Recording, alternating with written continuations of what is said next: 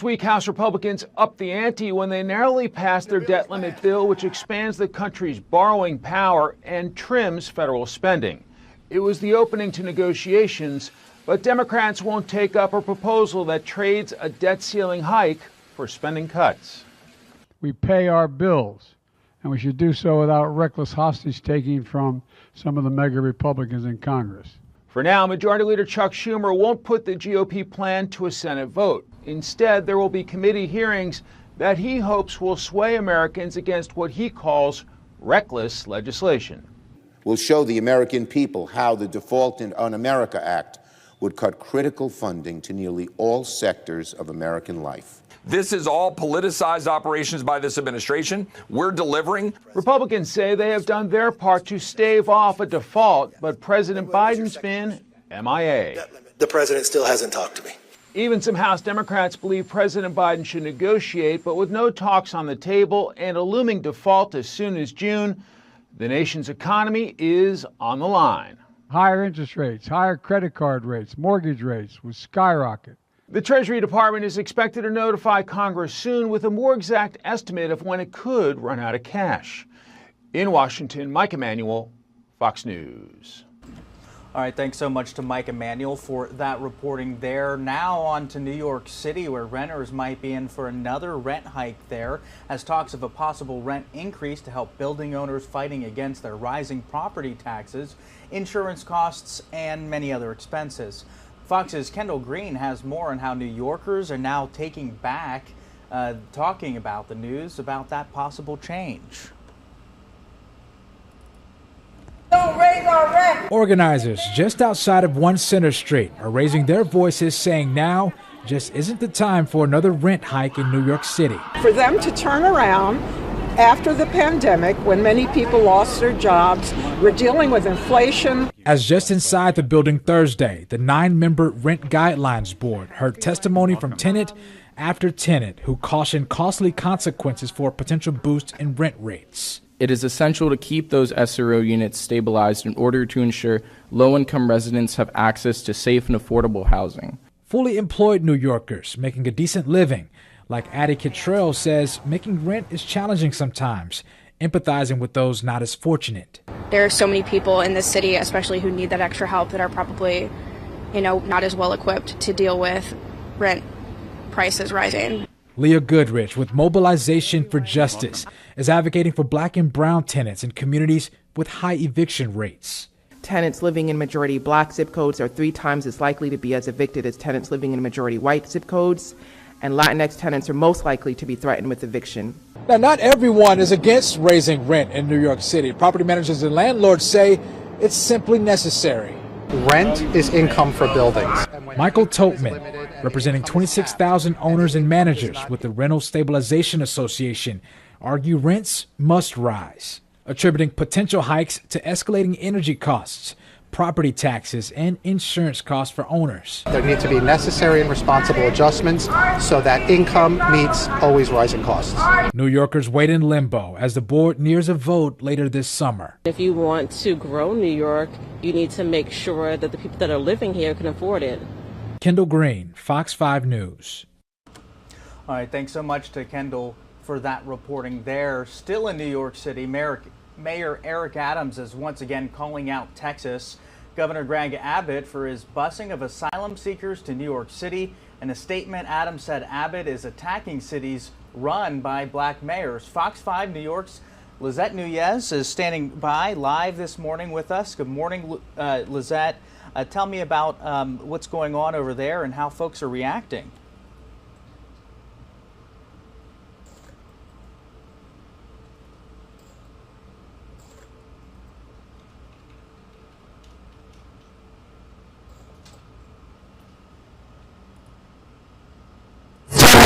From Texas, we're also hearing from Governor Abbott. He is firing back. He says he will continue sending migrants to sanctuary cities until the border is secured.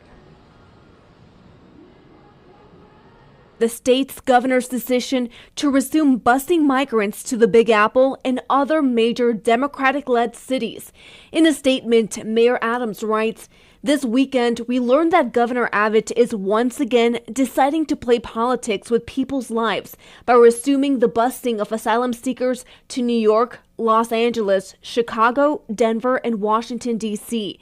Not only is this behavior morally bankrupt and devoid of any concern for the well-being of asylum seekers, but it is also impossible to ignore the fact that Abbott is now targeting 5 cities run by black mayors. Chicago Mayor Lightfoot also called out Texas in a letter.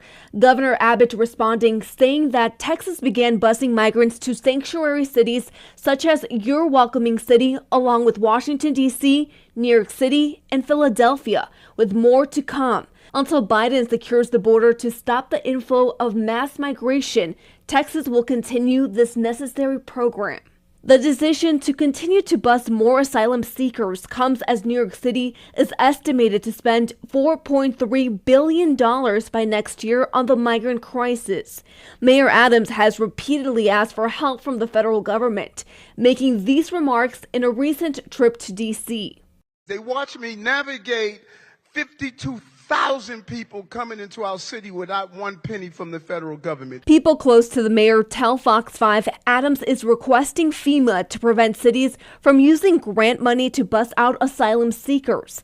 This as New York City braces for even more asylum seekers to arrive, with Title 42, a pandemic policy that allowed immigration authorities to turn away migrants, expected to expire in a matter of days. We must ensure that our services and infrastructure are sturdy enough to provide quality care for new arrivals.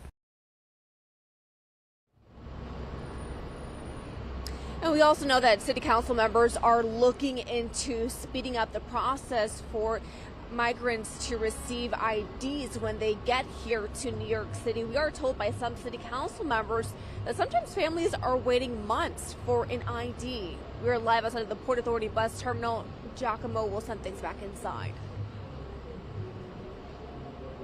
All right, thanks so much. Lizette Nunez reporting there live this morning from New York. We appreciate that, Lizette. All right, folks, time now 7:17, 4 a.m. on the East Coast, 4:17 over on the West Coast. We're going to go ahead and take a short break here on Live Now from Fox, but when we come back, we'll reset with all your top headlines, live events, and much more. We'll see you back here.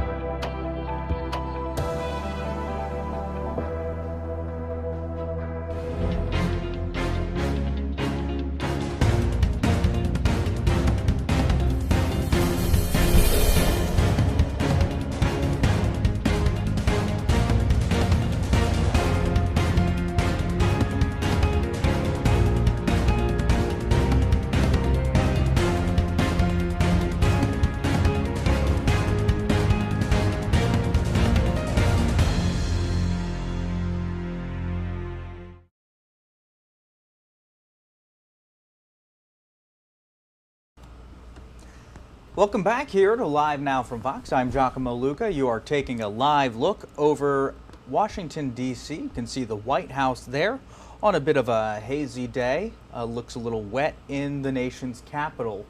Studying wastewater could help health officers learn more about the illegal drugs being used in their communities. It's a part of an ongoing effort to help combat opioid use and deadly overdoses. According to the National Institutes of Health, the number of deadly drug overdoses rose from 2019 to 2021, with more than 100,000 overdose deaths reported in 2021 alone.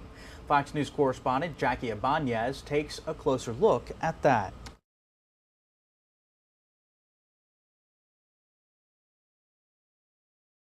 Years after the height of the COVID-19 pandemic, researchers are trying to use the same testing practices that monitored wastewater samples for spikes in the virus to now check for levels of illegal drugs.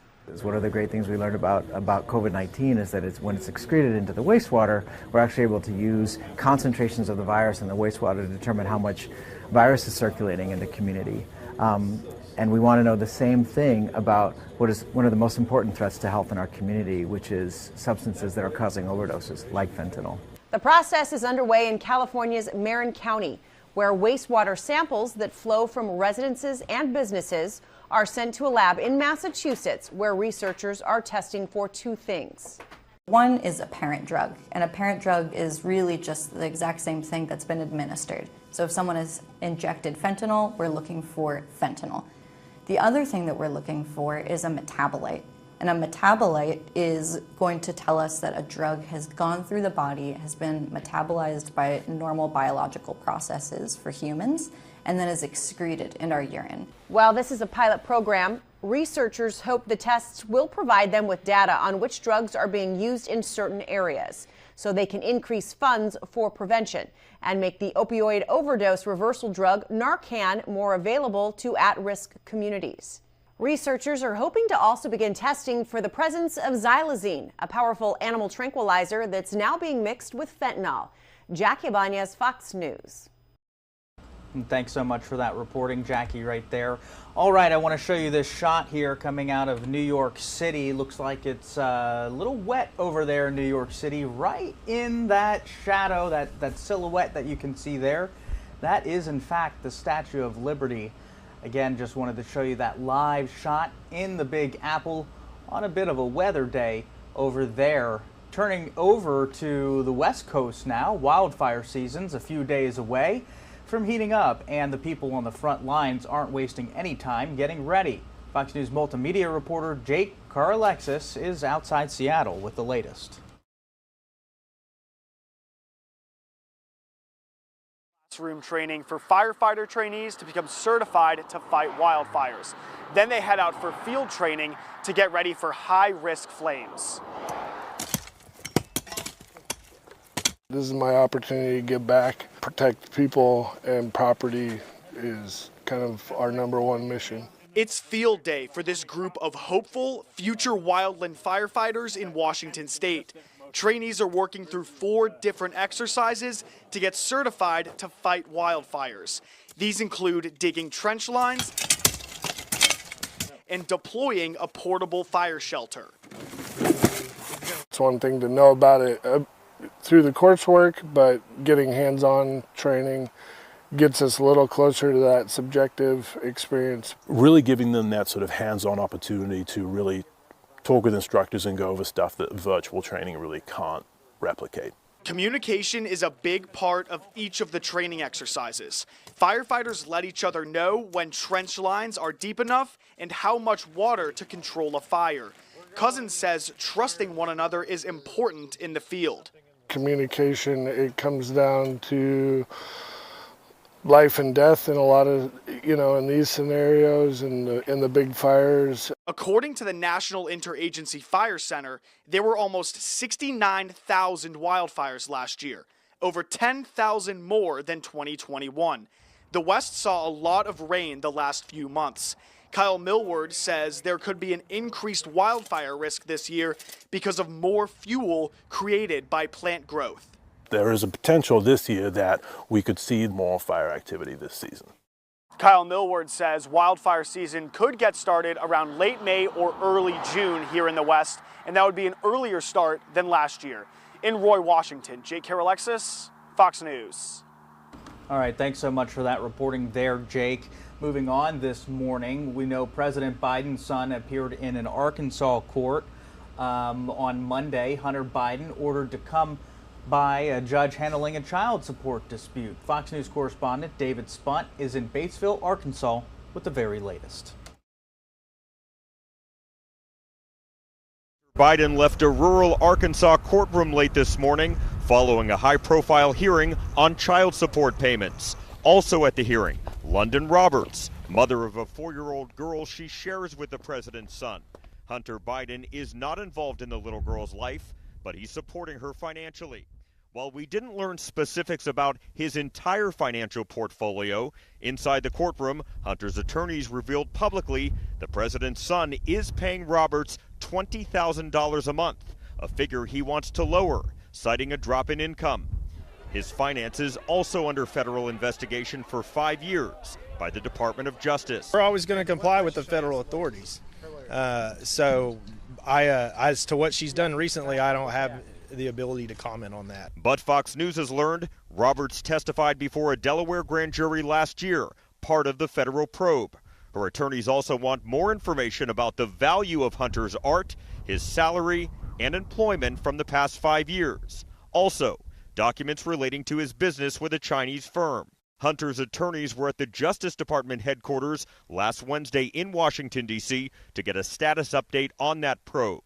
Separately, congressional Republicans are looking to the Arkansas case for answers in their own investigation. This has the potential to be very helpful. There are two things in particular I'm interested in determining from this court case. First of all, what in fact is his income from his artwork? Chairman Comer also hopes to find out if Hunter Biden has any offshore accounts. But the next hearing in this Arkansas case will take place in just a few weeks on May 23rd. In Batesville, Arkansas, David Spunt, Fox News. All right, thanks so much for that reporting, David Spunt there. Moving on this morning, an elderly woman has been bitten by a rattlesnake in Arizona. Fox's Christine Carilla is following that story. Firefighters say an elderly woman walked out of her back gate at her home in Green Valley when a rattlesnake bit her right foot. She then reported that the snake was apparently hiding in a decorative pot just outside of her gate, and that there was no coiling up of the snake or no rattling, but the snake just bit her. The fire department says the woman's foot started swelling. Paramedics took her to Banner University Medical Center in Tucson. Crews also rounded up the snake, estimated to be 2.5 to 3 feet long, and brought it to the hospital. In this particular case, of course, the crews having that equipment on scene were able to capture that snake, box it up, and then with our communication with the receiving hospital, the physician had asked that we bring the snake in for testing. The fire department says it's been getting about 15 to 20 calls a day about snakes and Gila monsters, which are then picked up and relocated in the Arizona desert. For whatever reason, our snake population is very, very active right now. I've been with the fire district now for over 8 years, and I can truly attest this is one of the busiest snake seasons that I've seen. So I really encourage people to take steps to be cautious, be careful. If you're out and about, don't be watching your phone as much as you're watching this beautiful desert area and what might be lying nearby. If you're ever bitten by a rattlesnake, firefighters say call 911 right away. Christina Carilla, Fox 10 News. On Wednesday. All right, thanks so much to Christina Carrillo for following that story for us. You all are taking a live look outside Atlanta, Georgia this morning. It's halfway through 7 o'clock on the East Coast and halfway through 4 o'clock on the West Coast. Thanks for watching us here on Live Now from Fox. It's time to take our second commercial break of the hour. When we return, we'll come back with much more live, raw, and unfiltered content.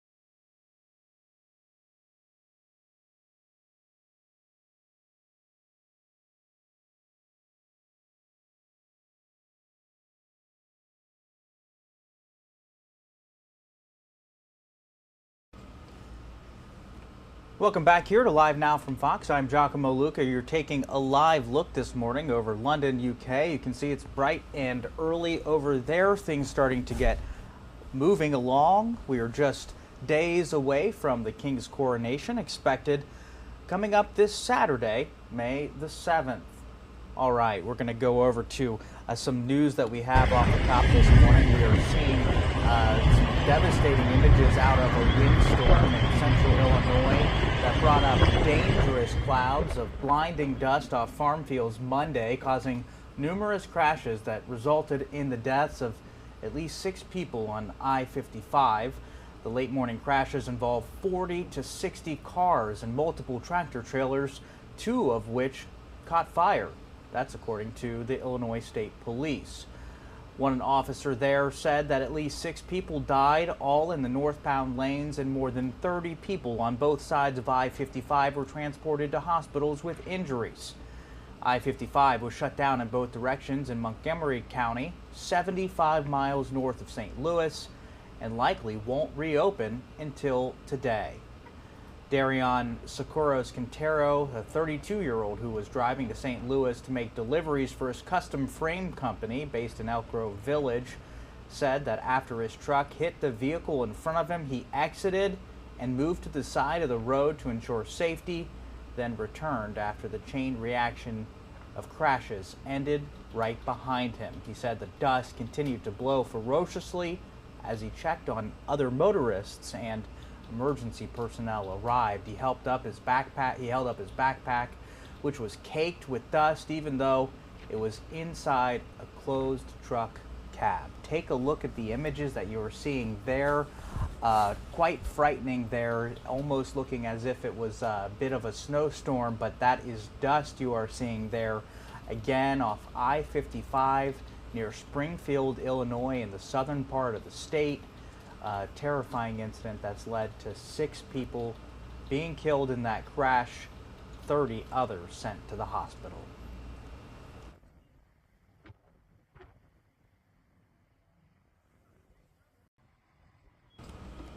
All right, and we're moving on this morning to continue the coverage that we have on that incident we've been following since Saturday in Texas, just north of Houston. 5 people are dead after what neighbors say they had asked a neighbor to stop firing his gun.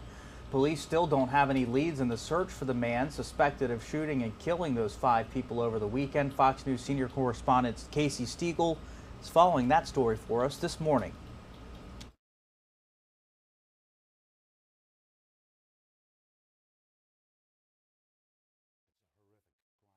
Assure you and the American people that law enforcement will deliver accountability. The manhunt underway in Texas involved more than 200 officers from multiple agencies, all searching for 38-year-old Francisco Oropeza. He's accused of killing 5 of his neighbors, including a young child, over the weekend after being asked to stop firing his gun in his yard because it was bothering a sleeping baby. What happened, to be honest, was horrible, ugly. I was able to escape by a miracle. Survivor Wilson Garcia says his family called police 5 times before the shooting, but officers didn't make it in time. Oropeza shot and killed Garcia's wife in front of the family home after she told her husband to run inside, believing he would not shoot a woman. He then made his way inside, going room to room, shooting 5 of the 10 people gathered inside for a church retreat. Garcia was able to escape via a window. 2 people died protecting my 2.5-year-old daughter and my 1.5-month-old son. They protected them with clothes so the killer wouldn't kill them as well. Authorities identified the suspect as a Mexican national who has been deported several times, according to ICE. They're offering an $80,000 reward for any information that leads to his arrest. I'm trying to be strong for my kids. It's very hard when your daughter starts asking for her mom and then her brother. The FBI warns this man should be considered armed and extremely dangerous. Remember, he left the scene on foot. That's the latest from Dallas. Casey Stiegel, Fox News. All right, thanks so much for that reporting, Casey Stiegel there. We move on this morning, and a state of emergency is in effect now in Brownsville, Texas, over the border crisis. This all coming after We are just 10 days away from a potential surge in crossings as pandemic-related asylum rules are coming to an end. Fox News correspondent Griff Jenkins has the very latest on this from Brownsville.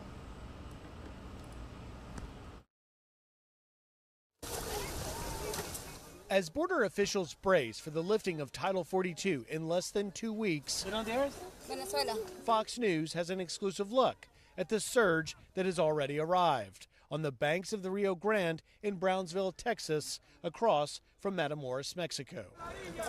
Grab it. You can see the Texas State Trooper here working this line. They can't stop them. The least they can do is save their lives. Ready? Considerado. These Venezuelan men making it to the U.S. side, exhausted and overcome with emotion. 2 months crossing 2 jungles and rivers, dealing with criminals. The Lord is big. He brought us to this country for the tranquility, to have food for us, for our family. Now, local Brownsville officials are racing to surge resources. Everybody is working together to make sure that we're processing and getting things done as peaceful and orderly as possible. Across the entire southwest border, the numbers are staggering. Agents have encountered more than 22,000 migrants in the last 72 hours, leading 3 border cities to declare states of emergency: Brownsville, Laredo, and El Paso. We figure that it's anywhere between 10 to 12,000 people that are ready to come on May 11th, May 12th. We do know that there's additional coming right behind them, and we are going to be prepared. Adding to the crisis, Border Patrol Chief Raul Ortiz says the U.S. is also seeing an uptick in the number of migrants evading apprehension, known as gotaways, with nearly 17,000 just last week. In Brownsville, Texas, Griff Jenkins, Fox News.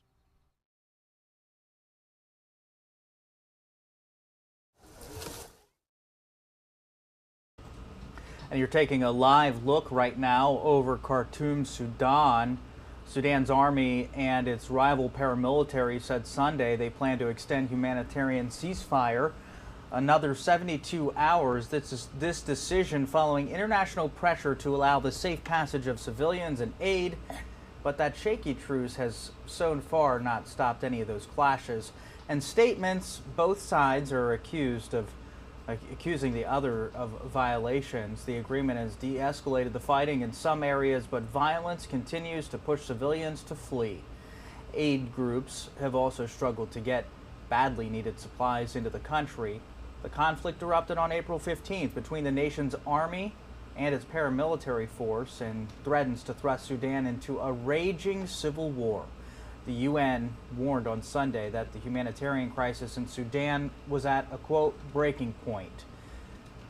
Martin Griffith, the UN's humanitarian chief, said that water and food are becoming increasingly hard to find in the country's cities, especially the capital, Khartoum, and the lack of basic medical care may mean that many could die of preventable causes. Earlier Sunday, an aircraft carrying 8 tons of emergency medical aid landed in Sudan to resupply hospitals devastated by the fighting. That's according to the International Committee of the Red Cross, which organized that shipment. It arrived as the civilian death toll from the country-wide violence topped 400, and aid groups warned that the humanitarian situation was becoming increasingly dire. More than 2/3 of hospitals in areas with active fighting are out of service, and National Doctors Association has said, citing a shortage of medical supplies, health workers, water, and electricity. Certainly a very concerning issue there in Sudan. You can see that live shot happening this morning over Sudan. It is a bright day, clear, and there is no smoke in the air, which does appear, at least for the time being, there's no active fighting that we can hear or see ongoing. We are going to take a short break here on Live Now from Fox, but when we return, we'll make sure to come back with all your top headlines, live, raw, and unfiltered.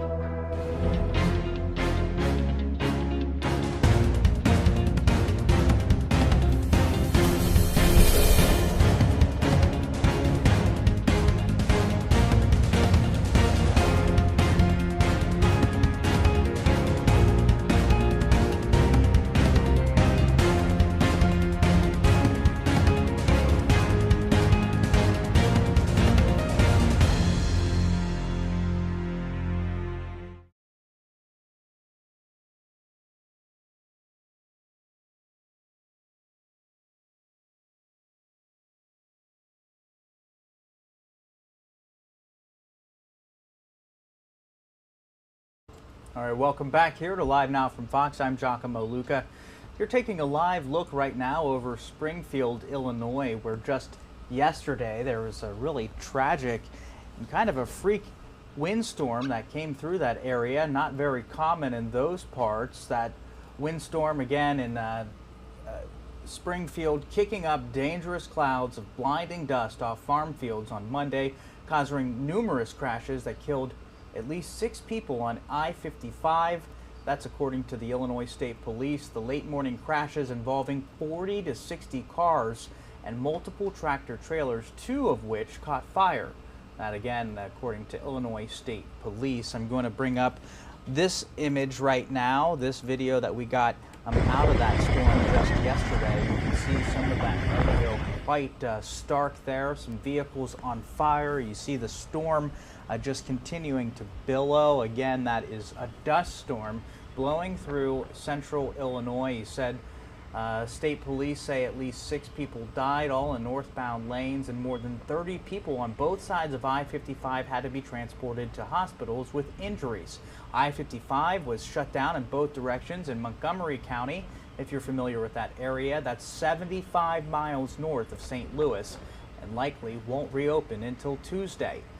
Starrick, an officer with the Illinois State Police, told reporters that it was a spring version of a, quote, whiteout situation typically seen in winter snowstorms. And Governor J.B. Pritzker of Illinois described the scene there as horrific. You can see again what a tragic situation there over southern to central Illinois, again in the Springfield area, after that incident killing 6 people, injuring 30 others, at least 60 cars involved in that crash. And meanwhile, police still don't have any leads in the search for the man suspected of shooting and killing 5 people over the weekend in Texas. Fox News senior correspondent Casey Stiegel is following the very latest on this story for us there, just north of Houston.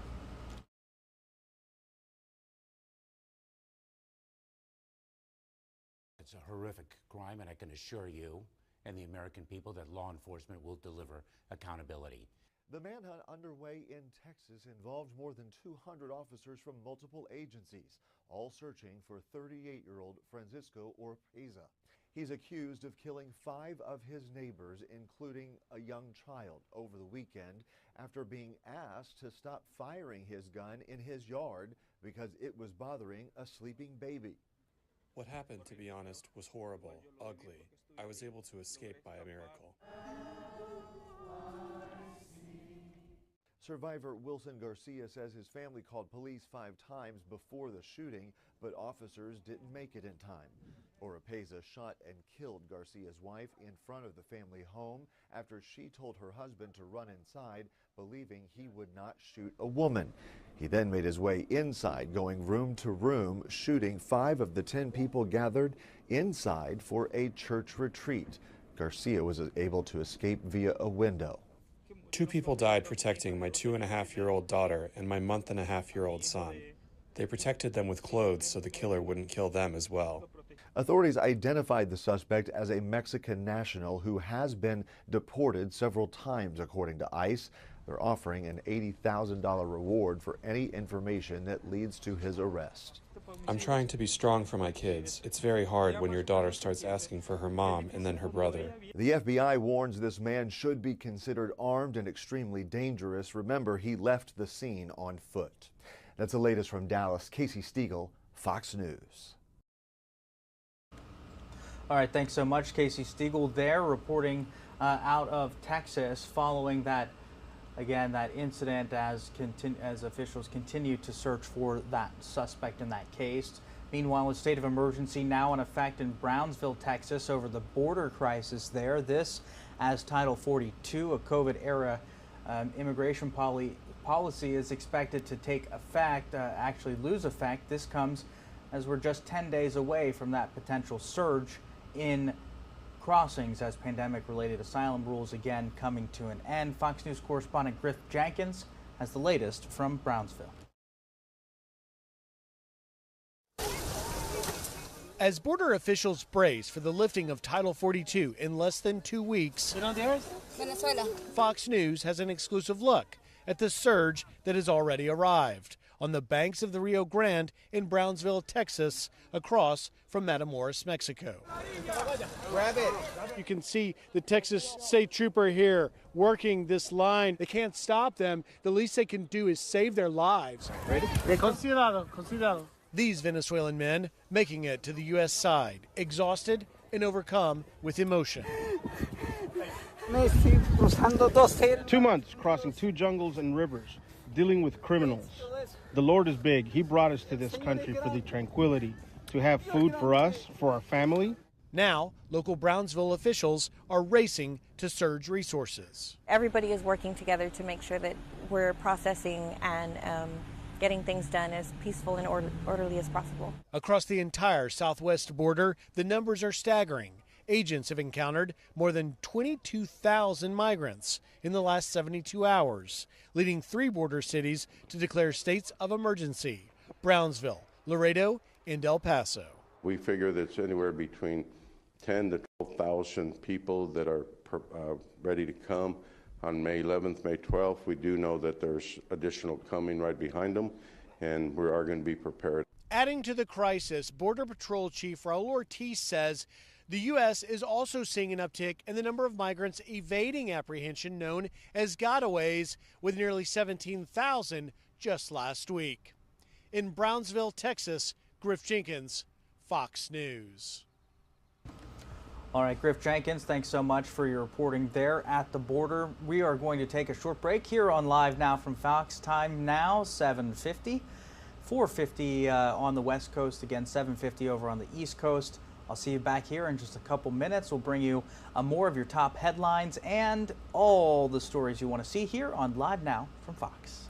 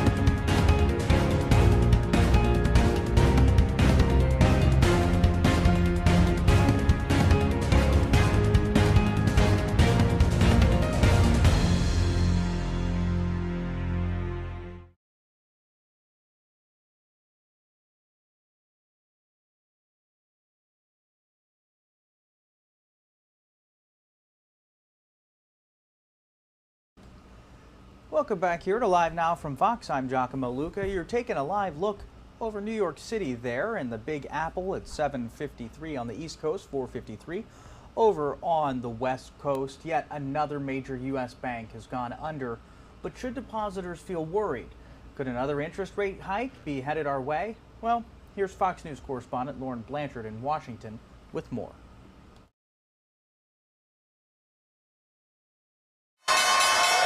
Another day of trading has closed after investors watched nervously to see what, if any, impact the sale of another major U.S. bank would have. First Republic Bank and its assets were sold to J.P. Morgan Chase in a hurried deal after the second largest bank failure in U.S. history.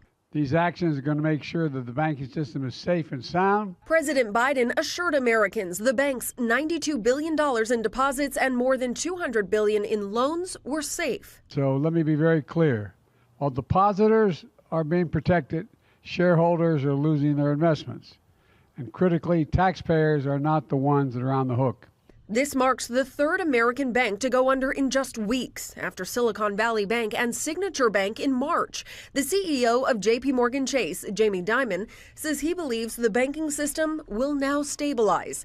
However, some investors and economists blame a rapid rise in interest rates by the Fed for the uncertainty and seemingly fragile system. This should not be a surprise because it is just not possible to have that jump in interest rates and to find that everybody has matched the liabilities and assets and looked into the interest rates in a responsible manner.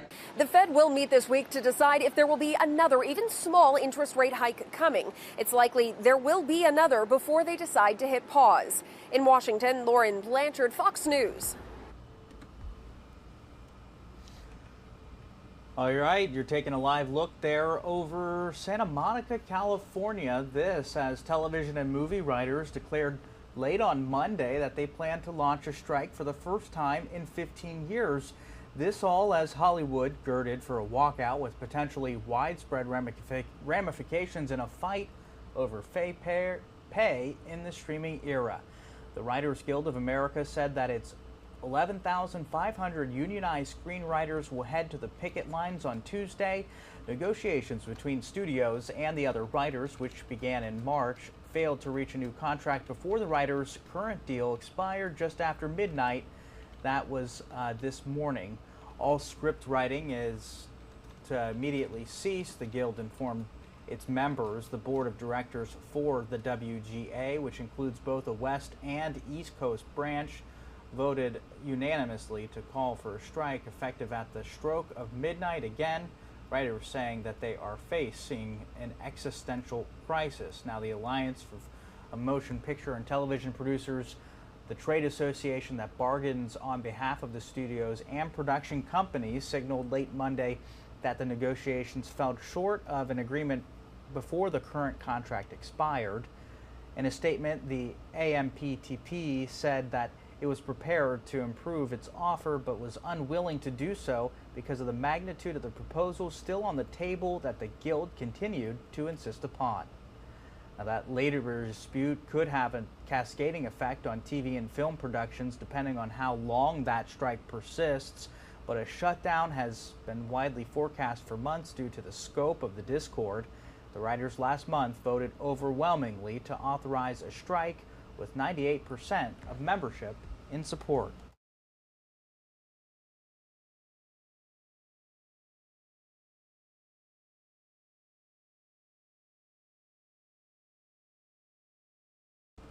All right, we'll regroup and take you back over to Washington this morning. We know the House is out of session this week, but it doesn't mean that the debt limit standoff has gone anywhere. It might be a long battle to raise the debt limit so the country can pay its bills. The U.S. could default as soon as June 1st. The ball now in the court of President Biden. Fox News Chief Washington correspondent Mike Emanuel's reporting on the latest on those negotiations.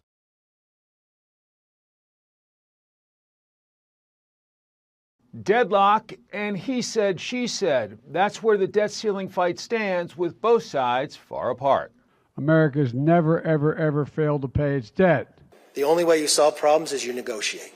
Last week, House Republicans upped the ante when they narrowly passed their debt limit bill, which expands the country's borrowing power and trims federal spending.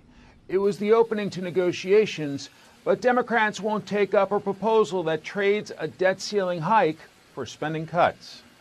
We pay our bills, and we should do so without reckless hostage-taking from some of the mega Republicans in Congress. For now, Majority Leader Chuck Schumer won't put the GOP plan to a Senate vote. Instead, there will be committee hearings that he hopes will sway Americans against what he calls reckless legislation. Will show the American people how the Default in Un-America Act would cut critical funding to nearly all sectors of American life. This is all politicized operations by this administration. We're delivering. Republicans say they have done their part to stave off a default, but President Biden's been MIA. The president still hasn't talked to me. Even some House Democrats believe President Biden should negotiate, but with no talks on the table and a looming default as soon as June, the nation's economy is on the line. Higher interest rates, higher credit card rates, mortgage rates will skyrocket. The Treasury Department is expected to notify Congress soon with a more exact estimate of when it could run out of cash. In Washington, Mike Emanuel, Fox News.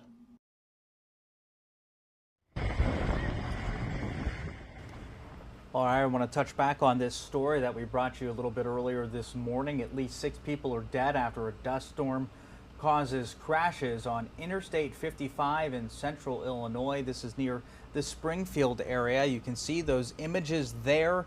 Very concerning, obviously, after that storm blew through. Not very common there. Some 40 to 60 cars and multiple tractor trailers were involved in that, 2 of which caught fire, according to Illinois State Police. Officers there say that those 6 people died, all in the northbound lanes, and more than 30 people on both sides of I-55 were transported to hospitals with injuries. I-55 being shut down in both directions in Montgomery County. That's about 75 miles north of St. Louis, and it's not likely to reopen until sometime today. You can see again that very concerning incident, number of cars on fire, whiteout-like conditions, something you might expect during a snowstorm, but that is in fact a dust storm, a windstorm blowing through central Illinois. I now want to turn over to Live Now from Fox's Andrew Kraft, following the very latest on this for us this morning. He spoke with the National Weather Service about this storm.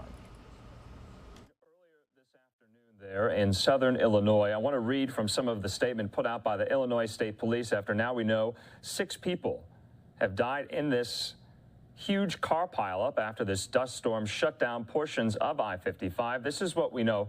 ISP, that's the Illinois State Police troops 6 and 8, responded to the area for multiple crashes with injuries. I-55 is currently shut down in both directions, and they say visibility in the area is reported to be low due to blowing dust. Tragic set of circumstances. They also went on to say traffic is urged to seek alternate routes. Take a look at some of the crash itself, and you can see there at least one of these major tankers caught on fire. So this is what we know. Approximately 30 commercial motor vehicles and 40 to 60 passenger cars were involved. This includes 2 truck tractor semi-trailers that caught fire as a result of the crashes. At this time, ISP says they have reports of more than 30 people being transported to the hospital and multiple fatalities. Injuries range from minor to life-threatening, and the ages range from 2 years old to 80 years old of those 30 who are injured in all of this. Take a look at some more of the video we have. Reports also are telling us, according to the ISP, that there are 6 fatalities, all occurring in the northbound lanes, but they told us they do not have any additional information on those individuals at this time. So they say the cause of the crash is due to excessive winds blowing dirt from farm fields across the highway, leading to zero visibility. Look at that. Well, earlier this afternoon, I want to play out for you a conversation I had with a representative from the National Weather Service out of St. Louis, which is near this, who was reporting on this. And we talked about the weather phenomenon, about how this could come to be so quickly. Right now, let's play out that conversation for you here on Live Now. Southern Illinois kicked up dangerous clouds of blinding dust off farm fields just this afternoon, causing numerous crashes that killed at least 6 people on I-55 there in southern Illinois. Also left about 30 people injured. But let's talk about this rare weather phenomenon right now with the National Weather Service meteorologist out of St. Louis, Brad Charbonneau. He joins us. Brad, thanks for being with us. You've been following this very bizarre yet tragic weather event today. My first question, though, to you was, what was this? How do we describe it? What was it called? Well, there were a few different factors that went into this. Really, the first is that we just had really persistent gusty northwest winds, kind of emanating from a really large area of low pressure that's actually centered as far away as southeastern Canada, but has a really, really large wind field that extends well into the Midwest and the Great Lakes. And that has been persistent really all day long since early this morning even. And now, we had the wind, and also the other factor is that there's just a lot of open and loose dirt in the area due to there being a lot of agricultural fields, some of which have likely been recently plowed. And also we haven't really had a lot of rain in the area in the last week or so. So all those things combined kind of led to what we saw today. Yeah. So, Brent, I want to get your thoughts, though, because it is very rare. I want to ask you how rare it is, because like I said offline, LiveNOW for Fox has a headquarters in Phoenix, Arizona. This somewhat happens in the summer with these dust storms that come on quite suddenly, and visibility is reduced so much. And that seems to be like what happened here. Yeah, it is very rare in this part of the country, just because we typically have a lot of vegetation around that holds that dirt in place. There's only a few specific situations where all of these things come together at once. That it just doesn't happen as often as it does in other parts of the country where there's a lot, maybe a little bit less vegetation, or you maybe more often has the weather conditions that you need to make this happen. But it is much more rare here than it is in other parts of the country. Yeah, I also want to ask, being at the National Weather Service, one of their branches, St. Louis, that's a big hub. Did you guys have this on your radar? Did you see this coming? Could you have alerted, residents there on I-55, drivers on I-55 ahead of time? How much earlier did you know about this? Well, we did. We knew that today was going to be windy. Really through the day, and it was similar to similar winds as what we saw yesterday, and maybe similar tomorrow as well. But as far as that second component, the loose dirt and the dust, it's hard to really say, to predict, how available that dust, for us is going to be. And these wind speeds that we saw today are not even really enough to, typically cause much damage.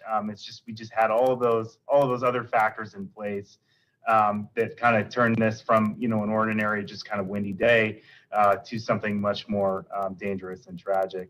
Yeah, because usually during monsoon season out here in Phoenix, we get an alert on our phone from the relevant authorities saying, be careful.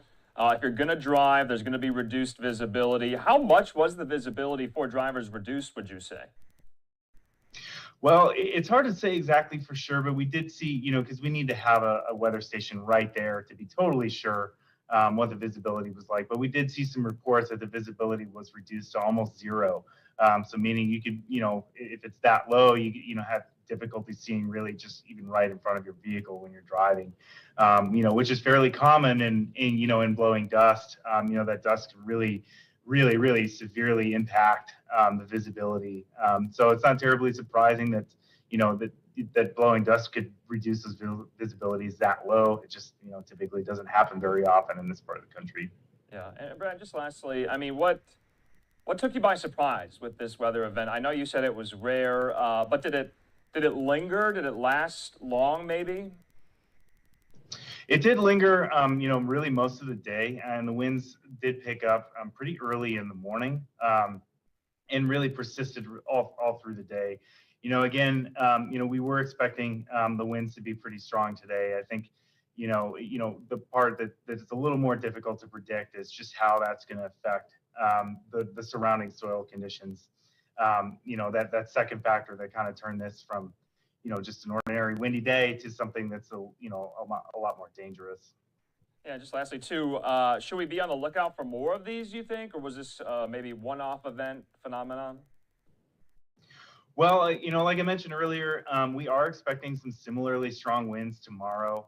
The forecast currently, calls for winds that are just maybe slightly lower than they were yesterday, but not far off. And so, if you're planning on driving, around the same areas tomorrow afternoon, you definitely want to be careful. It wouldn't be out of the question to see more blowing dust tomorrow. I can't say for sure whether or not it will be quite as severe as it was today, but we do have more wind in the forecast tomorrow, so you'll definitely want to be, cautious if you plan to be out on the road.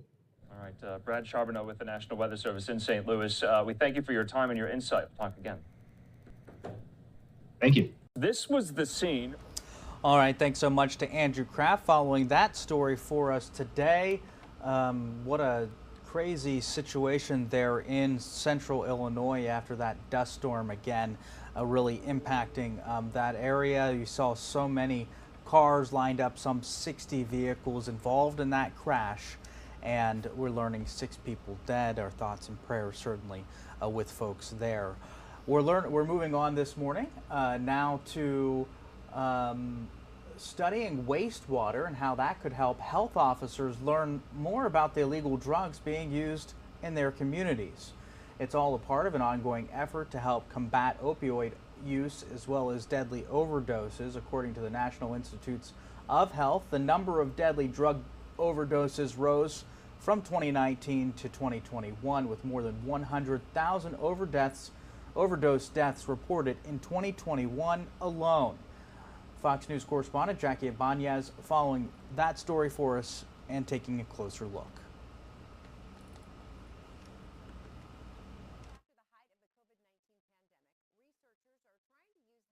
Testing practices that monitored wastewater samples for spikes in the virus to now check for levels of illegal drugs. One of the great things we learned about COVID-19 is that when it's excreted into the wastewater, we're actually able to use concentrations of the virus in the wastewater to determine how much virus is circulating in the community. And we want to know the same thing about what is one of the most important threats to health in our community, which is substances that are causing overdoses, like fentanyl. The process is underway in California's Marin County, where wastewater samples that flow from residences and businesses are sent to a lab in Massachusetts, where researchers are testing for 2 things.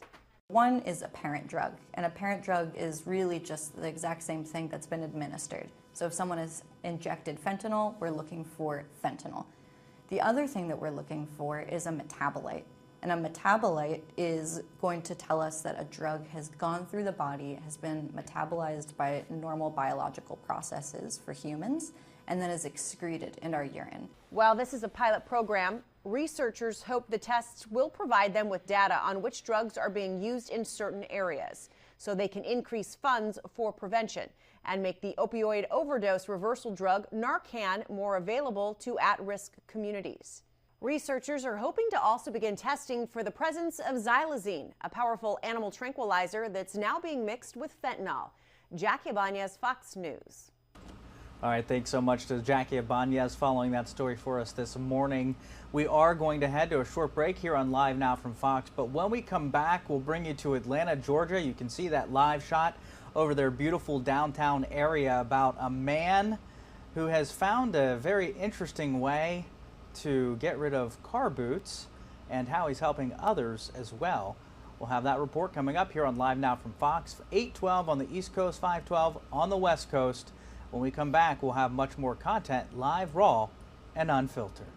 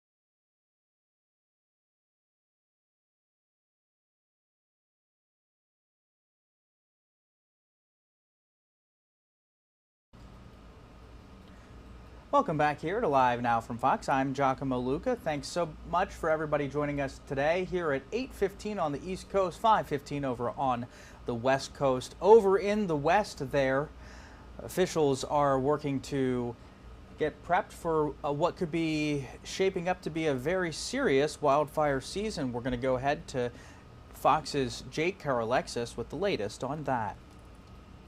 50 hours of classroom training for firefighter trainees to become certified to fight wildfires.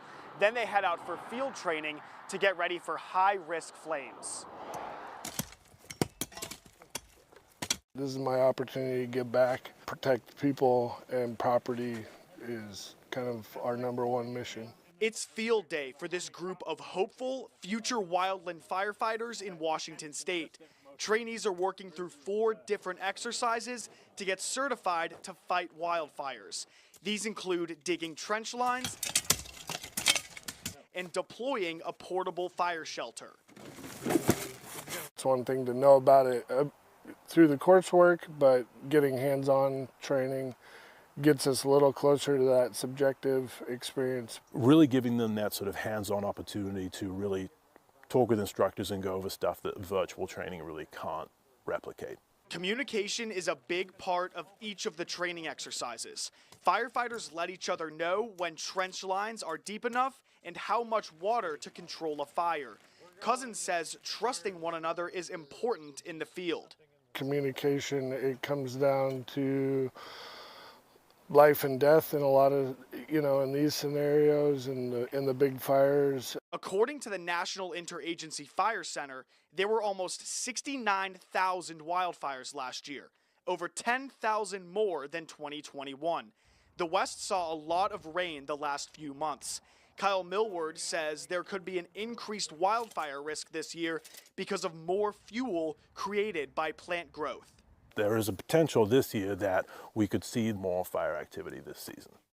Kyle Millward says wildfire season could get started around late May or early June here in the West, and that would be an earlier start than last year. In Roy, Washington, Jake Karalexis, Fox News. All right, thanks so much to Jake for that reporting. Switching gears over to Atlanta, Georgia, where a man got so fed up with getting his car booted, he came up with a way to unlock the devices himself.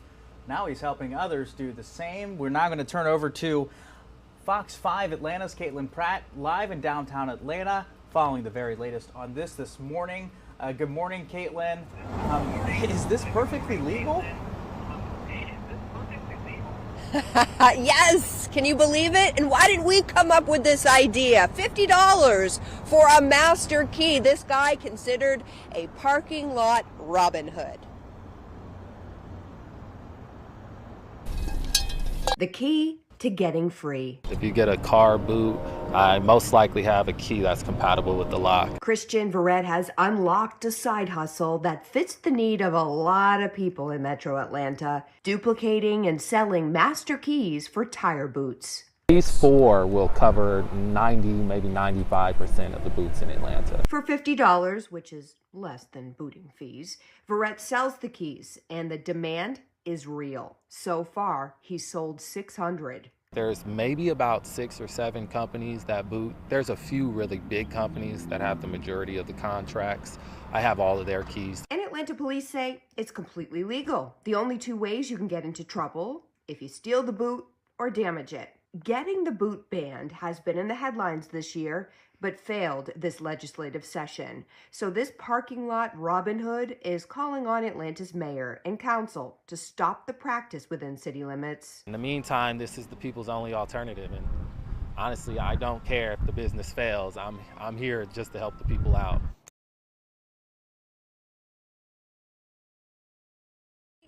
Lucrative business so far, right? But again, he says that if he does go out of business, it's for a good reason.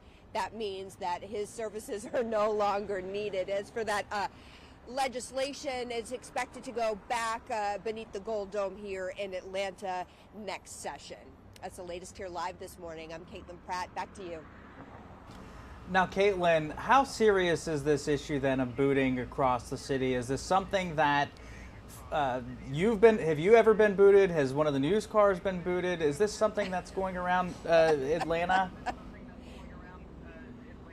Oh my gosh, yes, and that's why it was part of a move to try and make it illegal here within the city limits. I was doing a live shot a couple years ago, and my car was booted, the news car, so it is really an issue as far as parking lots are concerned, so much so that one lawmaker called it predatory. So we'll see what happens, but for now, I mean, $50 looking pretty good.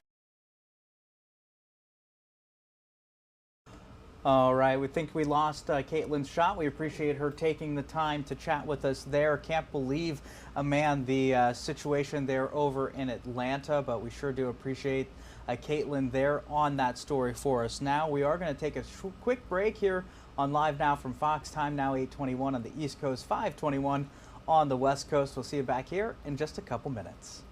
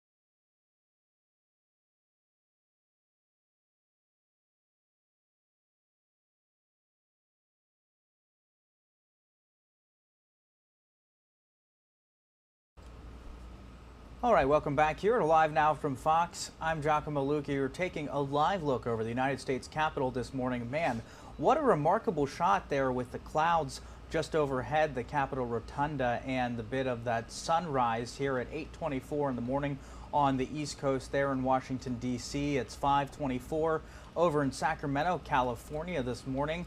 Man, again, I just want to take a look at that shot there as the clouds moving pretty quickly there across the top of your screen as the sun rises in Washington, D.C.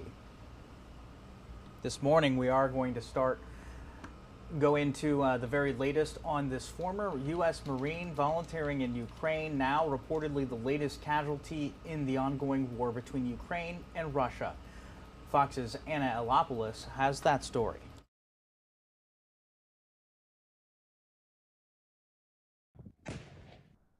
A 26-year-old former Marine volunteering in Ukraine is reportedly killed near Bakhmut while helping evacuate civilians. That's according to an activist group working in the country. They've identified the Marine as Sergeant Cooper Harris Andrews. U.S. officials tell Fox Andrews served in the Marines for 5 years and was stationed in North Carolina before being discharged.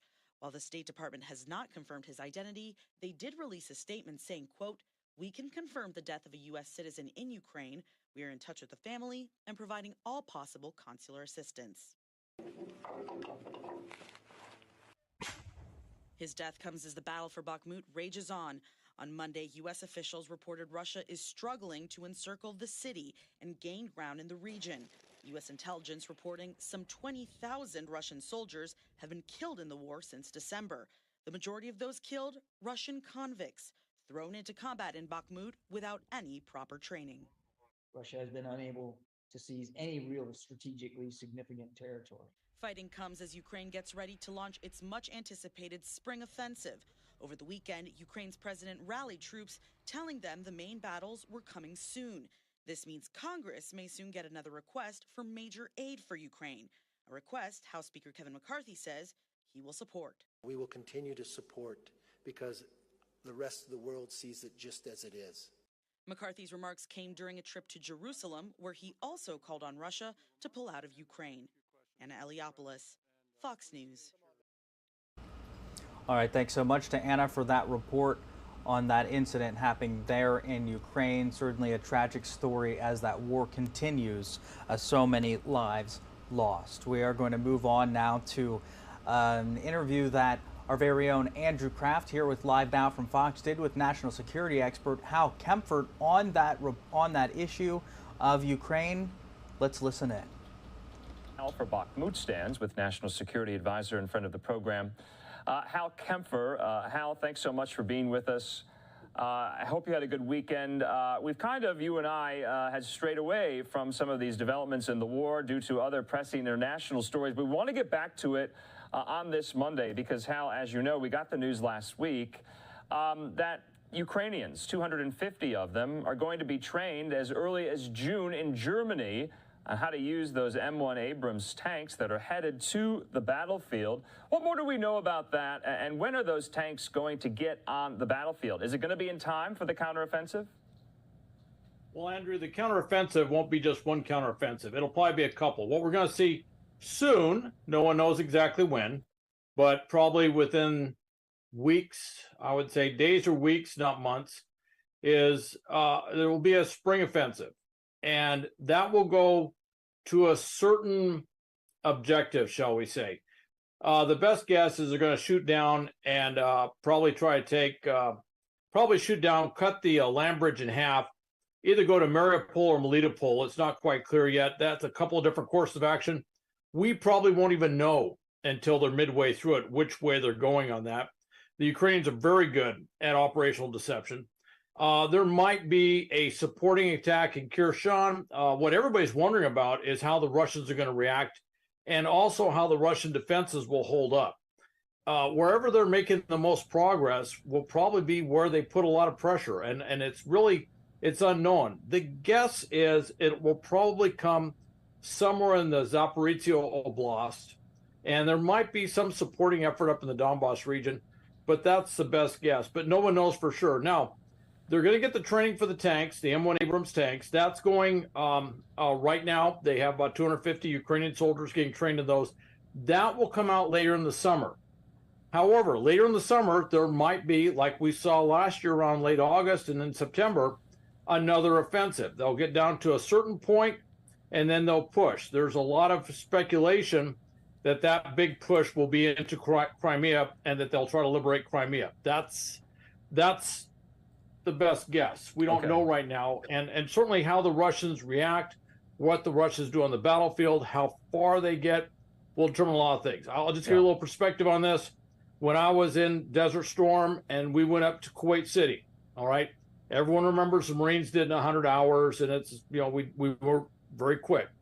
We were actually the supporting attack for the Army. The Army was actually supposed to do this big hook maneuver, and we were the supporting attack that went up to Kuwait. The only thing was we moved faster than the Army, which is a problem Marines have had historically, is we tend to move faster. And some say think faster, and there's other issues. I won't get into that. I digress. But we moved so quickly that our supporting attack became the main effort by default. Some will say it never was, but it actually was because we achieved our objectives so quickly. That could happen in Ukraine. Okay. You could end up seeing a supporting attack depending on what happens and what the Russians do, could kind of switch and take a tremendous amount of ground, in which case the Ukrainians are going to be a little bit flexible. Yeah. So, Hal, what you are describing right now is a multi-front, multi-stage. This is not going to be, like you said, just one counteroffensive. It's going to be periodically throughout the spring and summer on a whole host of fronts in the country to go after and return, hopefully, all the territory that Russia has seized. This is a massive undertaking. You and I have talked about in the past the materiel concerns on the Ukraine's part about it's running out very, very quickly, so much so that Western allies, including the United States, cannot produce it fast enough to give our Ukrainian partners. Are you worried about that, about the weapons, the ammunition that's going to be needed for this? Do they have it? I'm not so much worried about the weapons. I am a little concerned about the ammunition, particularly some of the ammunition stocks like artillery, where they have enough artillery. One of the things we've been seeing is a lot of reports that they just can't get enough artillery right now to do what they have to do. I think some of that may be because the Ukrainians are holding back on some of that artillery, holding back on a lot of things, getting ready for this big offensive.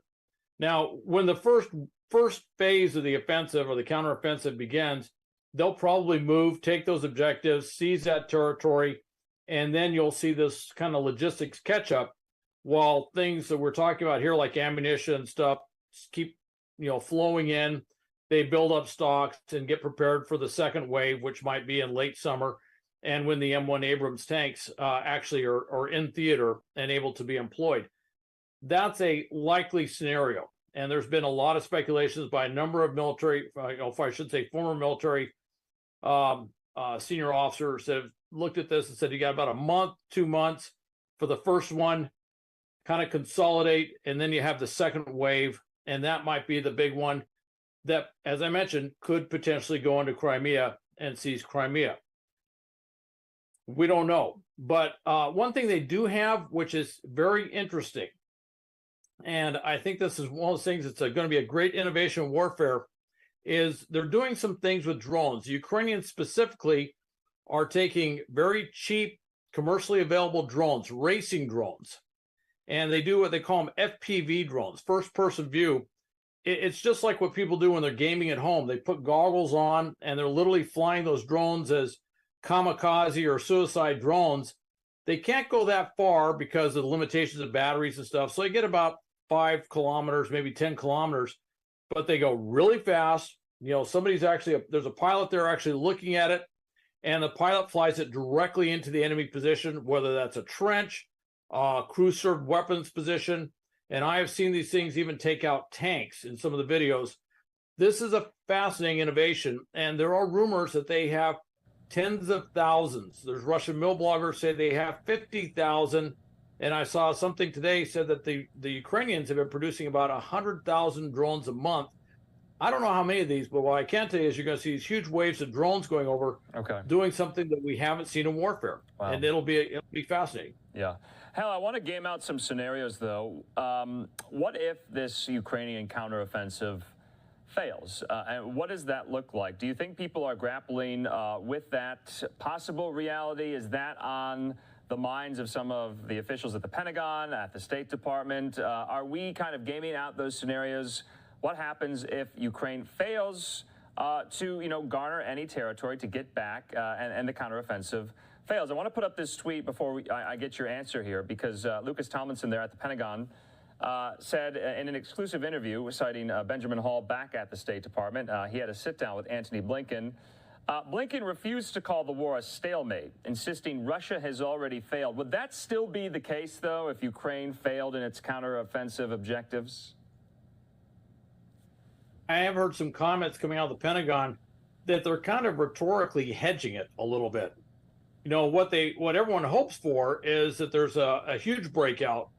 They basically punch a hole through the Russian lines, and they get well behind them, and it looks something like what we saw in Desert Storm, and that too, by the way, was going up against Russian tactics. The same defensive positions we see in Ukraine are virtually the same as we saw set up by the Iraqis in Desert Storm. Punch a hole through that, get well behind them, caused their forces, their front lines to somewhat collapse all around it. Did want to jump in here and interrupt real quick as we're listening to Hal Kempfer there with a lot of good information, but there's a live event going on right now that I kind of want to jump into here. So let's go ahead and get to that. The U.S. Ambassador to China, Nicholas Burns, is speaking at the Stimson Center about U.S.-Chinese relations. So this is happening live right now. Let's bump up that audio and go ahead and listen in.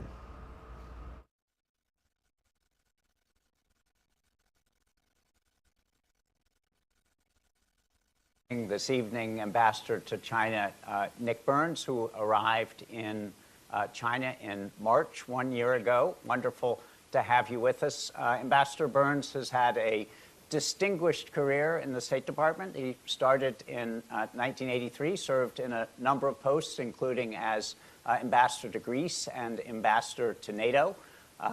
I first met Ambassador Burns in 2005 when we had our Senate confirmation hearings together in the second term of the Bush administration. He to be the Undersecretary of State for Political Affairs, the third ranking official in the State Department, and I as the legal advisor. I have been grateful to Ambassador Burns ever since that day of our confirmation hearings, because he was such a highly respected diplomat at the time that he drew all of the questions from the senators on the Senate Foreign Relations Committee, leaving me a free ride. So I've been grateful ever since that day.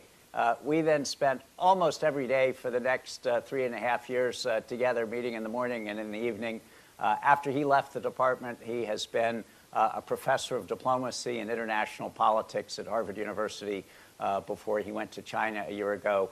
Ambassador Nick, it's great to have you with us this morning, this evening. Welcome. John, thank you very much. Good morning to everybody on the screen, or good evening, depending where you are in the world. I'm delighted to be with you, and I'm looking forward to a good conversation. So you are just a little over 1 year in. It's been a eventful year. I won't tick off all of the ups and downs, but there have been ups and downs.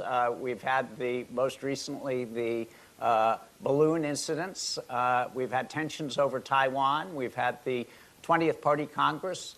We had the Biden-Xi summit last November, in which you participated and which I'd like to get to in a bit. But reflect on the last year. What is the state of the relationship? Is it, in the year that you've been there, better, worse, or about the same? And what would you say your own accomplishments have been in the year that you've been there?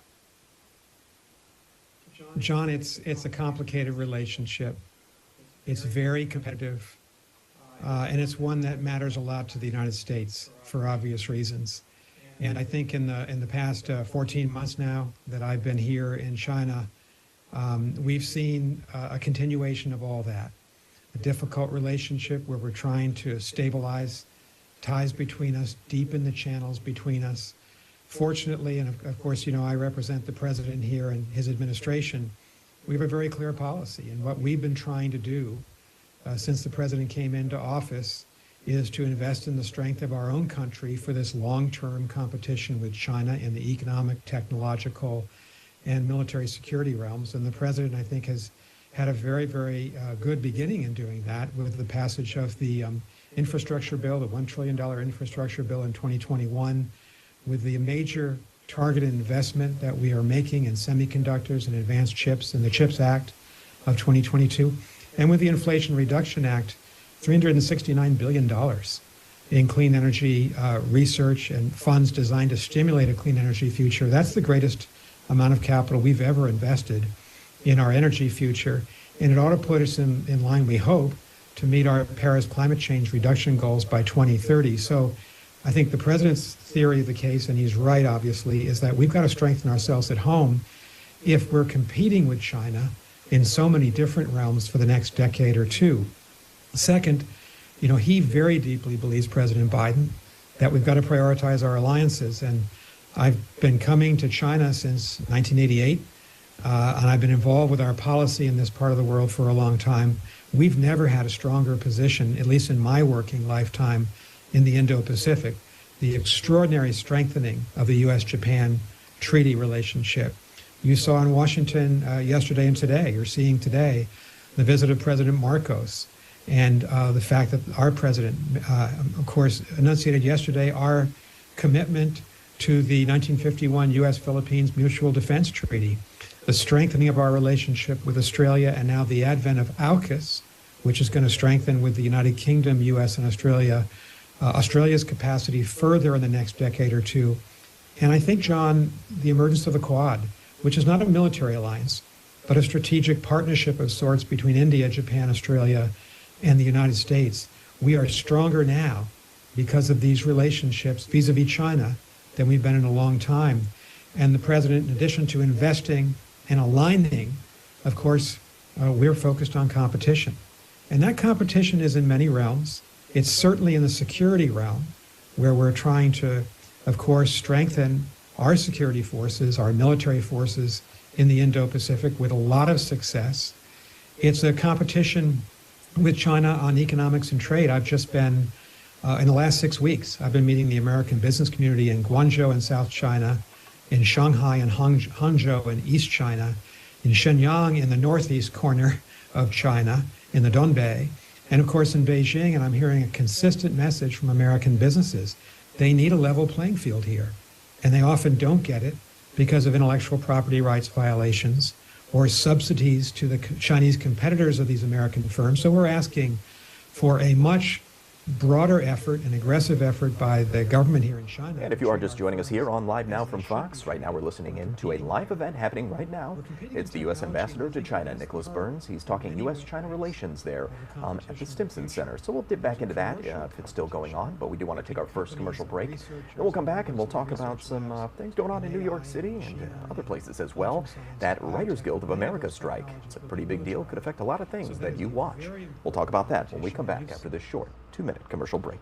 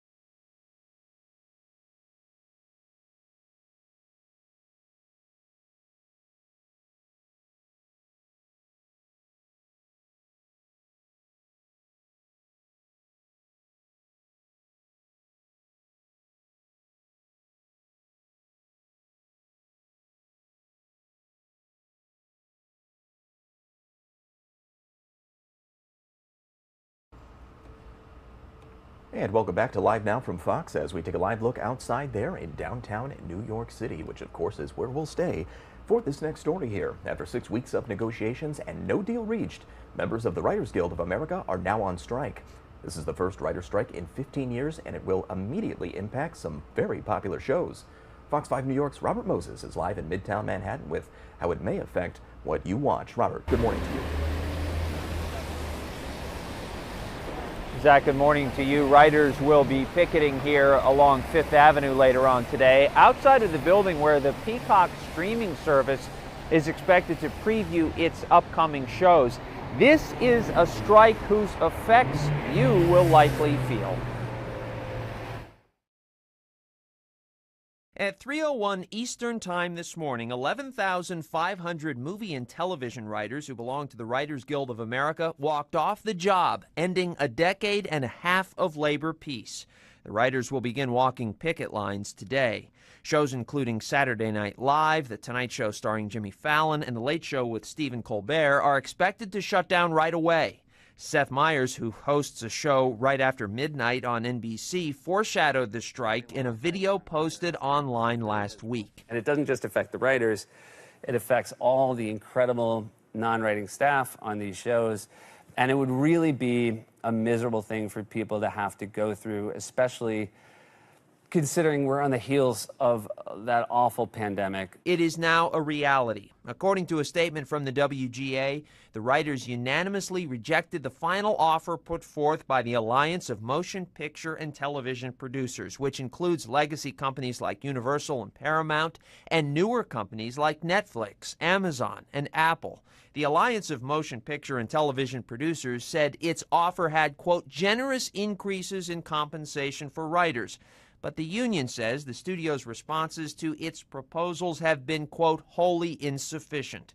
Writers say the companies have cut their pay and undermined working conditions. And in a very 21st century twist, writers say they fear the consequences that artificial intelligence will have on their jobs.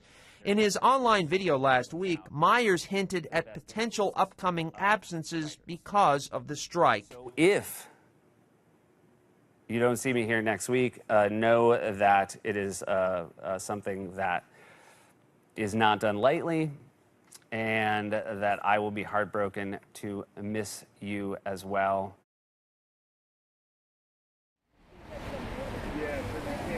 The last WGA strike lasted 100 days, so we may be in it for the long haul here.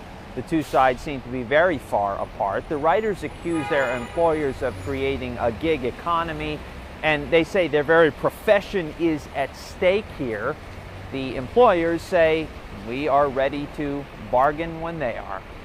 Zach, back to you. Yeah, we'll see how it all unfolds. It's like, I think about the fifth time this has happened, so we'll see how it impacts the entertainment world. Robert Moses, Fox 5 New York, reporting for us this morning. Robert, thank you so much. It is 8:48 on the East Coast, 5:48 over on the West Coast. I'm your host, Zach Warner, as we take you through all the big stories of the day from all around the country and around the world as well. Let's go ahead and get that second commercial break out of the way as we do here. But first, we'll take a live look outside. That is, of course, London, England, getting ready for the King's coronation. That'll be on Saturday, and you might want to check out LiveNOW. We'll have plenty of special coverage that day for King Charles III's coronation in England. So a little live shot to get you prepped up for the weekend. But like I said, we're going to take that short commercial break. We'll be back in 2 minutes. Stay with us.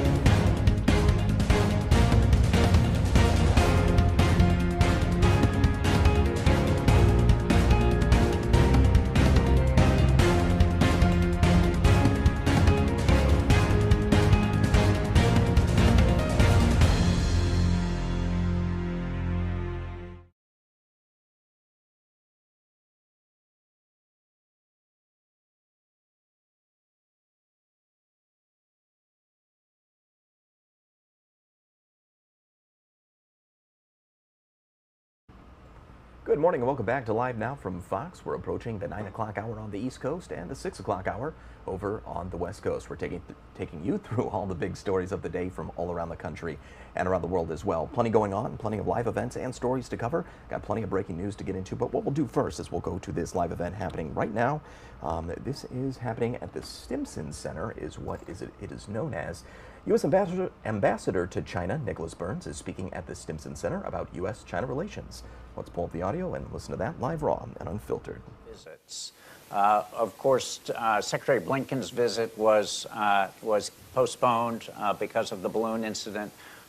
What is the road back to a visit? Is a secretarial visit planned? What would be the preconditions? Do we think the President Xi will be invited and accept the invitation to come to San Francisco in the fall? What is essentially the road back to high-level meetings? Well, John, you'll remember Secretary Blinken was set to come out here to China on February 5th and 6th for a visit, a long-anticipated visit. He had to postpone it on February 3rd because of the balloon incident. He said, and I've been telling the Chinese he'll come here when conditions are appropriate for his visit. It gets back to the general issue of how two governments communicate. And the instinct that we have, and it's not just an instinct, it's a conviction, is that we need better, more reliable, more consistent channels between our two governments. There's just too much going on in the relationship. There are too many issues where we're highly competitive with each other that we ought to be talking consistently. So we've been saying very consistently since Speaker Pelosi's visit, let's open all those channels. We have not had a productive exchange on the fentanyl issue, and we ought to have it. We are back, however, to contact between Secretary Kerry and Xie Zhenhua on climate change, which of course is positive. What we really need is a more broad-based engagement at the cabinet level, and the United States is ready for that. So we hope that the government here will be ready as well. And it's hard for me to predict at this point when this kind of re-engagement will reoccur, but we have never supported an icing of this relationship. It's, you know, when the president speaks about this relationship, and he's often asked about it, of course he notes the fact that we've been in a competitive relationship, but he often says we don't want a conflict with China. We don't want to return to a Cold War with China, and we need greater stability in this relationship. I feel that acutely. We have 46 U.S. government agencies out here in Beijing and in our consulates in Shenyang and Wuhan and Guangzhou and Shanghai. This is one of the largest American diplomatic missions in the world. We're ready to work. We do need to have that a two-way street, and I hope that we'll return to that as soon as possible because we do want stability in the relationship. And just a quick question, and I'll turn it over to Yoon. Are the Chinese really not returning many of our phone calls? I had heard over the balloon incident that literally it was difficult to reach the right people. Well, I think, you know, this has been an issue going back decades in crises, and not just an issue for now, yes, but we did have instances when we wanted to have certain very high-level conversations when it wasn't possible. But I have to say, in recent weeks, in the last month or so, there's been a consistent communication between myself and senior officials in the Foreign Ministry, my colleagues in the U.S. mission and their counterparts in the Foreign Ministry here. So I think that's been a good sign that we've been able to pass messages, trade views, talk about difficult issues, sometimes at great length here in Beijing. But you do need a broader relationship than that. And we have a cabinet full of very experienced people who need to have relationships and contacts with their Chinese counterparts. So we have much broader ambitions for this, but it's not as if we don't have any contact whatsoever, and we can reach the government here really within an hour or two, even more quickly than that, when we really need to do it. Great, Ambassador. Turning it to another difficult issue, which is the Russian illegal war in Ukraine. We know that recently the Chinese offer to mediate, or the Chinese President Xi Jinping's phone call with President Zelensky, has been on the top line news for almost everybody. So how do you assess the impact of the Chinese action? And if they do offer to mediate, what would the success look like? What would it constitute of? So in terms of the China's primary goal in making this very interesting offer? Is it really aimed at peace, or is it aimed at expanding China's influence and leverage, particularly vis-a-vis Europe? Well, we'll have to see. Of course, we have been suggesting to the Chinese for many, many months that they be in contact at the highest levels with President Zelensky. So the call from President Xi Jinping was a good first step. But I think the answer to your question, Yoon, is we'll have to see what happens from here. China has a very close relationship with Russia, a supportive relationship with Russia. I can tell you, because we read the Chinese press every day, the press here is blaming the United States and blaming NATO for the war in Ukraine, which of course is preposterous. The problem in the war in Ukraine was created by one man, Vladimir Putin. And to go after NATO just because the NATO countries are standing up for the United Nations Charter, for a sovereign Ukraine with its territorial integrity respected. 141 countries in the UN General Assembly voted to criticize Russia based on Russia's lack of adherence to civility and international law. I think what we need to see from China is to push Russia to withdraw its troops, and so that Ukraine can have all of its territory back and can be fully sovereign again in all aspects of that word. And it would be helpful if China pushed Russia to cease bombing of Ukrainian schools and Ukrainian hospitals and Ukrainian apartment buildings. You've seen the tremendous loss of life just in the last month or two under this vicious Russian aerial assault and drone attacks on Ukrainian civilians. So I think that's what we would like, and I'm sure that's what the European countries would like. That's what Ukraine wants from China. I don't know if they've offered to be a mediator. China has enunciated 12 principles. They did that some time ago. But certainly we would like to see China be much more tough-minded in its advice to the Russians, and we'd like to see action to end the war as quickly as possible on terms, of course, that the Ukrainian government can accept. Let me ask the flip side of that. Suppose the Chinese go the other way, Nick, and were to actually begin supplying arms or something similar that would be helpful to the Russians. Obviously, you and the administration have made clear that that would be some kind of a red line. If the Chinese were to do that, what would be the consequence? Would it be additional sanctions? What have you told the Chinese? Well, John, obviously this is a central issue in the relationship between the United States and China, and Secretary Blinken and our National Security Advisor, Jake Sullivan, and many other officials, including myself, have warned the Chinese not to provide lethal military assistance to Russia. We've been watching that issue very carefully now for many months. We have not seen evidence that the Chinese are doing that, but we continue to watch it. And I don't want to go into the private conversations we've had with the Chinese leadership, but they've been at the very highest levels, and we've been unmistakably clear about how serious this would be. So it's an issue we continue to watch.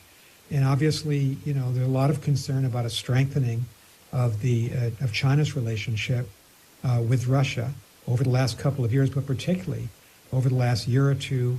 And that gets into many different issues. It pertains first and foremost to this illegal and justified assault on Ukraine by the Russian military and the Russian president. But it gets into different kinds of issues, even larger global issues about the lack of, or our concern that Russia and China are out to undermine some of the central tenets of a liberal world order that's been established and has been so successful since the close of the Second World War. So it's been good to see the democratic countries of the world, not just our democratic allies here in the Indo-Pacific, and I referred to them before, but also Europe, acting and thinking very strategically about China, very concerned about what China's doing in Ukraine, but also what China's doing in the Taiwan Strait. And I think that help from Europe, the fact that NATO and the EU countries have been so clear about their concerns about Chinese actions and behavior, that really helps us out here in the Indo-Pacific to send a unified message to the Chinese leadership. Well, I want to turn to Taiwan. Let me just say briefly in about 10 minutes, we're going to open the floor to questions from the audience, which Yun and I will be reading. So if you do have questions for the ambassador, you can send them to us here at www.stimson.org/questions, and we will be posing those to the ambassador. But you raised Taiwan, which of course we want to talk about. It's been a long-standing irritant in U.S.-China relations anyway. It's become even more complicated in the last couple of years because of actions on the Chinese side, but candidly also because of the Nancy Pelosi's visit, Kevin McCarthy's visit in San Francisco. It's gotten to be more difficult. On the Chinese side, President Xi has made clear that he would not rule out the use of force, and President Biden has made clear that he would be prepared to defend Taiwan. So what is the state of the relationship over Taiwan? Do you think a conflict seems to be closer now than it has been in the past? And what are we doing to prevent it? Well, John, Taiwan is a central issue, has been for decades and remains so now between the United States and the People's Republic of China. We've been very consistent, and we have not changed our one China policy. It's been based on the same principles that have guided us for 50 years now. The Taiwan Relations Act, the 3 joint communiques, and the 6 assurances. And at every opportunity, and I have had a multitude of discussions privately with the Chinese leadership on this issue, I enunciate that point. But we also say that, of course, the United States believes, and this is critical, that any resolution of the cross-strait differences has to be peaceful, because that's the right thing for us to be saying, because that's the only possible way that this is going to be resolved on a fair basis, this long-time dispute, and because, of course, the Taiwan Strait is a critical international waterway. Were it ever to be closed because of force of arms, it would have a major impact on the global economy, on container traffic, and on all the major economies that are in this part of the world. And so we've been consistent in that. You mentioned Speaker McCarthy and Speaker Pelosi. We have supported the right of both Speaker McCarthy and Speaker Pelosi to meet with the Taiwan leaders. They both have led a co-equal branch of the United States government, and I have defended them both. And we hope that the government here in China will commit itself to a peaceful resolution of the dispute. That's the most important thing I can say publicly. It's what we say privately, and it's been very good to hear that refrain from the Japanese, from the South Koreans, from the Filipinos, from the European Union, from the NATO countries, from a lot of countries in the world worried about the potential for the use of force in the Taiwan Strait. So it's something we watch very, very carefully. And of course, it occupies a big space in this relationship. Following Speaker Pelosi's visit, for instance, I was called in to the Foreign Ministry that very evening. They issued a press statement about what they said to me, which liberates me to say that I defended the right of members of Congress to travel there. And of course, made all the points you'd expect me to make, that American diplomats have been making for 5 decades now, about the importance of making sure that the Taiwan Strait remains peaceful going forward. Thank you, Ambassador, for that great statement and clarification. In the policy community, the year of 2027 is somewhat regarded as a watershed year for the Taiwan issue, because one of the popular assessments is that China is aiming to achieve the military capability to take Taiwan by force by the year of 2027. So do you believe that China still prefers peaceful unification as a preferred approach to the Taiwan issue, or peaceful unification is simply a synonym to military coercion, which is in the Chinese definition, use of force without war? Well, the Chinese position, often articulated here in Beijing by the government of the People's Republic, is that they say that they want a peaceful resolution of cross-strait differences, but they reserve the right for the use of force. And of course, we reject that, and we don't believe that is a proper way to proceed. They know our position on this issue. They know the position of many others in the international community. And of course, under the Taiwan Relations Act, and that goes all the way back to 1979, January 1st, 1979, retroactively applied, the United States has the obligation, as well as the interest, to make sure that we can provide defensive arms to Taiwan so that the Taiwan authorities can have a proper defense and we can help them build up a deterrence so that there's no, if Taiwan has a sufficient deterrence in place, and if other countries around the world are supporting a peaceful resolution, one would hope that that would lead the Chinese to understand the consequences of the use of force in the Taiwan Strait. And we've been impressing that point upon them, as you can imagine, quite regularly out here. So let me end our questions with a question about the implications for the U.S. business community, which you've mentioned. Of course, that follows on to both the war in Ukraine and particularly the tensions over Taiwan. This makes it extremely difficult for U.S. companies to try to plot their future in China. Of course, the economies are completely integrated or have been, but at the same time, U.S. businesses who need certainty just simply can't make decisions if they don't know what's going to happen in Taiwan or they don't know what's going to happen in Russia. So much talk, as we all know, about decoupling or at least de-risking. What has been your advice to U.S. businesses as they try to navigate all of these uncertainties?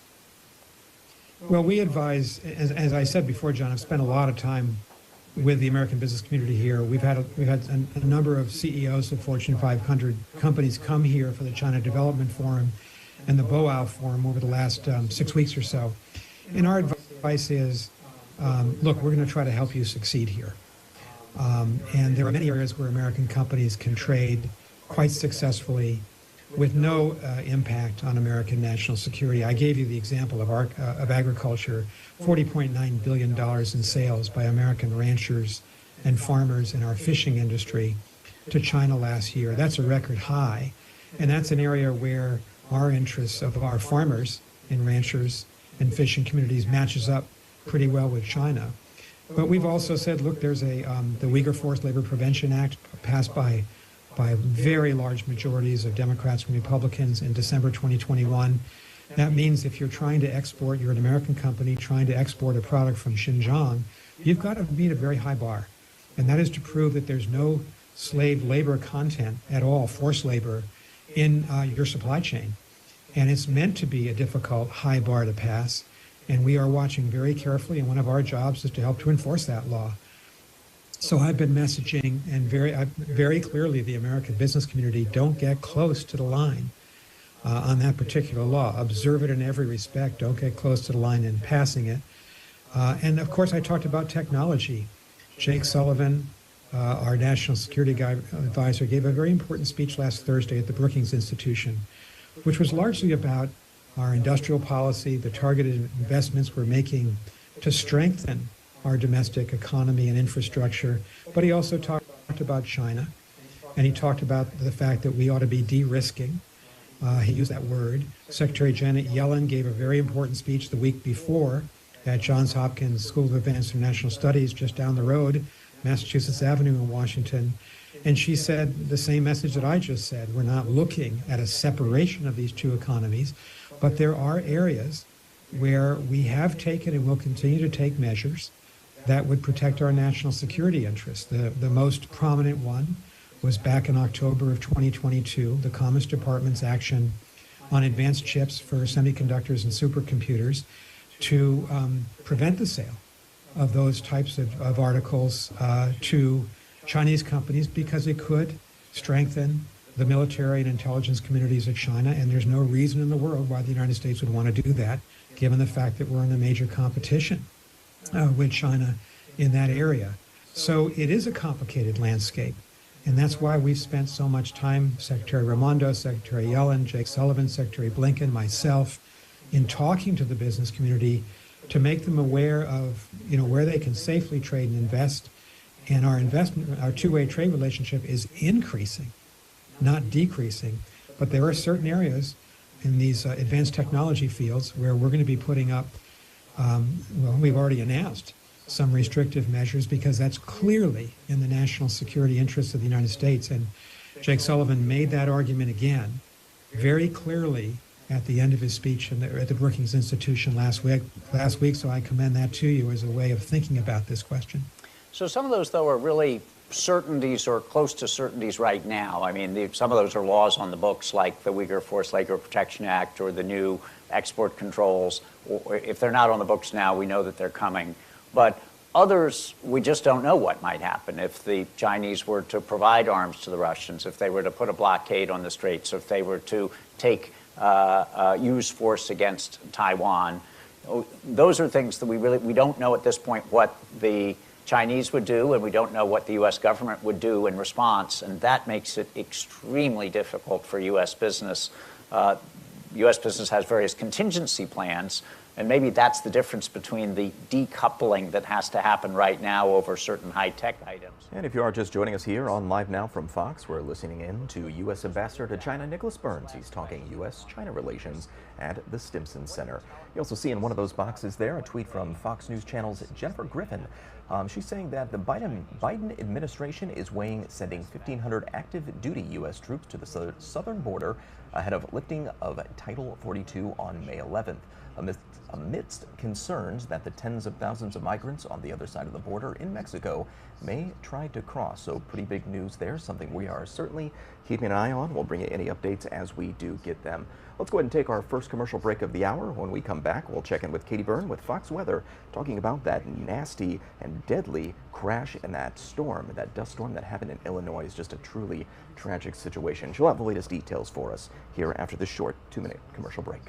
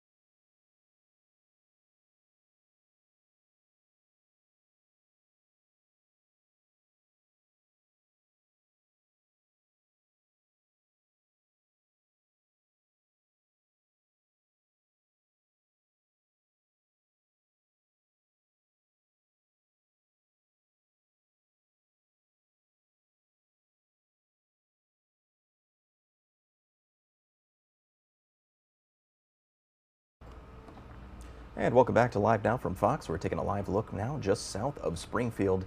We're going to turn to this incredible story, very tragic and a deadly crash in Illinois. Multiple people, 6 I believe, killed in it as an estimated 80 vehicles slammed into each other as a dust storm engulfed a highway in Illinois. The pileup happened on Interstate 55 south of Springfield. on Monday. Emergency officials closed a 30-mile stretch of the highway after 20 commercial vehicles and 40 to 60 passenger vehicles crashed into each other. We have Katie Byrne live on the scene with the latest details for us and more on the conditions that came together to create this near zero visibility. This sounds like an incredible storm. Yeah, well, at last check, we know that Interstate 55 has been reopened in both directions as of this morning after being closed for about 19 hours in the aftermath of these crashes. There were multiple of them on both sides, northbound and southbound. More than 70 vehicles involved, about 50 cars and 20 semi-trucks. These are some of them that you're looking at behind me. What crews have been doing is actually towing many of the vehicles that were stranded on the roads and bringing them to lots nearby. So what you're looking at is some of the trucks that were involved in the crash over here. This shows you really how mangled some of them are. Just metal shells are what's left of many of these vehicles. In age from 2 years old to 80 years old. 6 people were killed tragically in the aftermath of this. And what happened was really a perfect storm of conditions to create terrifying scenes for drivers. Winds were strong, gusting up to 45 miles per hour, according to the National Weather Service. And then there was a lot of nearby loose dirt from farm fields, dry, flat lands nearby where the drivers were on the stretch of the road. It was about a 2-mile stretch of the road that dealt with a number of crashes. We've been talking to people who have been reliving the aftermath of this, describing what they went through as just terrifying, harrowing, and they believed that it was just blinding, seeing that dirt and the dust come in through their windshield and staying there for what felt like a long time. They felt like they couldn't see much or anything ahead of them. Not so much whiteout conditions, which is something we hear about in Illinois, winter storms, but these were more brownout conditions where you could see, some from the driver's point of view, nothing in front of you. Back to you. All right, Katie Byrne reporting for us there in DeVernon, Illinois, on a truly tragic situation, a crazy wreck there. Katie, thank you so much. We do appreciate your time. It's 9:17 on the East Coast. It's 6:17 over on the West Coast. I'm your host, Zach Horner. We're taking through all the big stories of the day from all around the country and around the world as well. Let's go ahead and take another live look outside here. I said this before, but this is London, the UK there, ahead of the King's coronation. That'll be on Saturday. And as I said before, check us out here on LiveNOW from Fox. We'll have plenty of special coverage that day for the coronation of King Charles III. We're going to go ahead and take that break. We'll be back in just 2 minutes. Stay with us.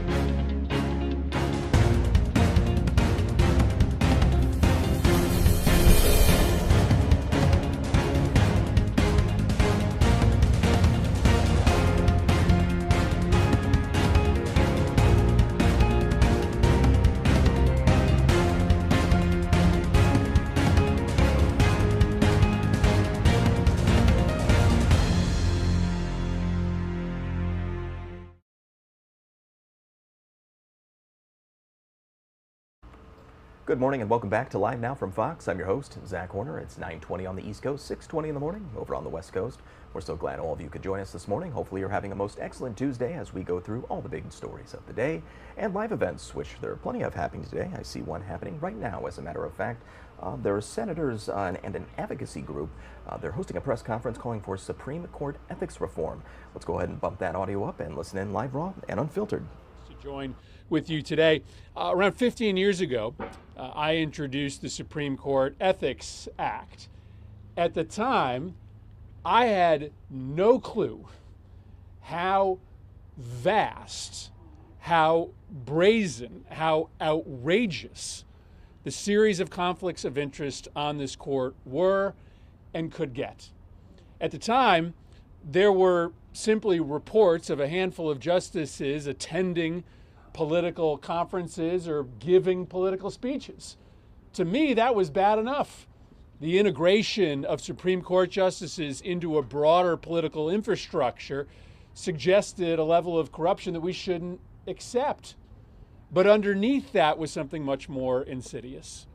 Right? Supreme Court justices and their families essentially on the payroll of interest groups and individuals who have cases before the court, right? That's the most obvious, stunning, brazen conflict of interest you can imagine. Individuals and companies that appear before the court sending money quietly and privately into the pockets of Supreme Court justices. What is so stunning to me is that we can't all agree easily that this is out of bounds, right? Not everything in Washington, D.C. has to be left versus right. Not everything here has to be a controversy. There are some things that public officials do that are so out of bounds that if we don't join together and condemn it, if we don't join together and make sure that it is seen as outside of the norm, democracy itself falls.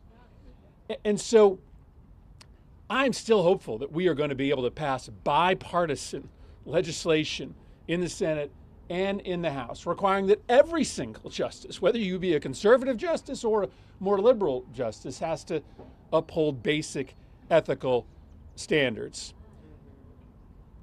Harlan Crow and Clarence Thomas aren't buddies from the neighborhood, right? They're not friends who met in college and then became successful. They found each other. Harlan Crow found Clarence Thomas, or Clarence Thomas found Harlan Crow for a reason, right? There is just no doubt, that this relationship is about politics, is about interests, and about one party's decision to integrate their interests with the other. Now, we have a code of conduct here. We have disclosure requirements. But in some ways, it's even more important that the Supreme Court have a code of conduct, right? Because if we screw up and aren't held accountable by our code of conduct, then our constituents can hold us accountable. Every 2 years, every 6 years, we have to go back to the ballot. The reason why it's so important for there to be a code of conduct, a binding code of conduct with consequences for the Supreme Court is because they are unelectable. Because once they are put on the bench, they are virtually unaccountable. And so it is even more critical that there are rules as to what Supreme Court justices can do and can't do, that there are requirements, that we see what their income is, what their interests are.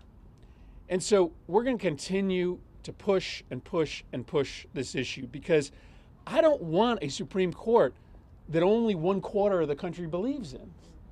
Right? I want a Supreme Court that the whole country believes in. And this court is poisoning their legitimacy, in part through the decisions that they make that simply don't have constitutional foundation, but also in their refusal to live up to basic standards of decency and ethics. And so I'm so appreciative of your decision to come here and support Senator Durbin's hearing. I think it's going to be a tremendously important hearing, but we're going to continue to reach across the aisle and make the claim to our Republican colleagues that you don't need to defend this conduct in order to be a good conservative. Like, your first obligation is just be a good American, and to be a good American, you got to stand up and call wrong when you see it. Thank you very much. Thank you. Thank you so much, Senator. It is my pleasure. I'm Savante Myrick, president of People for the American Way. It's my pleasure to introduce our next speaker, also a senator. Anybody who has met him is struck by how wonderfully nice and grounded he is. That makes sense only when you understand that he is a legend of local government, the best form of government, as a former LA City Council member, and now the junior senator from the great state of California, top 5 state for sure. Please welcome Senator Padilla. Maybe top 3. Maybe top 3. Top 5 state for sure. We're talking economies in the world because we just went from 5 to 4, my friend. We just went from 5 to 4. Well, good morning, everybody, and thank you so much for being here. I just want to give a shout out to all the advocates who came out today to not just join us for this hearing, not to support the hearing, but to demand accountability. That's what this is about, because after all, the Supreme Court, that building right there, the justice that is supposed to happen in that building right there belongs to all of us, the American people, not to special interests or the highest bidder. So thank you, because we absolutely need your energy, your passion, and your leadership to move this forward. You see, too many times, just over the past couple of years, Americans have had to gather on the steps of the Supreme Court to protest for our fundamental rights, at times trying to secure those fundamental rights, too often to defend rights that we thought were a matter of settled law. And of course have been pushing for the court to hold itself to the bare minimum of ethical standards. Because left up to the court, we never would have learned of the fully paid for luxury travel by a Supreme Court justice, or the millions of dollars in real estate purchases by a GOP mega donor from Supreme Court justices. That's because the Supreme Court lacks a clear, enforceable, binding code of ethics. A code, by the way, that other government officials have to abide by. The President does, members of Congress do, other administration officials do. People just assume the Supreme Court justices, if anybody, would abide by a clear, enforceable code of ethics. But they refuse. They have the power, but they refuse to impose one on themselves. And so let's be clear about why we are here today. The highest court in the land should not be subject to the lowest ethical standards. The public is justifiably worried that the Supreme Court values billionaire donors over everyday Americans. And who could blame them? Actions speak louder than words. And so what we're saying at today's hearing is we clearly can't trust you to police yourselves. So Congress will have to do it for you. I was disappointed, as many of us were, to learn that Chief Justice Roberts chose not to testify at our hearing today. Just further evidence at their resistance. Because ultimately the oversight that we're demanding will help the court restore its integrity and its credibility within the American people. I'm disappointed, but like all of you, not really surprised. It's consistent with the years and years of refusal to peel back the curtain and establish transparency at the Supreme Court. And so again, it's only further clear to all of us that it's time for Congress to act. That's why I joined my colleagues last month, Senators Whitehouse and Blumenthal, leading the charge in introducing a bill to finally bring the needed transparency and accountability to the Supreme Court. The Supreme Court Ethics, Recusal, and Transparency Act would mandate a binding code of ethics for members of our highest court and create a long overdue process for the public disclosure of gifts, recusal standards, and thorough investigation for misconduct. It's an important first step to repairing trust between the American people and the Supreme Court. But it's also clear that up against a culture of secrecy and convenient disclosure mistakes, we have a whole lot more work ahead to restore integrity and impartiality. While we hope the court would work with us to achieve this, they refuse, and so ultimately we have an obligation to the American people to make this happen. And make no mistake, we will act with or without their participation. Thank you all very much. We'll see you in committee.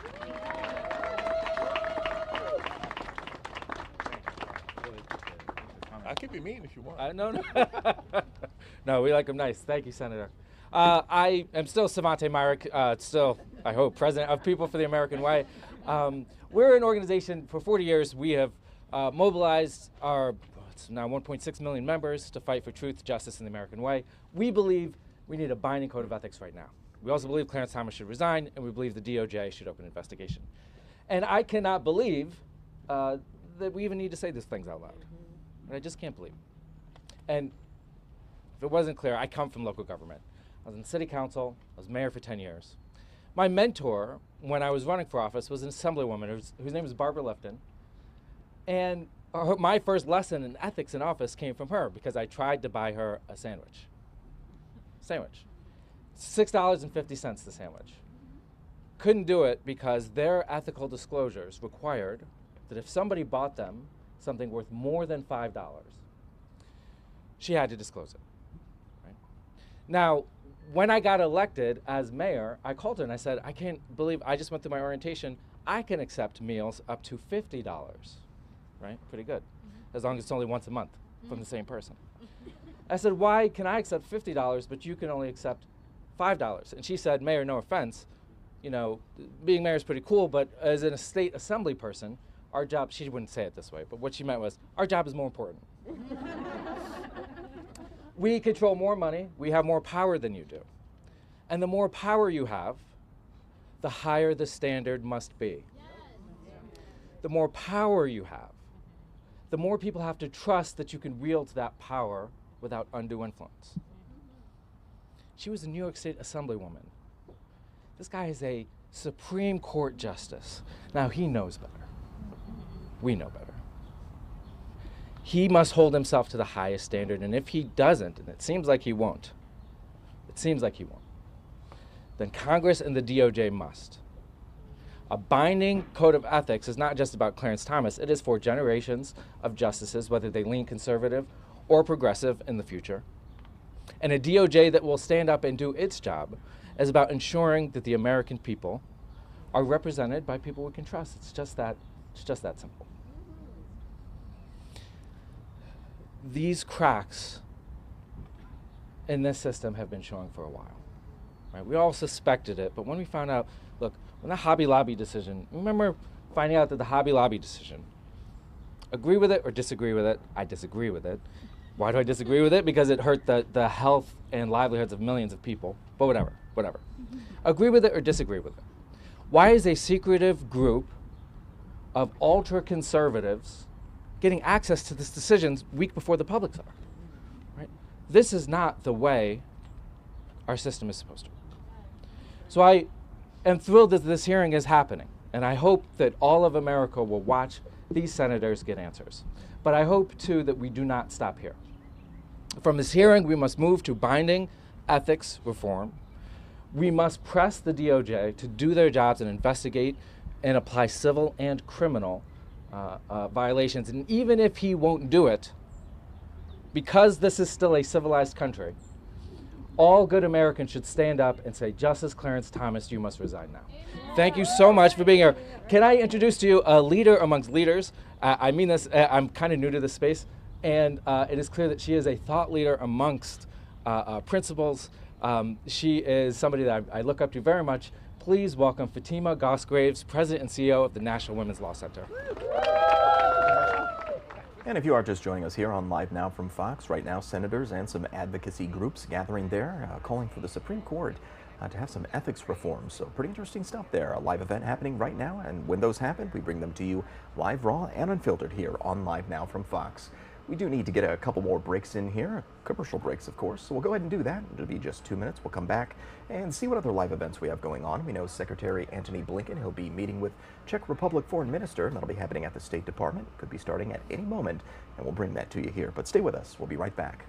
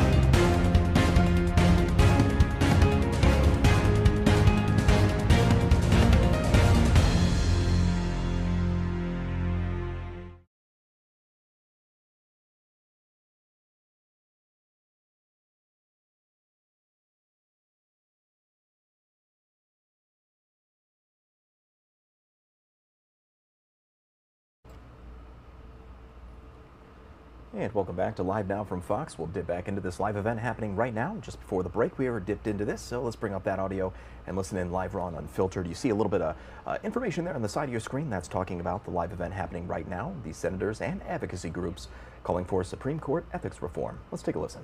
Promise of checks and balances and to restore the public's trust in our courts.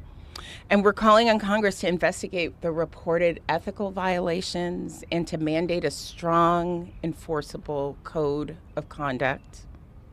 And the Department of Justice must investigate the reporting on Justice Thomas's alleged violation of public disclosure laws. That's the least that they should do. And so I just have to end by saying I'm here today because I actually have the utmost faith in our courts.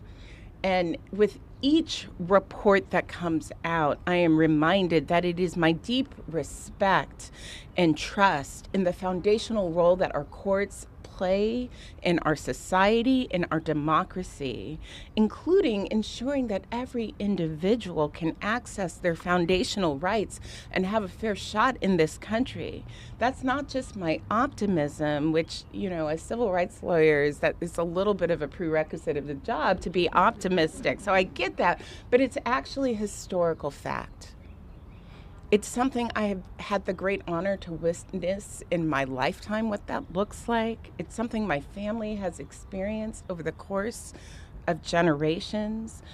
To rebuild the public's trust, we need an independent Supreme Court with justices committed to equal justice under the law, who will decide cases fairly and impartially, and who will hold themselves to the highest standards for the judiciary and the legal profession. So I think it's possible. Thank you very much. And with that, I'm going to turn it over to Doug Linder, the Senior Director of Judiciary and Democracy with the League of Conservation Voters. Great. Hi, Doug. Thank you so much, Fatima, and thank you all for being here. My name is Doug Lindner, and I am Senior Director of Judiciary and Democracy at the League of Conservation Voters.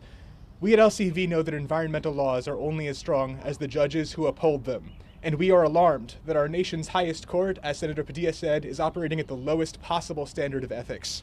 Justice Clarence Thomas and too many of his colleagues have shown systemic, long-standing disregard for the integrity of the Supreme Court, of the rule of law, and of our constitutional system. Those who interpret the law cannot put themselves above the law. The people deserve a high court they can trust, and Congress must act to deliver it. That means hearings like the one happening today. It means investigations. It means requiring the justices to follow legally enforceable codes of ethics, just like members of Congress, executive branch officials, and all other federal judges. And it means structural reforms to ensure the United States Supreme Court works for the people of the United States and not just polluters, billionaires, corporations, and ideological extremists. Thank you so much for being here. I believe we will hear next from Dylan Hetler-Gaudet, Senior Government Affairs Manager at the Project on Government Oversight.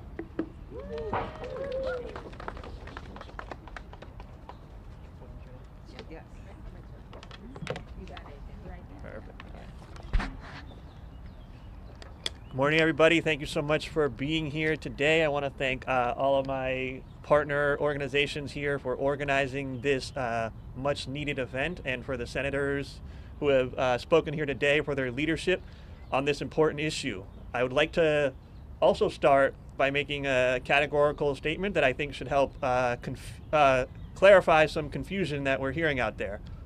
Clarence Thomas broke the law when he did not disclose the gifts that he received and the luxury travel that was bankrolled for him. That's right, yeah. We're not talking about notions of abstract propriety, norms, and niceties. We are talking about the law, and one of the 9 most powerful people in the country broke that law. And at the current moment, we don't have any particular way of holding him accountable for that, and that speaks to a crisis at the Supreme Court. There are a number of things that we can do in response here, and you've heard them all already. Many of my colleagues here have touched on the things that we need to do. So I'll repeat a little bit, and then I'll try to pivot a little bit as well. The Department of Justice absolutely needs to investigate what Clarence Thomas did, because, as I just mentioned, it was a clear violation of the law. Second, and we're already seeing some of this today, Congress needs to flex its atrophied oversight muscles and really get to the bottom of what's happening with the Supreme Court, what's happening with the judiciary overall, and require responses, compel witnesses, bring to Congress the Supreme Court justices who are failing to meet their ethical obligations. Yes. And if you can't, there are other modes and means you can use. One of Congress's most potent tools is its power of the purse. I have yet to see many people in Congress really use that tool effectively when it comes to the Supreme Court or the judiciary more broadly. Every year, the courts come to Congress hat in hand asking for about $8 billion in hard-earned taxpayer dollars. The Supreme Court asks for about $150 million of those hard-earned taxpayer dollars. I think there need to be some conditionalities on that money. More accountability, more transparency, an ethics code, more transparency and disclosure around gifts and travel, explanations as to why you do or do not recuse yourself in the face of a potential conflict of interest. There are so many things that need to be done to fix the current crisis at the Supreme Court and at the judiciary more broadly. I would also like to commend Senator Padilla for referencing the Supreme Court Ethics, Recusal, and Transparency Act. We at POGO are very supportive of that bill because of all of the things that it would do. But I would also like to point out that there have been other people who have been on this beat for a while now, who have been holding hearings, who have been introducing bills, who have been sending oversight letters. People like Senator Sheldon Whitehouse, people like Congressman Hank Johnson, people like Congresswoman Deborah Ross. People have been on this issue for a while now. It is unfortunate that one particular justice keeps giving us a new reason to raise this issue again, but this is an ongoing, persistent problem that is undermining the very fabric of our democracy. So it's time to act. Beyond oversight, Congress must legislate. And beyond that, we must all continue to make our voices heard and make sure that the Supreme Court knows that this is not acceptable and that we, through our tribunes in Congress, will make sure that the Supreme Court lives up to its ethical standards and finally delivers on what the expression above its doors says, which is, I'm paraphrasing, but equality under the law, justice for all. Thank you.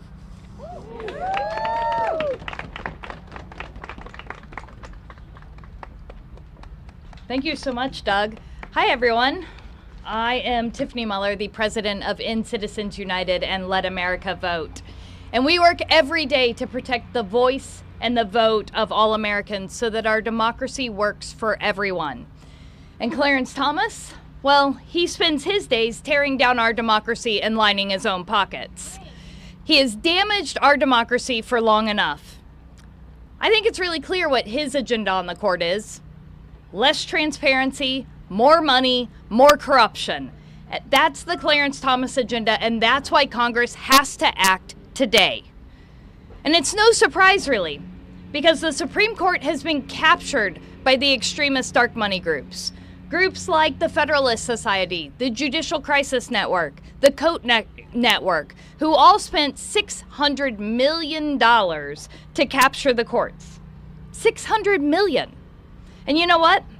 That return on investment is paid off for them, with decision after decision lined up for corporations and special interests, while regular people lose. You know, Justice Thomas's corruption has been in the news, and it is awful. It is really no surprise that he's at the center of one of the most damning scandals in the court's history. And we know that because we know who Thomas is watching out for. We know he rules on the side of billionaires and corporations and at the expense of the rights and freedoms of Americans every single time. But you know, his scandal isn't the only one we have seen. We have seen leaks to special interest groups of decisions beforehand. We have seen other travel and trips that go unreported or cause the American people to lose faith in our courts. And all of this has it to where the trust and confidence in the court is at the lowest level in history. And since the Supreme Court has refused to act, refuses to even come to Congress to talk about these problems, then Congress must act today. We need a full investigation into every gift, every trip, every conflict, and every case. And we must fix the court. They need to pass real ethics reform for the court so that we can have true accountability and begin to restore faith and trust in the court. Look, the court has been part of a coordinated attack on our democracy, from undermining the right to vote, to allowing partisan extreme gerrymandering, to flooding our system with undisclosed and unlimited money. And then they follow that with stripping away rights and freedoms for Americans, from overturning Roe, to gutting union protections, to overturning common sense gun safety laws. No less than our freedoms and our rights are at stake. Congress must act today. Let's fix the court. And now it's my pleasure to turn it over to Janice Brock, Policy and Advocacy Director with the Ohio Organizing Collaborative. Thank you, President Muller. Again, my name is Janice Brock, and I am the Policy and Advocacy Director for the Ohio Organizing Collaborative, a proud partner and affiliate of CPD. Together, we build transformative relational power with our members for social, racial, and economic justice. But today, we stand here demanding justice for our democracy. No matter where you live, what your profession is, we believe no one is above the law. Born in Akron, Ohio, I can remember my elementary school bringing my classmates and I on a field trip here to our nation's capital. For the first time, I saw the physical manifestation of my history books. The three branches of government were visible right in front of me. When I visited the U.S. Supreme Court, I remember looking up and reading these words engraved into the building structure: equal justice under the law. The public have put their trust in the Supreme Court. And to keep that trust, accountability cannot be ignored within the judicial branch of government. In these United States of America, we expect equal justice under the law for everyone, even our nation's Supreme Court justices. We are all held to a higher ethical standard to ensure that we all have a productive society. And when there has been an infraction, according to our nation's law, our Constitution, justice must be served. Today, we are here demanding justice for our democracy, not just for the present, but for our future, for our children, that they may trust in our government and our justice system. And we'll know that we have justice because we'll have evidence where our Supreme Court has been transparent, where balance has been restored, where they hold themselves accountable. Thank you so much, and I'll turn it over to Dan Barker, who's the co-president of Freedom of Religion Foundation.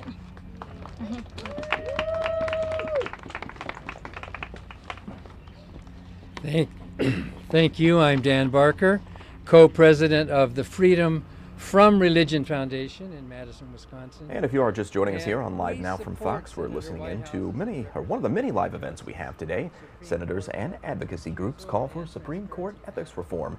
That's what they're chatting about there, a little sidebar information for your consumption to kind of clarify everything they're talking about there. So we do have a number of live events going on, as I did mention, so we'll dip into those after we take our final commercial break of the hour, so stay with us. We'll be back in just 2 short minutes right here on Live Now from Fox.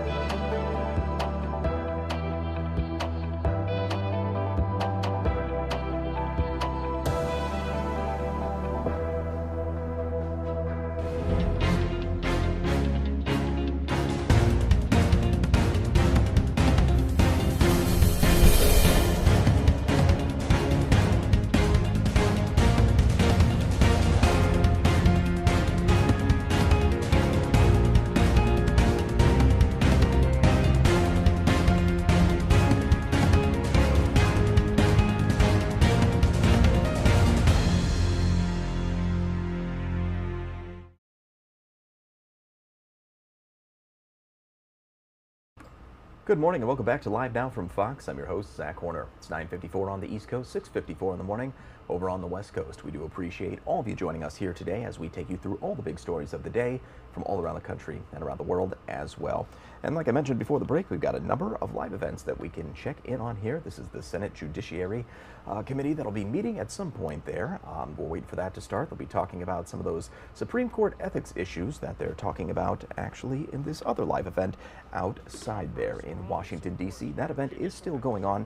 Senators and advocacy groups, they're calling for ethics reform. That's what they'll be discussing in that Senate Judiciary Committee. That should be happening here soon. We'll dip into that when it does happen, but for now, let's go back to the folks outside and hear what they have to say. But instead, we have a court that acts as though it is above our democracy rather than part of it. The recent revelations about Justice Thomas and billionaire Harlan Crow including that Mr. Crow provided regular gifts of lavish travel to Justice Thomas and purchased real estate from him, none of it disclosed as required, are beyond troubling. Immediately following the revelations of the real estate purchases, Crew submitted a civil and criminal complaint requesting that the Chief Justice and the Attorney General investigate Justice Thomas's conduct to determine whether he violated the Ethics in Government Act, which, as Dylan and others have said, is the law, and the judicial gift rules. This is a crisis for democracy. The current system is clearly not working. The courts are a key part of our system of checks and balances, and that system only works if people trust the courts and accept their judgment. But the Supreme Court has faced misconduct allegations going well beyond Justice Thomas, and the cost to the court's credibility has been immense. Crew supports the creation of a binding, clear, and public code of conduct for the Supreme Court that would help prevent ethical misconduct in the first place. But we recognize that that alone is insufficient. That's why Crew is also proposing that an Inspector General be created to oversee the judiciary, just as Inspectors General oversee legislative and executive branch agencies. An Inspector General for the judiciary could promptly and effectively investigate any allegations of improper influence on judges and justices. This sort of independent oversight is sorely needed, and luckily, there's a long-standing tradition of bipartisan support for this type of reform. Sunlight is the best disinfectant, and it's time for the Supreme Court to come out into the light. Chief Justice Roberts has made clear in the past, although not today, that he cares deeply about the integrity of the court. That is why my organization encourages him and the rest of the court to immediately adopt a binding code of ethics and to seriously address these issues. And if they do not, Congress must act. Thanks so much for your time, and I'm thrilled now to turn it over to another leader in this fight, Lena Zwarenstein, Senior Director of the Fair Courts Program at the Leadership Conference on Civil and Human Rights. Thanks, Noah, and good morning, everyone. As Noah said, I'm Lena Zwarenstein, the Senior Director of the Fair Courts Program at the Leadership Conference on Civil and Human Rights, an organization with over 230 national organizations who are dedicated to making America as good as its ideals. For decades, the civil rights community has advocated for fair courts because they are imperative to our rights, our democracy, and our future. Our federal judiciary, including our Supreme Court, must work for all of us, not just the wealthy and powerful. The reports of escalating patterns of egregious misconduct by justices who serve for life on our nation's highest court are unacceptable. The need for ethics reform is clear, and this reform is a crucial part of our work to build a judiciary that lives up to its promise of equal justice under law. Our concerns about this ethics crisis are not academic, they're not theoretical. This is about who our court serves and whose rights are upheld. For our democracy to work, we must know and have faith that the Supreme Court justices base their decisions on facts and law, not wealth and power. The 9 most powerful jurists on our country are the only public officials not bound by an enforceable ethics code. It's unacceptable. Congress must act. We are grateful for today's hearing, but we're specifically calling on Congress to continue this work by passing a binding code of conduct for Supreme Court justices, creating stronger recusal standards and processes, improving transparency and disclosure requirements, and continuing to investigate these disturbing and continuous reports of misconduct. Alongside this, the White House and Senate must continue to strengthen our judiciary by nominating and confirming ethical, fair-minded, highly qualified judicial nominees who have a demonstrated commitment to civil and human rights and who reflect and represent our nation's rich diversity. This is how we get equal justice. We need a Supreme Court and a whole federal judiciary that works for all of us. for equal justice, for our democracy. We demand better. We demand change. And I want to thank everyone for their decades of work, putting all of this work together so we can build a fairer judiciary for all of us. And I want to thank all the leaders here today.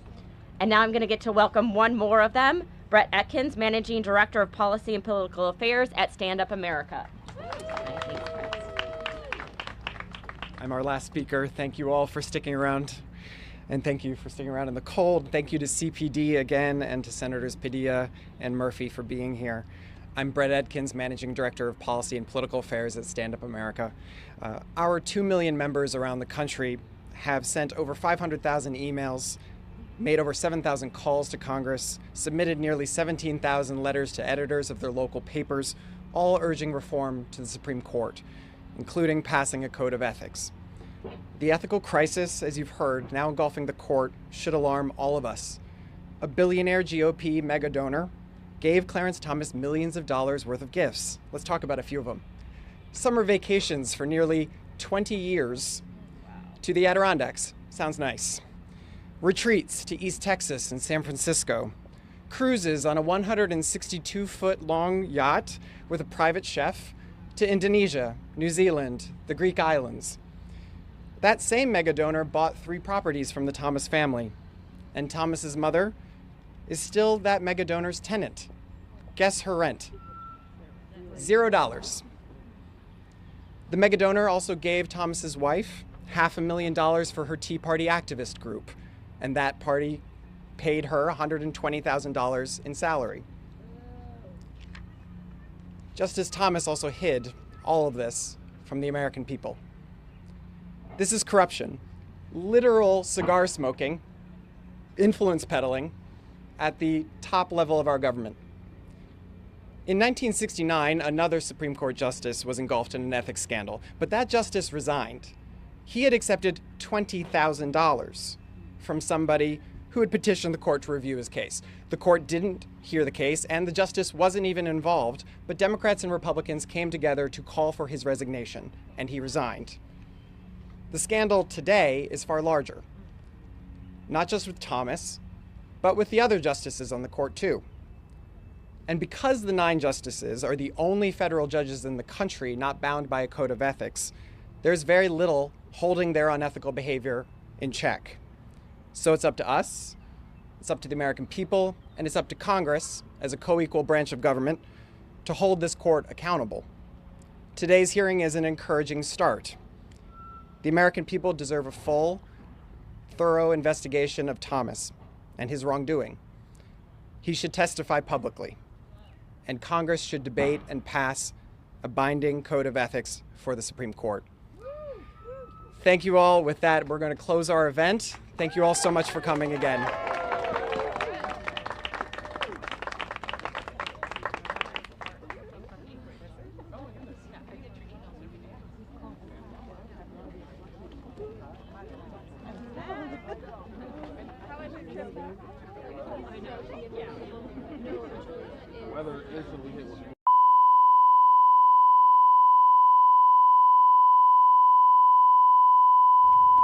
And it looks like that abruptly wrapped up there, and they put in those tones, very abrasive there. So they're talking about this Senate Judiciary Committee meeting that's actually going to be happening here. This is a live look in there. Actually, that's the wrong one. That is the chambers there, but this is that Senate Judiciary Committee. It looks like they're actually starting right now, so that ended at just the perfect time. But sorry about that tone and those bars there, but looks like we do have this. So let's bring up this audio and listen in and hear what they're talking about.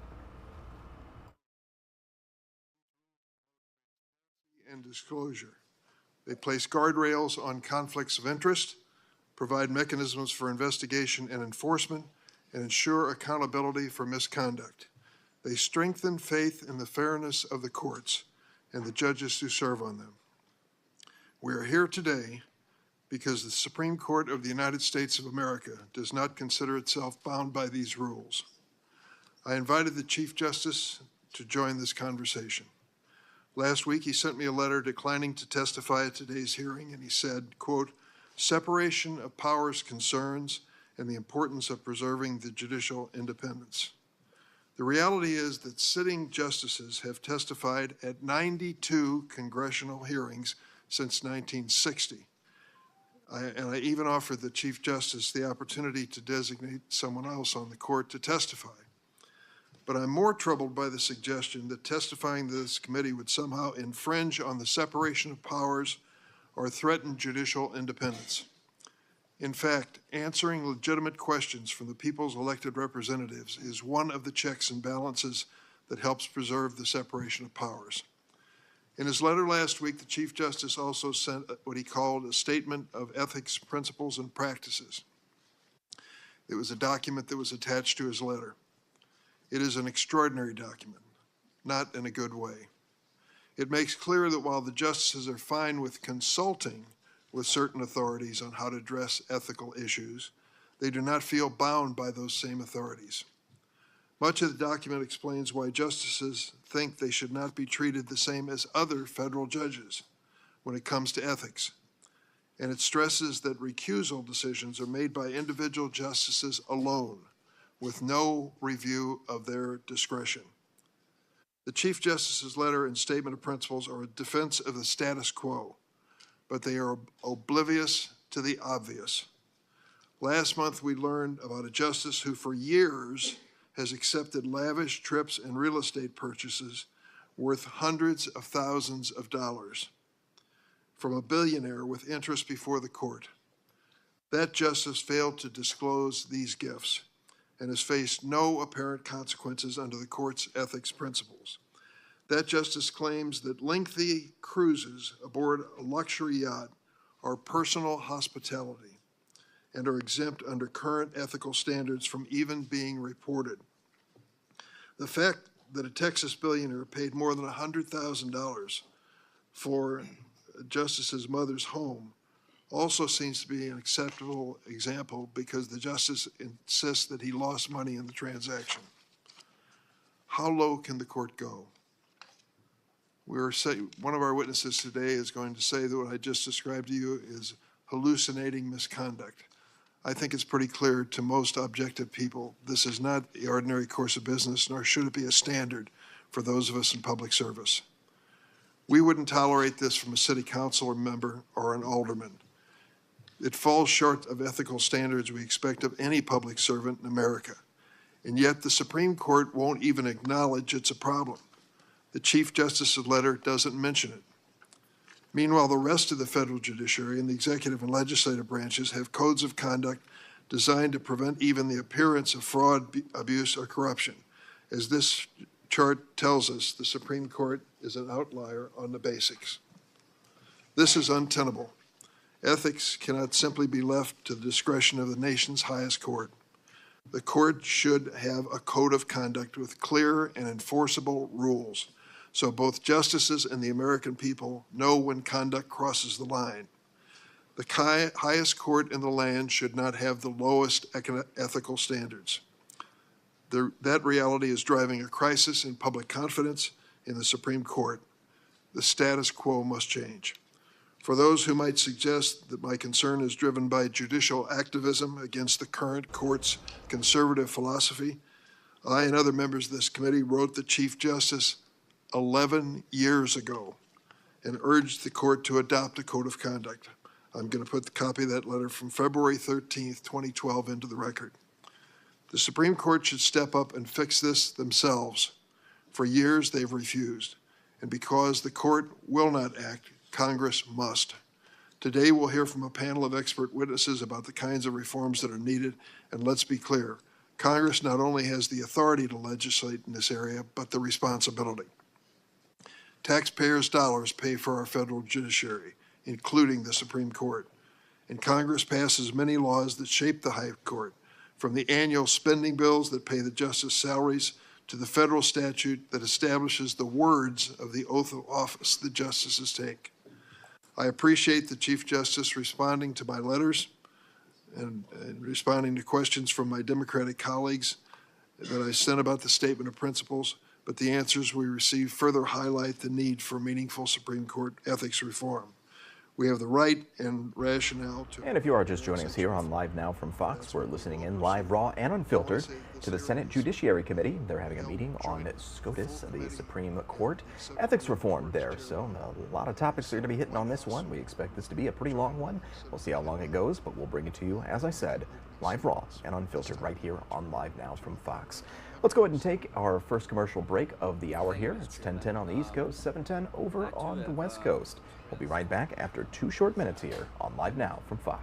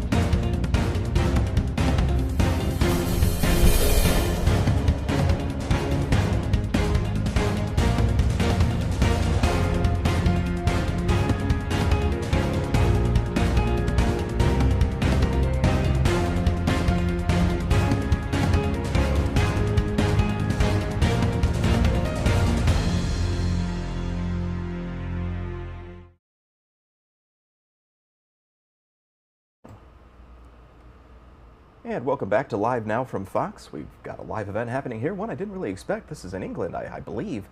But you see right there, that is King Charles III, excuse me. His coronation for King Charles III. That'll actually be on Saturday.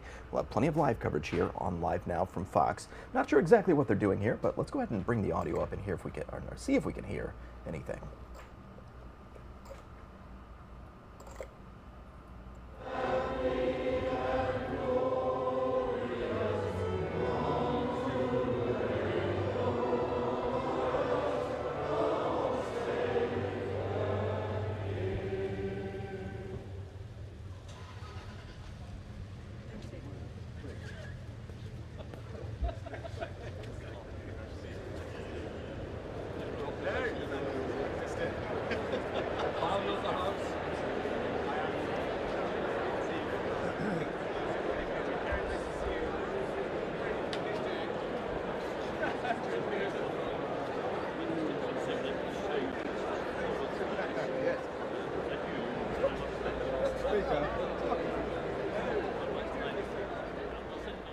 And there is King Charles III there, the King of England. And again, his coronation, as I mentioned.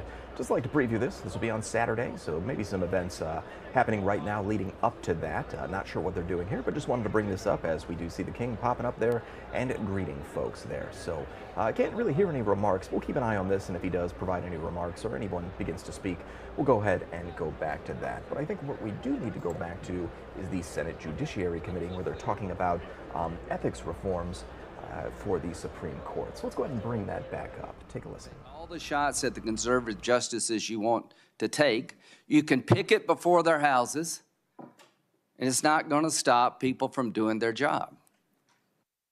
This is an unseemly effort by the Democratic left to destroy the legitimacy of the Roberts Court. It's put people at risk. It's put their personal safety at risk. And if you want to talk about making the court a better institution, I'll be glad to work with in that regard. If you want to talk about destroying the court, count me out. And about conflicts of interest, Justice Kagan, who's a fine person, was the dean of Harvard Law School. She's raised $500 million for the law school. When she was dean, that's sort of her job. After she left, she's been trying to raise money for Harvard Law School. There's a case involving Harvard before the court. She's not going to recuse herself. And I'm not saying she should. I'm just saying there's a very selective outrage here. And from our point of view on this side of the aisle, we're going to push back as hard as we can and tell the American people the truth about what's going on here. This is not about making the court better. This is about destroying a conservative court. It will not work.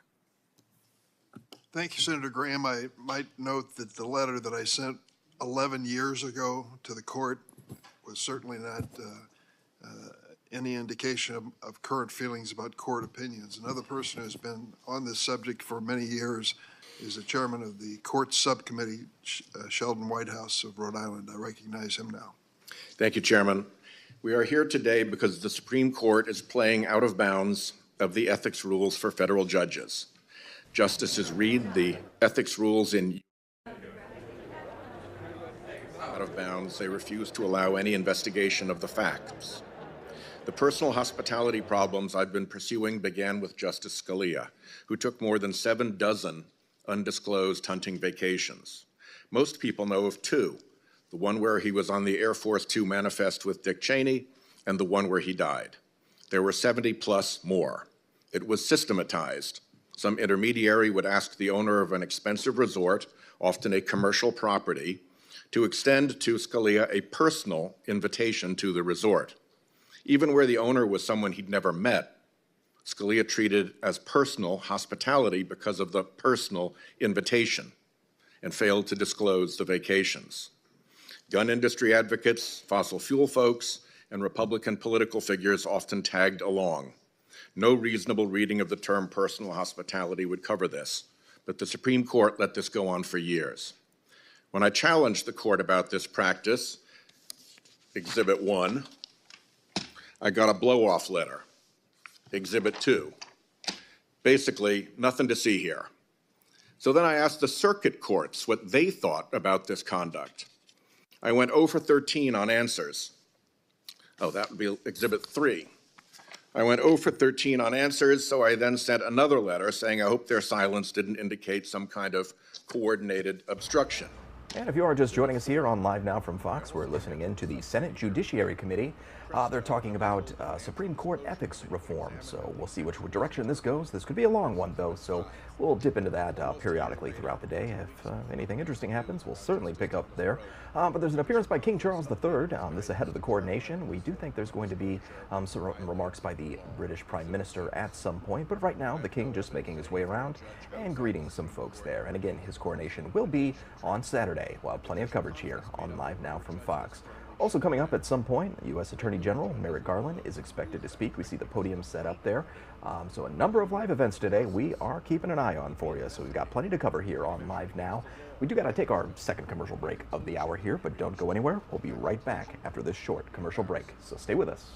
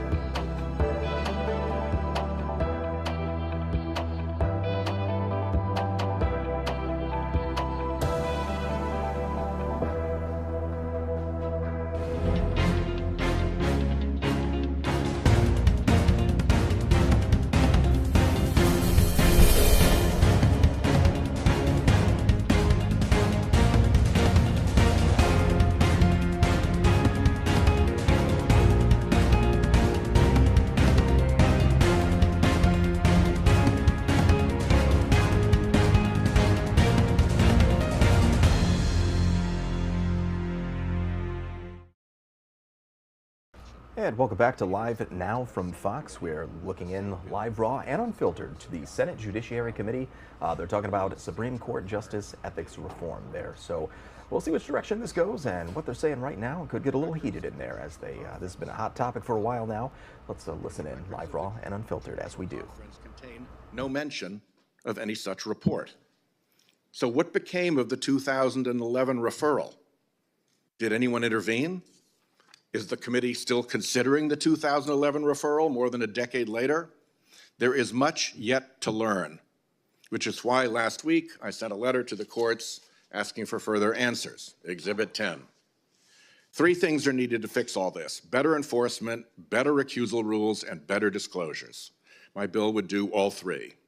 I thank Chairman Durbin for this joint hearing and look forward to getting to the bottom of this mess.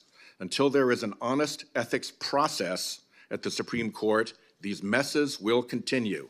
The court has conclusively proven that it cannot police itself. Nemo judex in sua causa. I ask unanimous consent that my exhibits be made part of the record. Without objection, we now will hear from Ranking Member of the Court Subcommittee, Senator Kennedy of Louisiana. Thank you, Mr. Chairman. Americans may be poorer under the Biden administration, but they are not stupid. They know what's going on here. I remember the Democratic leader's words of March 4th, 2020, on the steps of the United States Supreme Court, like they were yesterday. I want to tell you, Gorsuch, he said, not Justice Gorsuch, Gorsuch. I want to tell you, Gorsuch. I want to tell you, Kavanaugh. You have released the whirlwind, and you will pay the price. You won't know what hit you if you go forward with these awful decisions. Wow. Just wow. I think Matthew 12:36 is correct. For by thy words you shall be justified, and by thy words you shall be condemned. Now, the sad truth is that some, not all, some of my Democratic colleagues have been on a crusade to undermine the United States Supreme Court's legitimacy and the credibility of the federal judiciary for years. Today's hearing is just the next chapter in their federal power grab, and they've invited cameras. It's worth remembering the very real persecution that some Democrats have levied on very good people. It started with the savage destruction of Professor and Judge Robert Bork, which even the Washington Post, for God's sakes, the Washington Post said was a case of sentencing first, verdict afterwards. In other words, they gave him a fair and impartial firing squad. Then we saw the high-tech lynching of Justice Clarence Thomas. Then, for the first time in history, they weaponized the filibuster to kill Mr. Miguel Estrada's nomination, and they also demonized Justice Janice Rogers Brown, a very fine person. When the United States Senate confirmed 3 new Supreme Court justices, which the loon wing of the Democratic Party loathed, the campaign of threats ratcheted up. You remember the shouts. Let's pack the court, they said. Let's pack the court. And the political threats of some of the highest officials in our government fueled physical threats against the justices, and we know that. You have released the whirlwind, the Democratic leader said. Incensed protesters took to the streets, not outside Congress, not outside the court, but outside the homes. The homes. of Justice Roberts, Justice Kavanaugh, Justice Thomas, and Justice Barrett. Federal law prohibits this intimidation, but the Biden Justice Department allowed it. You will pay the price, the Democratic leader said. In that spirit, angry protesters publicized the location of the school that Justice Barrett's children attend. You won't know what hit you, the Democratic leader said. A man with a gun, ammunition, knife, pepper spray, and zip ties went to a justice's home to assassinate him. Actually, his stated goal was to murder 3 justices. Not so suddenly, the ends justified the means for activists. Even inside the court itself, the Dobbs decision was not leaked by a left-wing blogger. Why? That's worth asking. You don't need to be Einstein's cousin to figure it out. They aren't getting their way.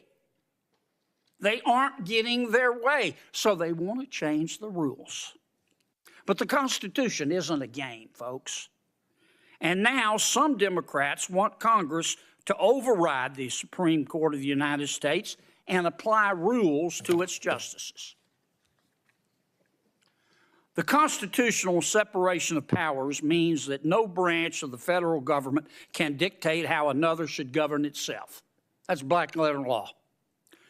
Now, why? This is to protect the people from abuse. The framers insulated the federal judiciary from political control to ensure that the justices would decide cases impartially, without fear of the kind of retaliation that fills the pages of some, not all, but some left of Lenin Democrats' playbook. Do my colleagues want... All right, everyone, you are looking at a live feed there at the Senate Judiciary Committee as they are discussing the Supreme Court and ethics here. We are going to be dipping in and out of that throughout the morning. In the meantime, I want to get to some of the other stories that we are covering here on Live Now from Fox. The latest on the ongoing manhunt for the Texas man suspected of murdering 5 of his neighbors over the weekend, including a young boy. The FBI saying they have little to go on as the search area does widen for Francisco Oropeza. The San Jacinto sheriff says the 38-year-old's neighbors approached him late Friday night, asking him to stop firing gunshots in his yard. The sheriff says Oropeza then went over to the home and fatally shot 5 of the neighbors, injuring others as well, then ran from the scene. Twice on Monday, a sheriff's office in a neighboring county alerted the public about possible sightings, but both were not Oropeza. We are learning more about the lives lost in that attack, including 9-year-old Daniel Enrique Lasso Guzman. Stephen McCandless is the superintendent for the Cleveland Independent School District, where Daniel attended classes. He joins us now live to talk more about all of this. Thank you so much for taking the time here to join this. I know right now, obviously a very difficult and emotional time. Yes, absolutely. Thank you for having me on this morning. Of course. So first off, just kind of tell me how you found out that this had even happened in your community there. So early Saturday morning, I received a text message from our district police chief, Angie Ellen, alerting me to an event that had hit the news of it happened in our community in a subdivision. And at the time, you're really not sure if it involved any of your students or staff or who it could be. She just made me aware. And as Saturday morning continued to go along and information started coming out, we were becoming aware that we do have a student at that address around the age that the news was reporting.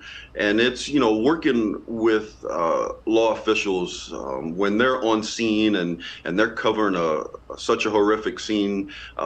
It's hard to get information, but we were able to verify that it was one of our students later in the morning on Saturday. And then we put our crisis response plan in mode as a district to respond to student, staff, and the community starting Saturday. Tell me about San Jacinto County and Cleveland in general, because I imagine that, you know, it's a fairly smaller area and a fairly tight-knit community. It is. San Jacinto County is rural. One thing about Cleveland ISD is we are such a large district. We are located in 4 different counties in southeast Texas. And San Jacinto County does house the Trails Inn subdivision where many of our students live. It's rural, it's wooded. The people in that subdivision have about 1-acre lots. And you know, they just live a blue-collar life. They're hard-working people, really good people out there, dedicated to family, dedicated to the community and the district.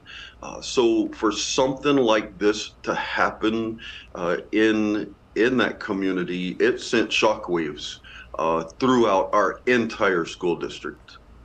What's it like to see the outpouring of support that you have seen there? Because we know a vigil's been held. There were people who came out not just from the community, but from elsewhere who just wanted to support, you know, Daniel and his family.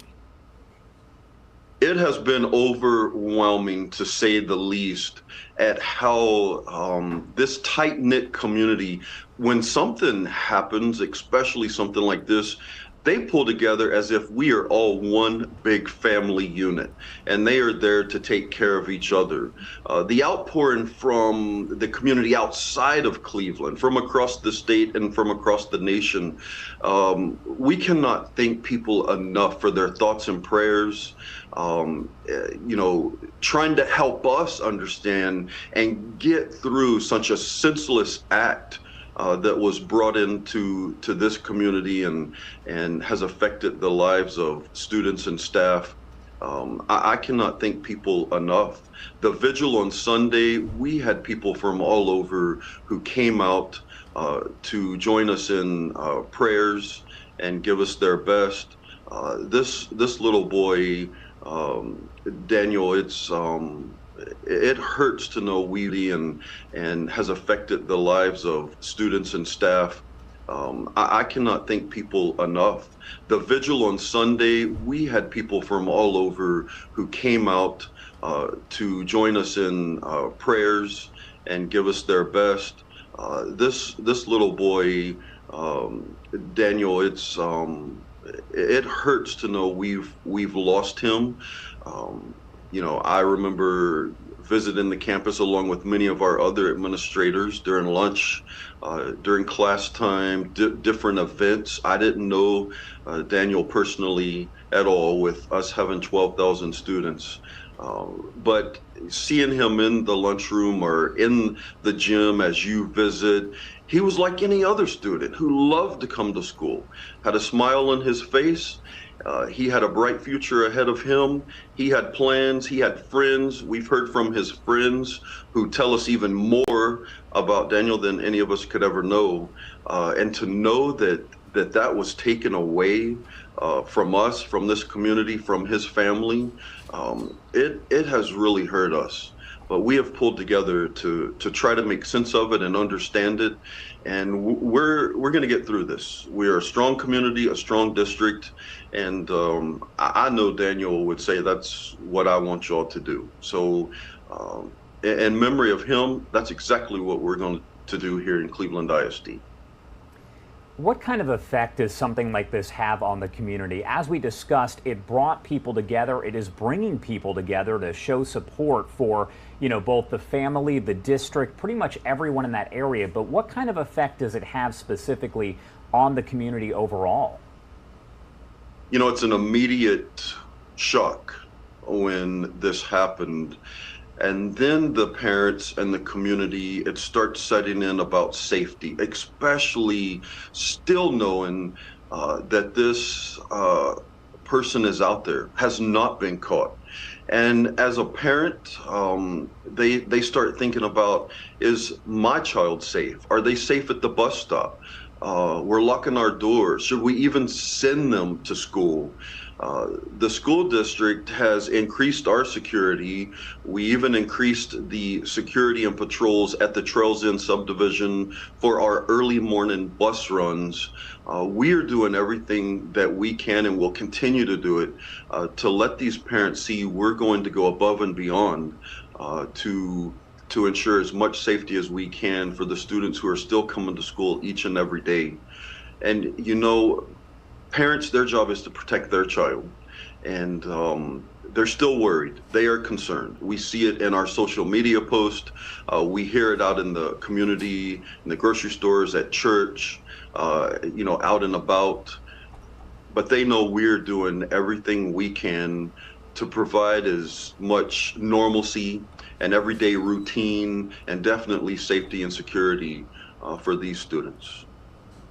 All right, Stephen McCandless, thank you so much for taking the time here to join us today to talk a little bit about Daniel and about the community there. Is there anything else that you want to add before I let you go? I just want to say thank you to the nation, to everyone out there who has been sending their thoughts and prayers. That is what helps any community get through with something like this. And we are going to make it through this. We're strong. Again, thank you to your viewers, to everyone out there. You know, God be with us all. All right. Thank you again for taking the time here to join us. Absolutely. Thank you. All right, everybody, I do want to take you out live over to Illinois right now, where a news briefing is just getting underway. This is all connected to that dust storm that is now responsible for at least 6 deaths over there on the interstate in Illinois. We know that more than 70 vehicles were involved in crashes on Interstate 55 in Montgomery County. The emergency management director will join us live coming up in the next hour. But for now, this news conference getting underway, so let's pop up the audio and listen in. Zero visibility, complete blackout conditions. So as our troopers were arriving, they were learning that the incident would have numerous vehicles involved, and I'll get to the specific numbers, some of which were on fire, numerous injuries and fatalities. Our folks immediately dispatched troopers from Troop 8, which includes the Metro East area, which is just a bit to the south of here, and from Troop 6, which is the Springfield area just to the north of here, where both of these areas of the Illinois State Police coverage overlap. Along with a variety of units from our Special Operations Group, and they began to search for the injured, provide for care, and coordinate with IDOT and other responding agencies to stop and reroute traffic. So ISP dispatched in excess of 40 troopers, and in addition, and I'll go through the list as well, many of our other agencies from around the area, Fire Services, EMT, Illinois Department of Transportation, others responded to the scene. We also dispatched our investigative agents from the Division of Criminal Investigation. Now, that does not mean that there's a criminal investigation going on here. It just means that those people within the Illinois State Police, they have the expertise, they have the experience at doing what it takes sometimes to be able to identify remains and be able to identify and notify the next of kin with the information and the evidence that we had available to us. So, in addition, ISP traffic crash reconstruction units were deployed and our crime scene investigators. A command post was set up where emergency services responded jointly to work to be able to provide rescue services to those in need and to obviously try to prevent further crashes. And that's why the road was closed. Ultimately, what we are aware of, the Illinois State Police, is that there are at least 37 reported injuries. And the number we have as of right now, and we have no reason to believe that this number will change, there could be more information, but as of right now, we believe 6 fatalities, and the age of the victims range from 2 years old to 80 years old. We are also aware of 72 vehicles involved in the crash. Now, I put an asterisk by that in terms of 72. There were vehicles that were involved in the incident and involved in the event and the crash, may have had some damage, but may have been able to drive away and drive away safely. So there may be some vehicles, it could be a much higher number that we can't account for simply because they were able to leave the scene safely before first responders were there, or they just didn't need any assistance. They were otherwise fine. time and just wanted to be able to vacate the premises and get away from the fires and the other damage that was there. So I-55 closed approximately that time, and around 6 this morning, after a tremendous amount of work by our folks in the Illinois State Police and our partner agencies, the road was able to be opened up again this morning at around 6 a.m. So we are currently working with the Montgomery County Coroner's Office to positively identify fatality victims. So due to the severity of the crash and the fire, we are required to activate our crime scene services and traffic construction unit, and we are working with our special agents to help identify them and use the techniques that we have when we are investigating criminal investigations to be able to link the information we have to surviving family members. So at this point, we do have, of the 6 fatality, 1 confirmed, and we have 3 that are tentative. And 1 name has been released by the coroner's office. You all should have that. The 3 other tentative identifications, we're obviously not releasing their names yet at this point, but we believe we are communicating with family members, and we're using a variety of techniques and investigative capabilities to be able to confirm that these are in fact their family members that are the victims. Now, here's where we need your help, and this is where we need to use the power that you all have to be able to communicate to the wider world. We have 2 unidentified victims. We have 2 individuals who, as of yet, remain unidentified, and we're needing information from the public or potentially from family members or from witnesses or anybody who may know anything about the identities of these 2 individuals. We want to make sure their family, the people that are out there that are their loved ones that are concerned about their whereabouts, that we're able to provide some closure and proper identification of who these 2 victims are. And I want to put out just some very general information, and this is frankly all the information we have at this point as we continue to investigate. One of the unknown victims that is yet to be identified. We believe the vehicle that individual's remains were found in is a blue Chrysler 300. The registration information, that type of identifying information, is not yet been able to be ascertained because of the condition of the vehicle. In addition, we have a deceased occupant of a Hyundai. Again, the color is we're not quite sure yet, and the vehicle and the specifics of the vehicle are not yet identified. But please put out to the public that we have a phone number, 618-346-3653. I'll repeat that number, 618-346-3653. If anybody might have information that could help us, shed some light on who these potential unidentified victims are, the occupant of a blue Chrysler 300 and the occupant of a Hyundai who may have been in this area at this time yesterday, please call that number, give us that information, and that will be helpful to us in trying to be able to identify who these individuals are. Last but not least, let me thank the tremendous response by the people that are behind me, the outstanding leadership that they showed yesterday morning and throughout the day and throughout the night in leading our response to this effort. This is what the Illinois State Police do. Also very grateful for our partners at the Illinois Department of Transportation, the local fire services, local ambulance services, local law enforcement, our partners here in this county and in this municipality. The effort was very professional, very timely, under a very unusual circumstance. Certainly dust storms happen, but it is not something that happens every day here in this part of Illinois or in any part of Illinois. So this is a very series of unusual circumstances. I know meteorologists and the National Weather Service have certainly put out their observations and their conclusions about what led to these circumstances, and it's simply a terrible, terrible tragedy.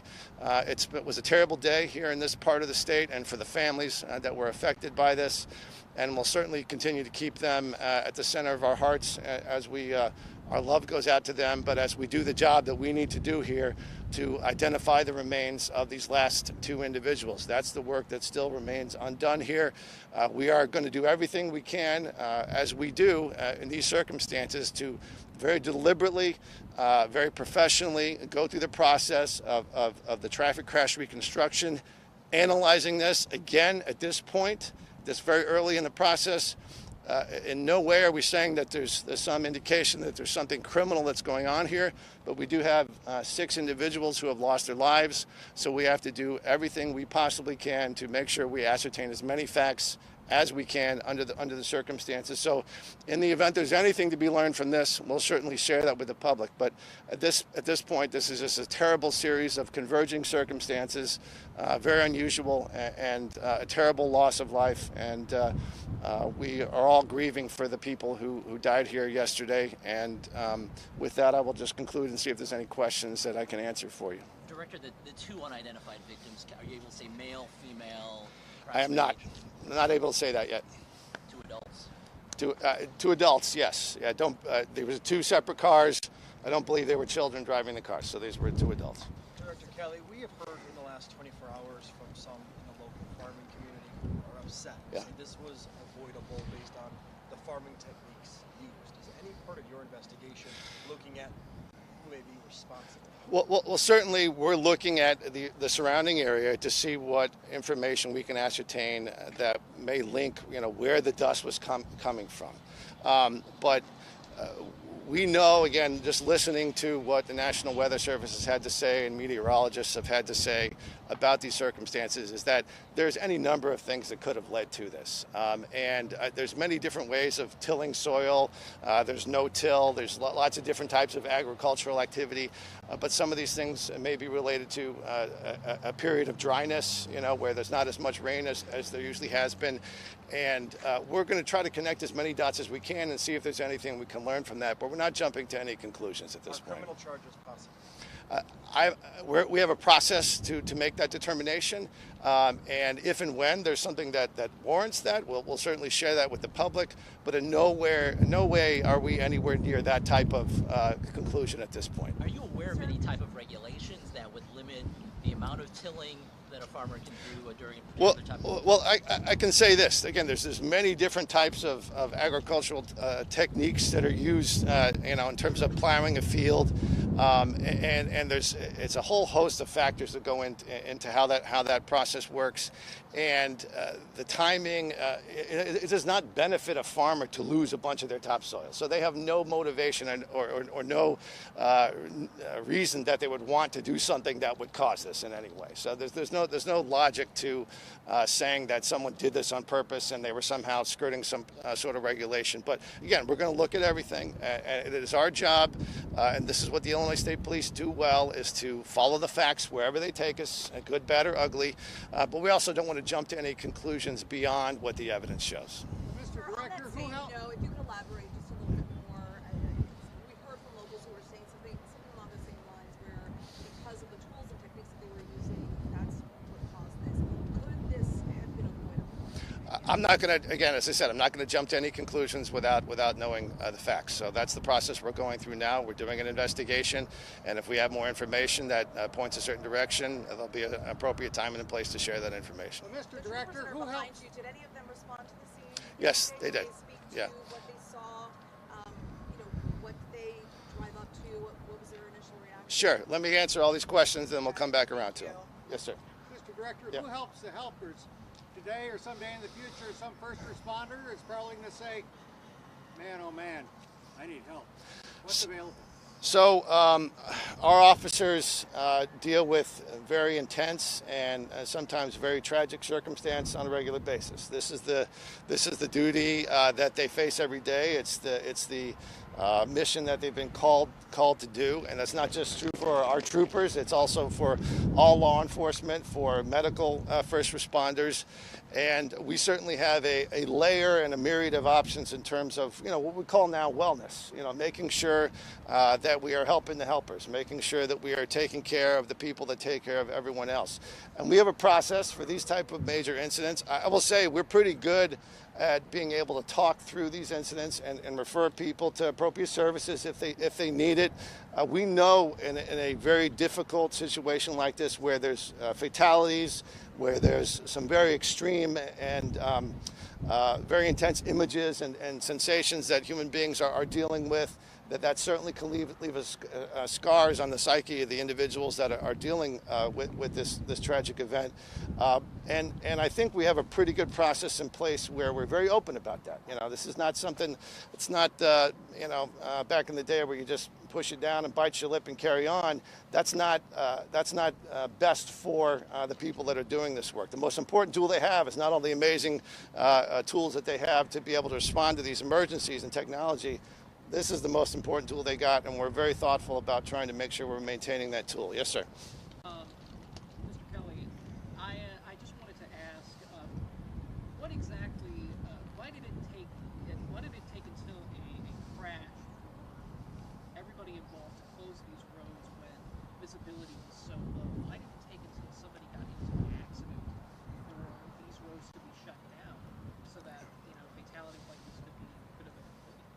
Well, I don't think we have any evidence at this point that there was any reason to have shut the road down. It is a pretty extreme thing to shut a road down. We do that during blizzards. We do that when we have hazmat or circumstances like this. And the parameters for shutting a road down are not always predictable in a sense. Just the weather is not always predictable. So at this point, there's nothing to indicate that IDOT or ISP or anybody had any information that warranted shutting a road down. Now, we are certainly looking at the timeline for what the weather warnings were. Some of those warnings, in terms of the warning about there being a dust storm, came after some of the accidents that occurred yesterday.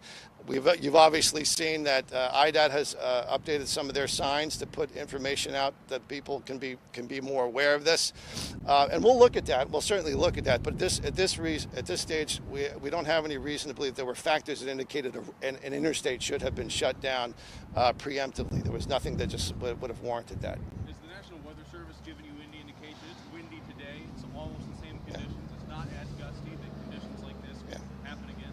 Yeah, so they do have a warning out still right now for the wind conditions through today, I believe. Have any drivers been cited? Could they be cited for speed or any other factors? So our traffic crash reconstruction folks, that is what they will do. They will go through the process of trying to reconstruct what exactly happened here. They will look at things like black boxes that are in the car to be able to see what the speed was. They'll interview as many people as possible. But when we're talking about 100 objects all moving at potentially high speeds and maybe under the speed limit, but maybe not necessarily safe for conditions, those are questions that we have to ask. Those are questions that we ask anytime there's an accident of this nature, or even a smaller accident, to determine what the events were that led to this. So we'll see. But we're very much early in this process. We have a lot of evidence to go through. We have a lot of people to interview. We have a lot of science that has to be done to be able to see what we can determine from this. Yes, ma'am. Just to be clear, the two drivers that you're trying to identify, were they burned beyond recognition? I will say we are not able to identify them. And I think the specifics of that are something that I think would be more appropriate to discuss during the coroner's inquest or further investigation later. And I'm also trying to be sensitive to the family members that are out there. This is not the place to explain how they may have lost their loved one. Yes. All right, that right there is a news conference underway over in Illinois. This is Illinois law enforcement providing an update after a crash caused by a dust storm killed at least 6 people. Now, as you heard right there, 2 adults do remain unidentified, so investigators are urging anyone with any information about who these adults could be to give them a call. Let's head to our final 2-minute commercial break of the hour, and on the other side, if that is still going on, we'll pop up the audio and listen in live, raw, and unfiltered.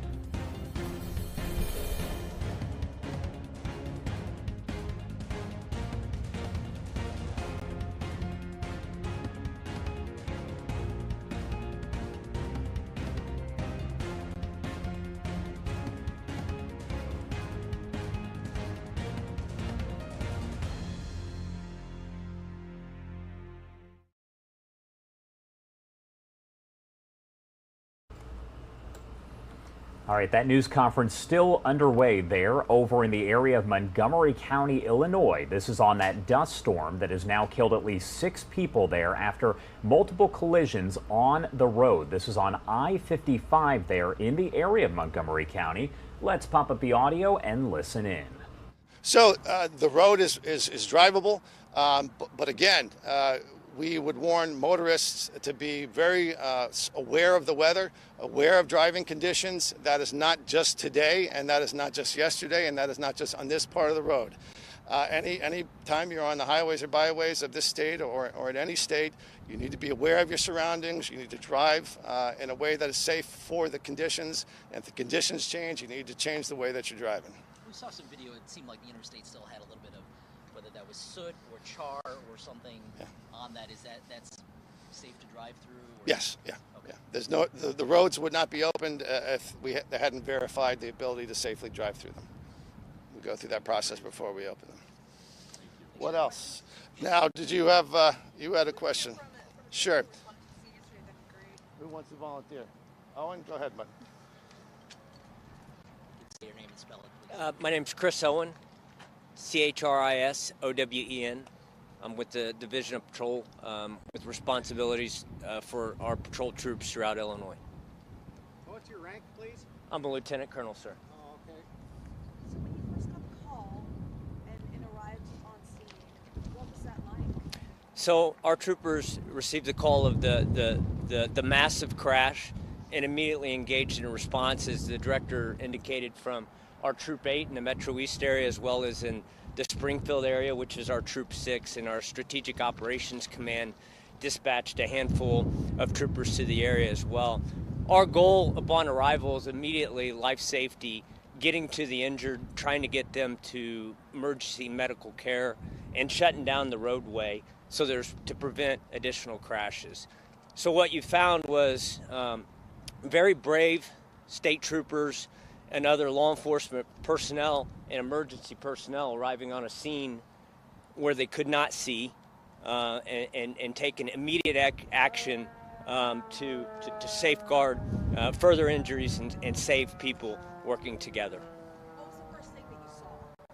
The first thing that would have been seen was the dust storm and not being able to see what's on the other side of it and having no knowledge of exactly the extent of the incident that we were coming into. Have you personally ever experienced a scene like this? Yes. Were there extrications, and can you describe how that occurred? The extrication process would have involved some of our troopers helping people out of their vehicles, as well as our other emergency personnel, the fire departments, and the brave men and women responding from our EMS providers going into the scene to help victims off the roadway to safe locations. We dispatched vans from our Division of Training Academy, and there were school buses that showed up on frontage roads so we could safely get these people off the roadway to reunification sites. This was yesterday. Obviously this is kind of a, it's not like we're in a big city, right? We're kind of in a remote location, and I say that because it's like the director said, there was 37 injuries. So as far as ambulance go, what kind of resources does that take up? Like, how many ambulances does that require? How many towns? So the emergency response from the region was significant. All resources were exhausted. Multiple helicopters would arrive to the scene to transport the injured, as well as the various ambulance companies. The exact number I do not have currently with me, but it was numerous. As the director indicated, there was over 40 emergency services agencies that responded in unison to this incident. And without that response, there would have been potentially further injury. First Tuesday of the month? Yes, and it's the first Tuesday of the month. So, thank you, Director. Thank you. We got our PIO here, and again, as soon as we get information, we will share the information. That's our obligation to you, and we will try to be as responsive as we possibly can. Anything else from anyone? Okay, great. Thank you all. Thank you. All right, that concludes that update there from Illinois law enforcement. They are giving an update on the deadly dust storm. We know now that at least 6 people were killed when that dust kicked up, causing collisions on I-55 there in Montgomery County, Illinois. Coming up in just about 15 minutes, we do expect to be joined live via Zoom by the Montgomery County, Illinois EMA director. He will update us on the situation there and really how something like this could have happened.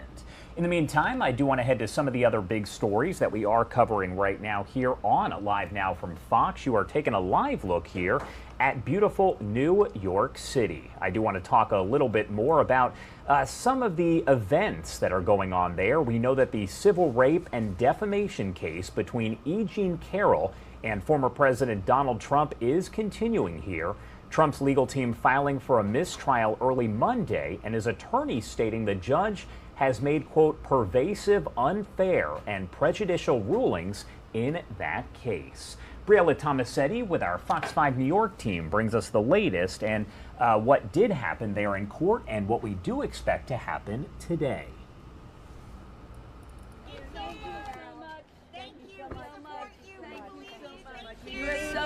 E. Jean Carroll was cheered on by a crowd of supporters. You're enabling a rapist. Shame on you. While Donald Trump's attorney, Joe Tacopina, was heckled arriving at Manhattan federal court Monday morning. On the fourth day of Carroll's civil battery and defamation trial against the former president, the author and former advice columnist took the stand to continue being cross-examined. Last week, Tacopina grilled Carroll about the details of her rape accusation, which she claims happened in a Bergdorf Goodman dressing room nearly 3 decades ago. Yesterday, he asked yet again why she didn't call police after being, quote, personally attacked by Trump, and why she had dialed 911 when children vandalized a mailbox belonging to an actor she knew. Carroll said under oath that she was ashamed of what had happened and thought it was her fault. She previously testified that the Me Too movement encouraged her to write about the encounter years later in a 2019 memoir. Tacopina also brought up that Carroll had accused several men, including a former CBS executive, of sexually assaulting her, but Trump is the only one she ultimately decided to sue. Carroll said she made that decision because he called her a liar. Earlier in the day, Judge Lewis Kaplan denied a motion filed by Tacopina seeking a mistrial. Tacopina argued that Kaplan had mischaracterized evidence to favor Carroll and improperly shut down some of his questions. Trump, in the meantime, continues to deny the whole thing ever happened. And that was Briella Tomasetti there with our Fox 5 New York team. She is following that on a daily basis and has been joining us with the latest. In other news here, film and television sets in Hollywood going dark after the Writers Guild of America voted to go on strike. Union leaders say members will start to picket this afternoon. The decision comes as negotiations between the union writers and major studios failed to reach an agreement.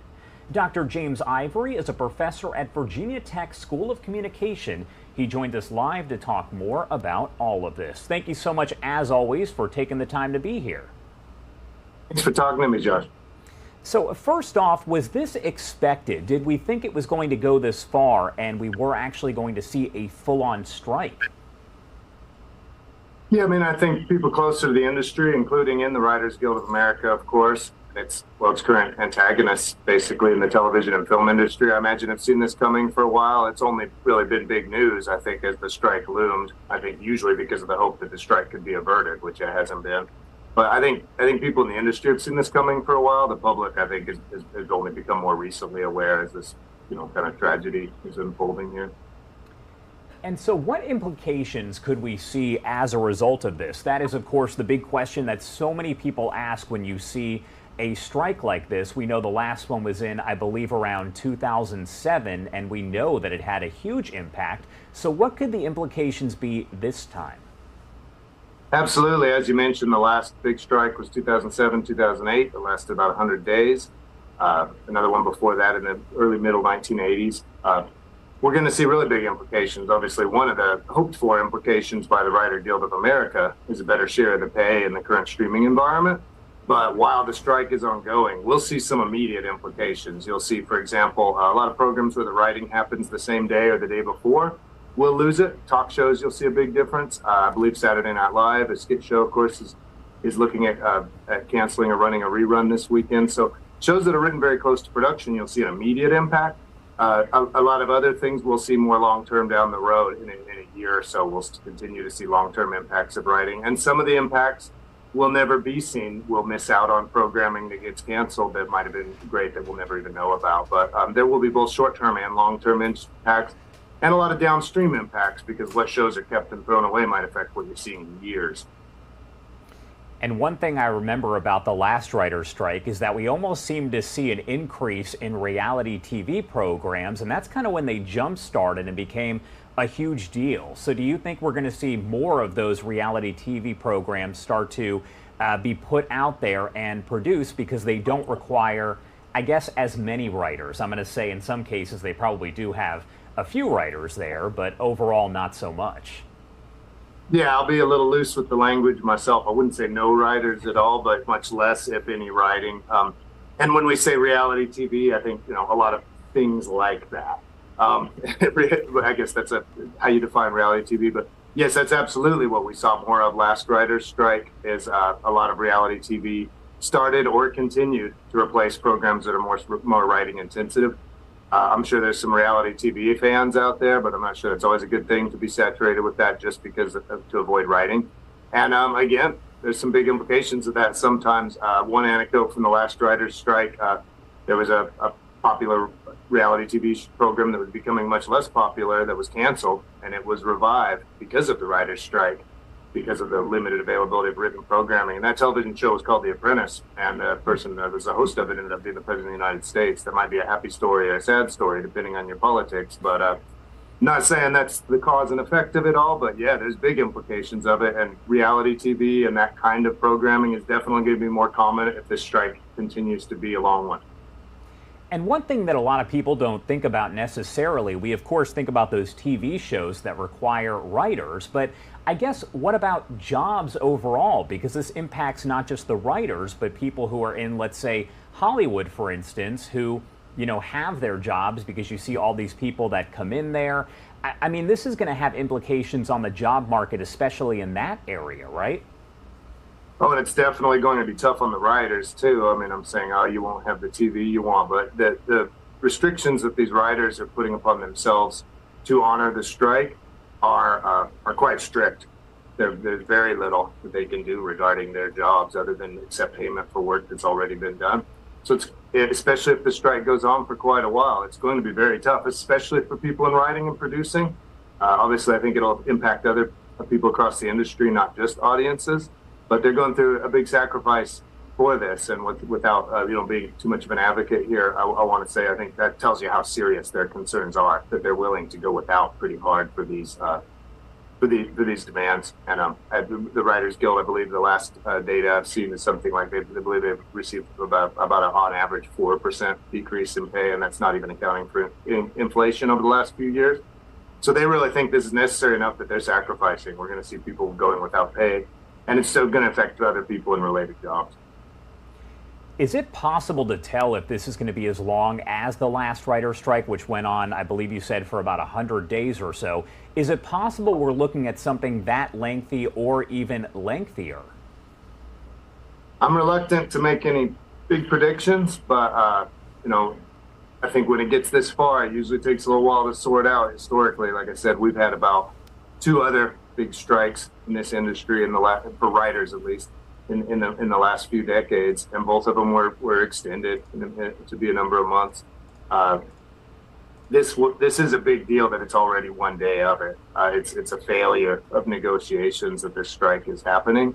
So my inclination would be, I don't have any crystal balls around the office here, but my inclination would be that if we weren't able to avoid this strike, it will go on for a little while. And again, it'll be tough on audiences, it'll be tough on the industry, but it's really tough on the writers. It sounds like, from what I've been reading, that a majority and almost unanimous amount of these writers here actually voted for this strike. Is that surprising at all?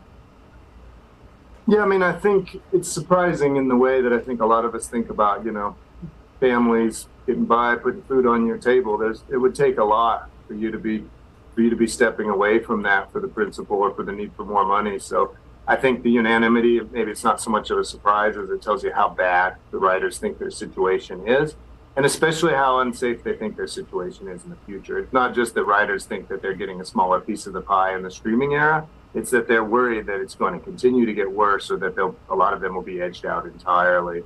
So I think the unanimity, I'm not quite sure how much I think it's a surprise or not, as much as it is a clear indicator that they are very concerned. Again, the people taking the biggest hit here in a lot of ways are the riders themselves, of course. So that tells you how serious they are about the need for this. And again, I think it's not just present concerns, but their concerns about the future of the industry and whether their job will continue to get worse and worse.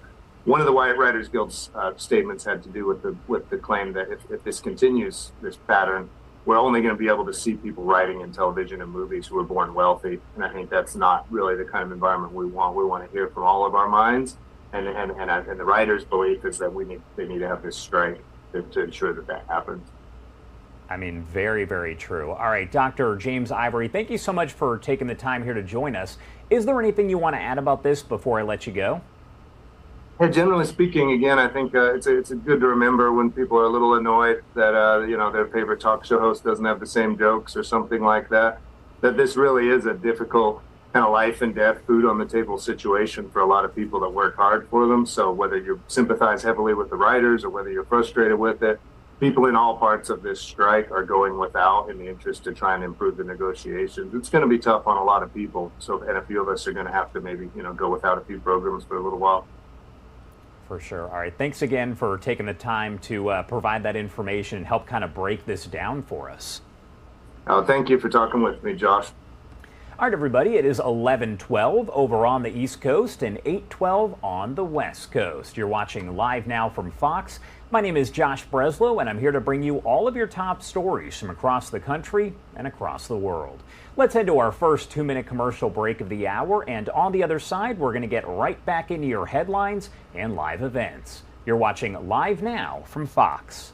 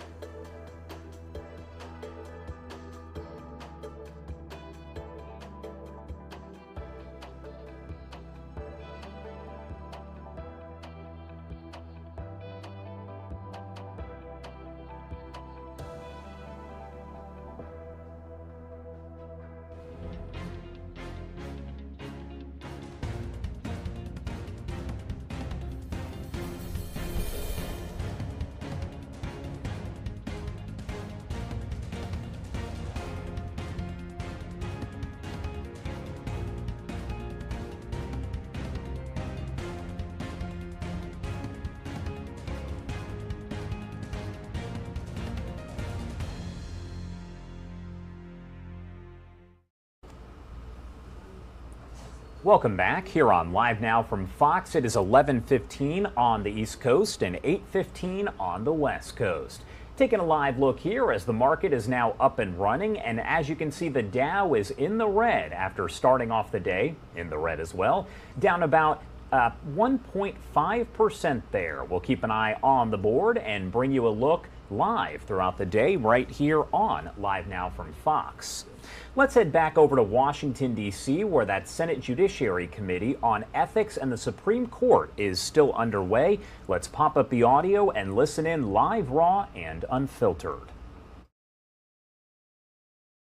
About how it is to operate, because that was left to the Congress of the United States under Article 1, Section 8, the Necessary and Proper Clause. And immediately Congress agreed to do that in the Judiciary Act of 1789, as it was required to do. The Congress sets the size of the Supreme Court. That is not in the hands of Chief Justice Roberts and his colleagues. Congress establishes the quorum requirement. That is not in the hands of Chief Justice Roberts and his colleagues. When this Congress passes a law that says that they must recuse themselves, the judges and justices of our federal judiciary, when there are certain conflicts of interest, the justices are not free to say that law doesn't apply to me. I'm going to sit on that case anyway. And so what is troubling is there is an implication in the recent statement of policy of ethics policies, as well as some previous statements by the court, that it doesn't think these laws bind it. And I find that very confusing in light of the text structure and long history of congressional administration of the courts. Thank you. Judge Mukasey, I'd like for you to address one issue. It appears to me that in the early days of our republic, an oath had a different meaning than it does today in this respect. It is, in the swearing in of members of Congress, for example, kind of a pro forma exercise.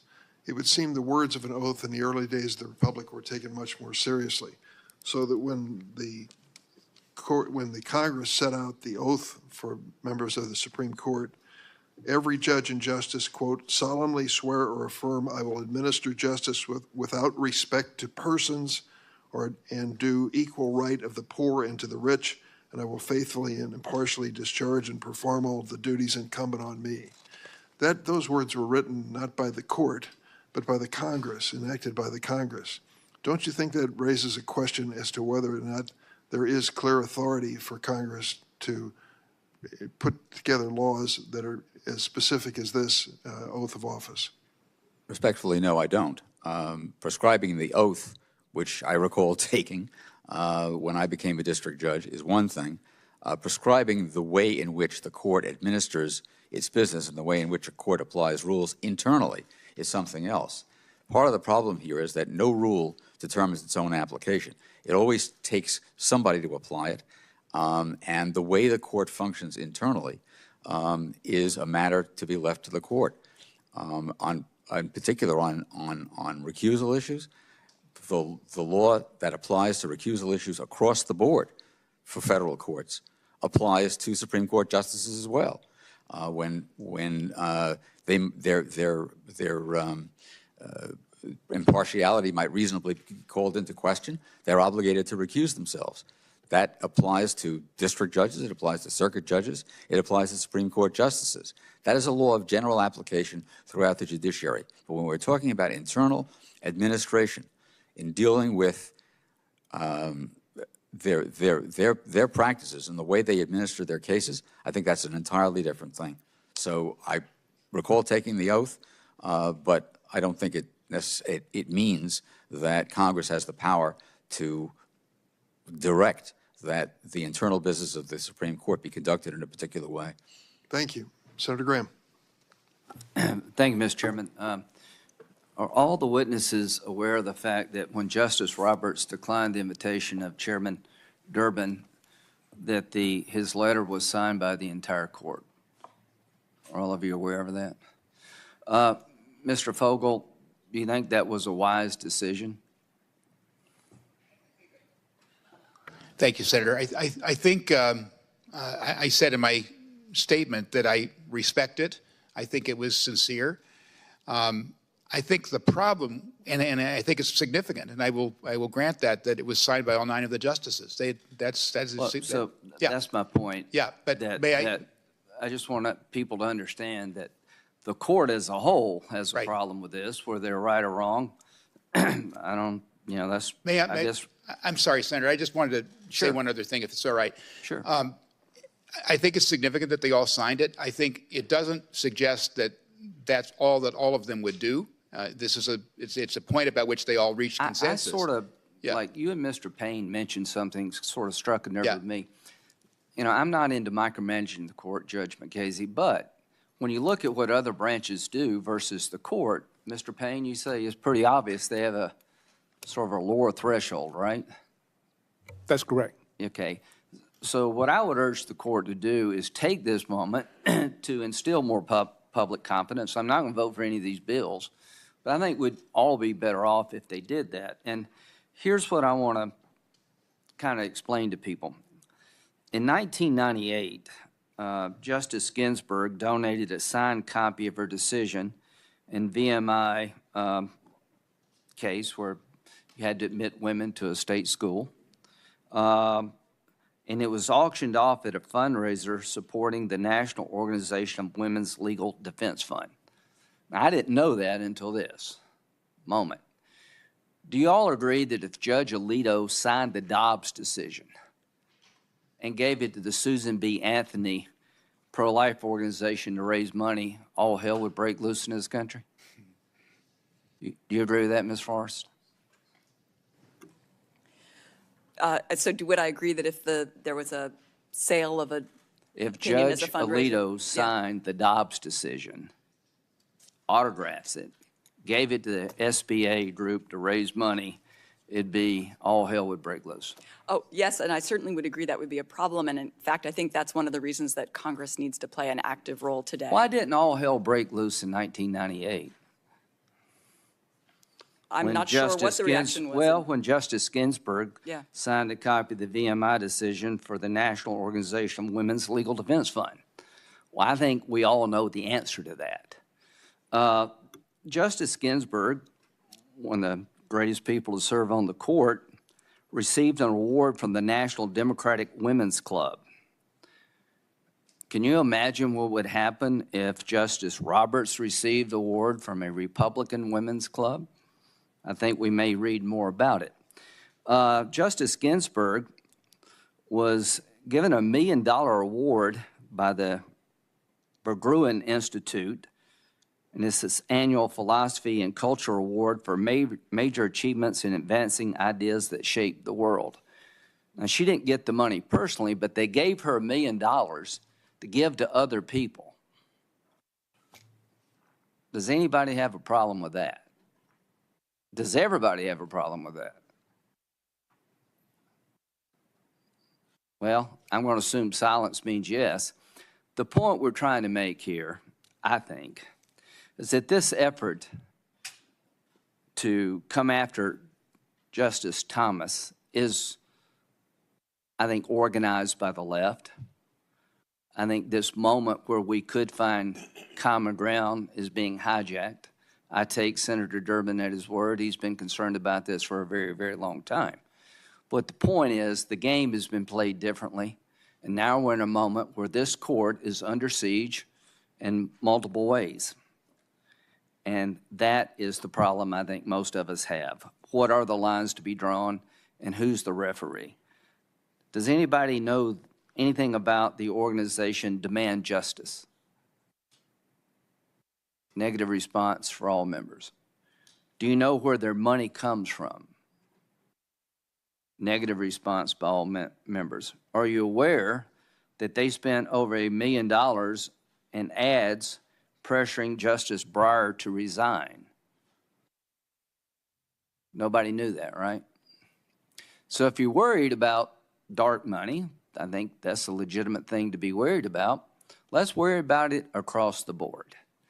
And I guess my point, Mr. Chairman, is that the efforts by Senator Schumer to go to the court and threaten the court with its very existence, the efforts by people to intimidate justices, decide cases before the court, can't be ignored. And here's what I worry about the most. This is not about trying to upgrade the ability of the court to be more transparent. It's about an effort to destroy the legitimacy of this conservative court. So to the panel, if you have any ideas or recommendations about how the court could be more transparent, count me in. That makes perfect sense to me. But when you look at the history of the way things have happened with the court, when a liberal justice does something, the reaction in the American media is completely different. The New York Times article about George Mason admitted a lot of other schools who did the exact same thing. And I would say to Justice Alito, don't sign a copy of the Dobbs decision and give it to the SBA to raise money. You would not receive the same treatment if you did what Justice Ginsburg did.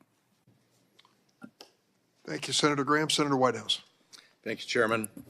Professor Frost, you distinguish between the adjudicative and the administrative function within the judicial branch. That has constitutional relevance to our ability to legislate?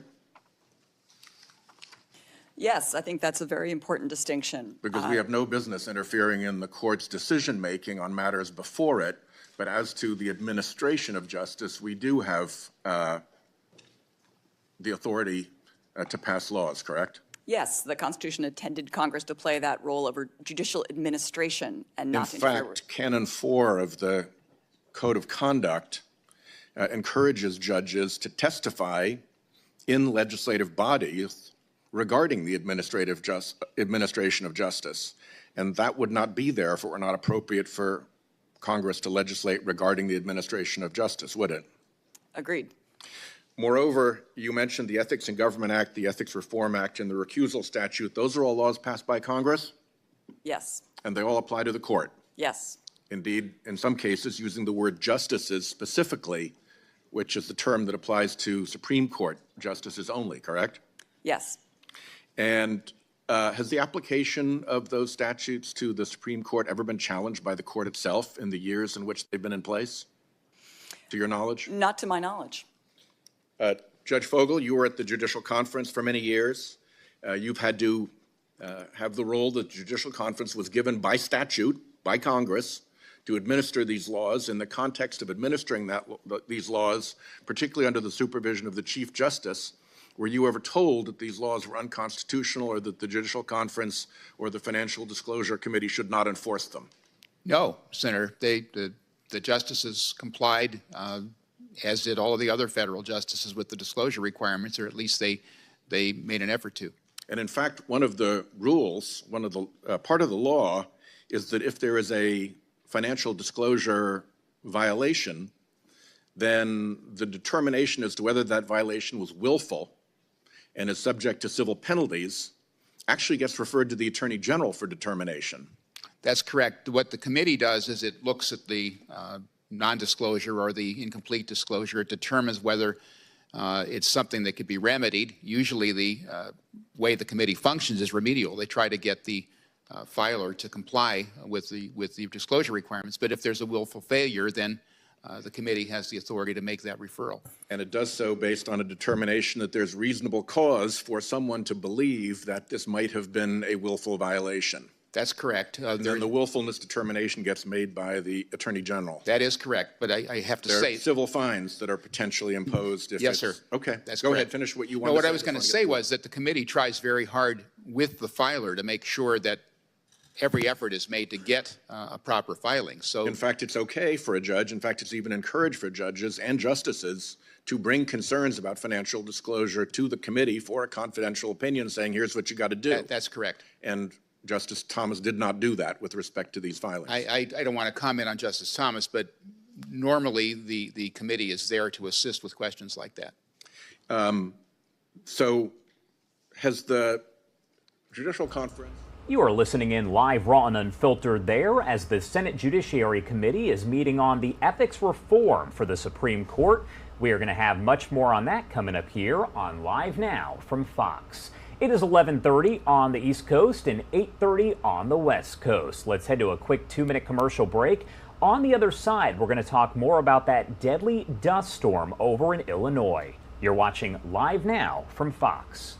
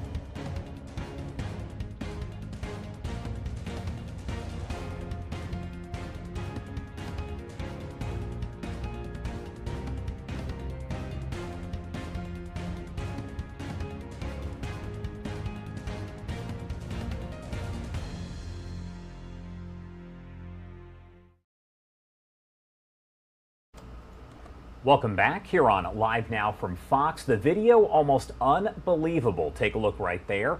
An interstate in Illinois has since reopened after a windstorm kicked up clouds of blinding dust from farm fields, causing crashes that killed at least 6 people and injured dozens of others.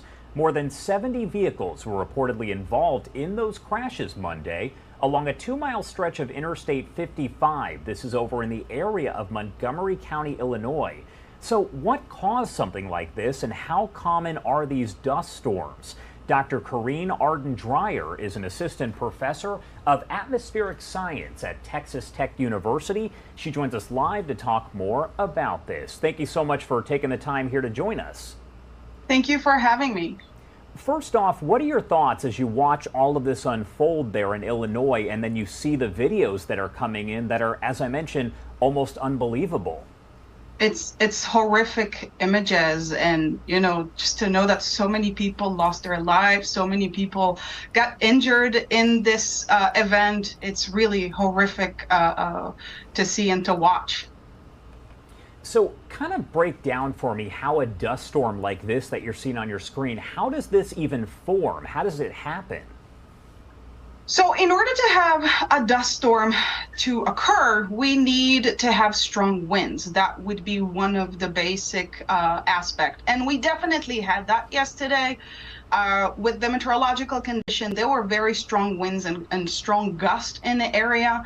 Unfortunately, in addition to the strong winds, we need dry soil. And the dry soil, the dry dust particle can be uplifted into the air by the strong winds.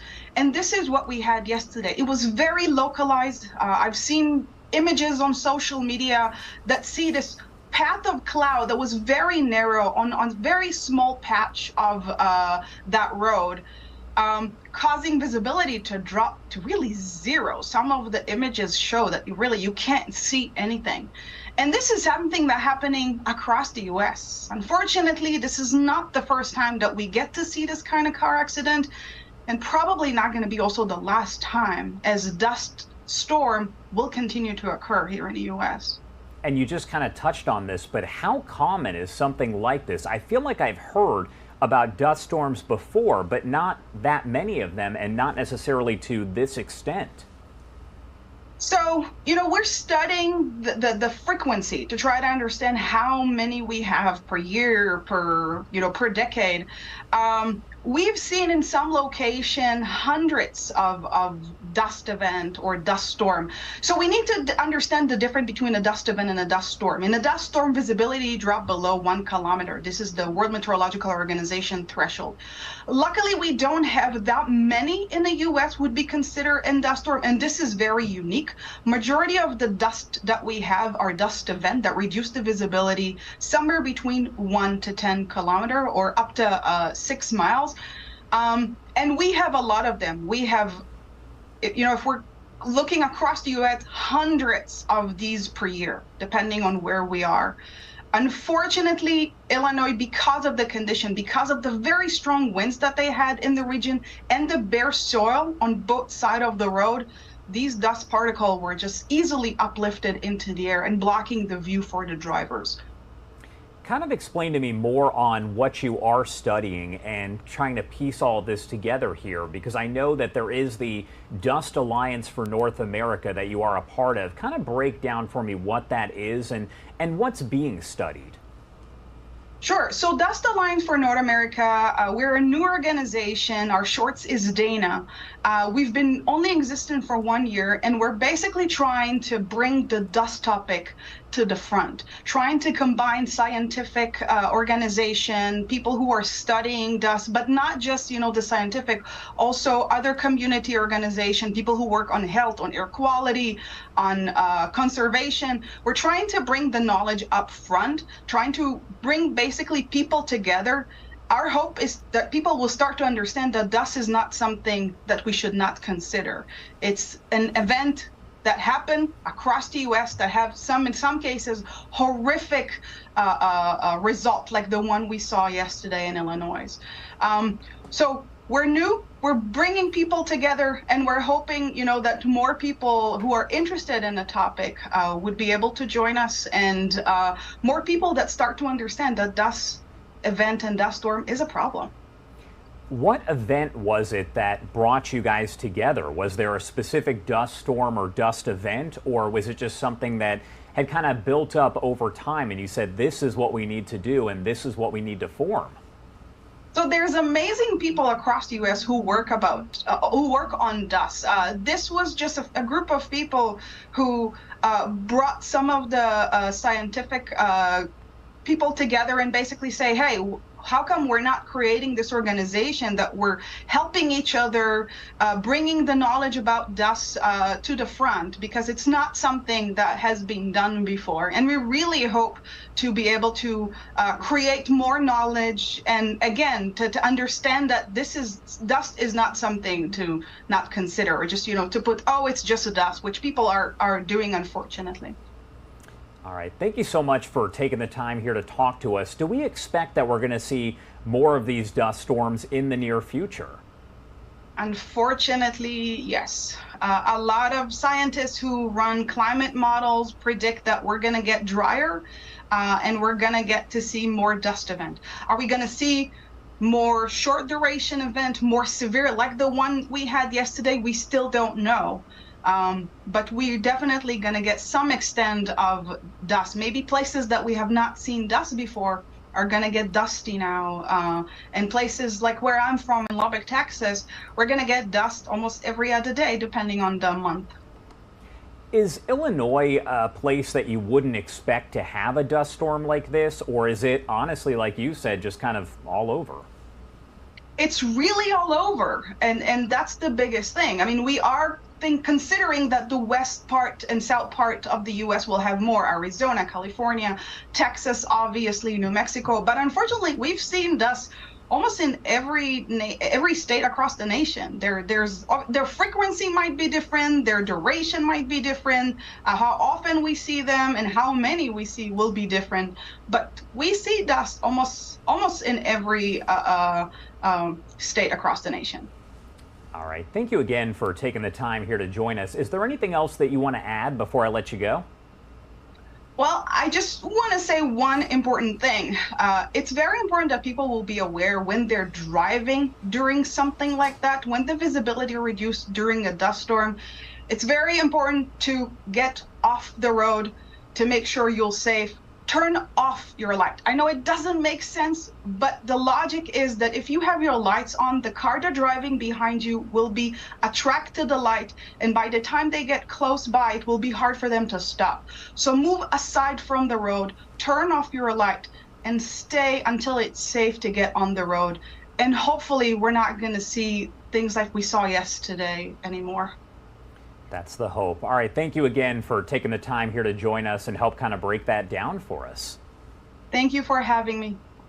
All right, everybody, the time is now 11:40 over on the East Coast and 8:40 on the West Coast. Taking a live look at just some of the many images that we do have from across the country and across the world. This shot looks extra awesome today. I do show it quite a bit, but it is Lady Liberty there in the distance. I don't know what they did with the lighting or if it's the sun bouncing off, but that is a beautiful shot right there.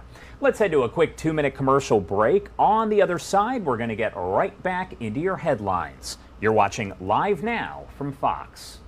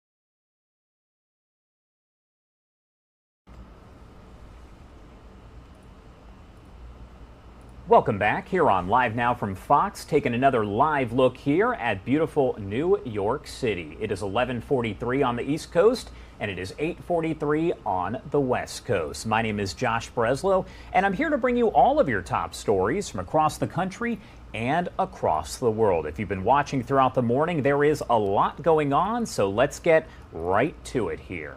Taking a look at a scene that probably looks very familiar there to you. I want to get to the latest on the ongoing manhunt for the Texas man suspected of murdering 5 of his neighbors over the weekend, including a young boy.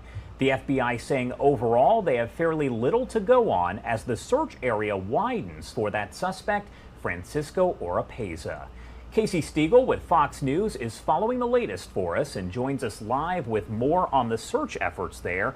And he does have the latest information. Casey, thank you so much for being here.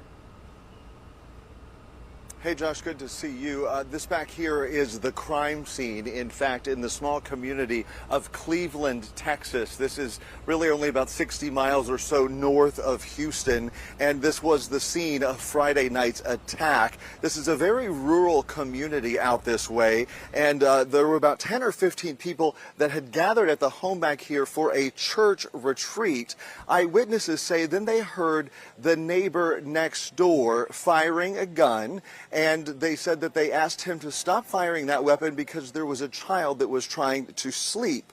Police say when they asked him to please keep it down, an argument ensued. Moments later, investigators say the man returned with an assault-style weapon and began firing as he approached the home.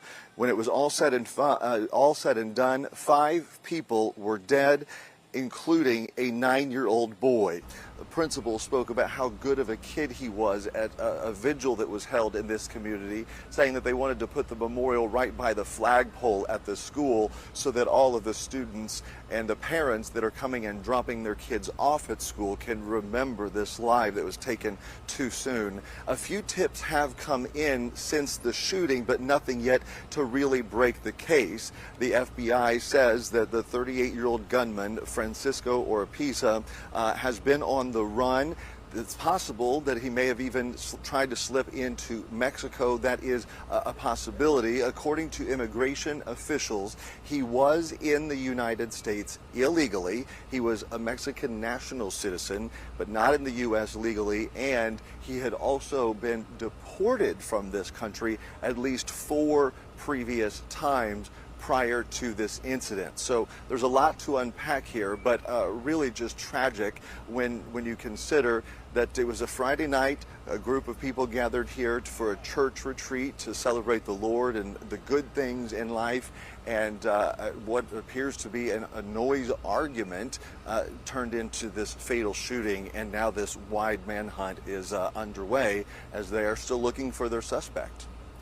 And at this point, we know that it's in, I believe, day 4 of that manhunt. Has the FBI, the sheriff there, have they announced if they do plan to hold another news conference, any sort of updated briefing with the latest information on the search area, where they're looking for? I do know that they expanded that area just a few days after this happened. Have they given any sort of indication on exactly when they're going to update the public?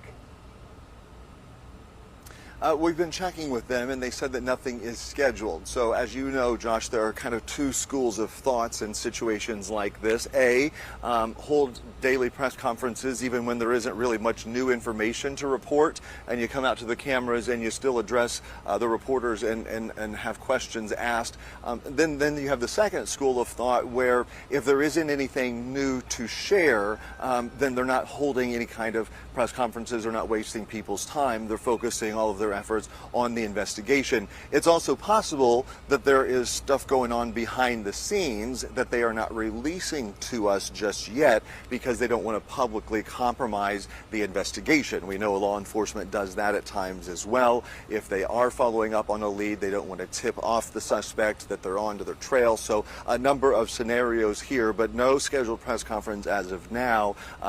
It's not clear if they're going to hold one if and when this man is eventually found and arrested, and if he is out of the country, extradited back here to face charges. All right, Casey Stiegel there with Fox News. Thank you so much for taking the time here to join us. Thanks, Josh. All right, everyone, it is 11:48 on the East Coast and 8:48 on the West Coast. Thank you so much for starting your day with us here at Live Now from Fox. We have a lot to get to here, so let's head to our final 2-minute commercial break of the hour, and on the other side, we'll get right back into your headlines and live events. You're watching Live Now from Fox.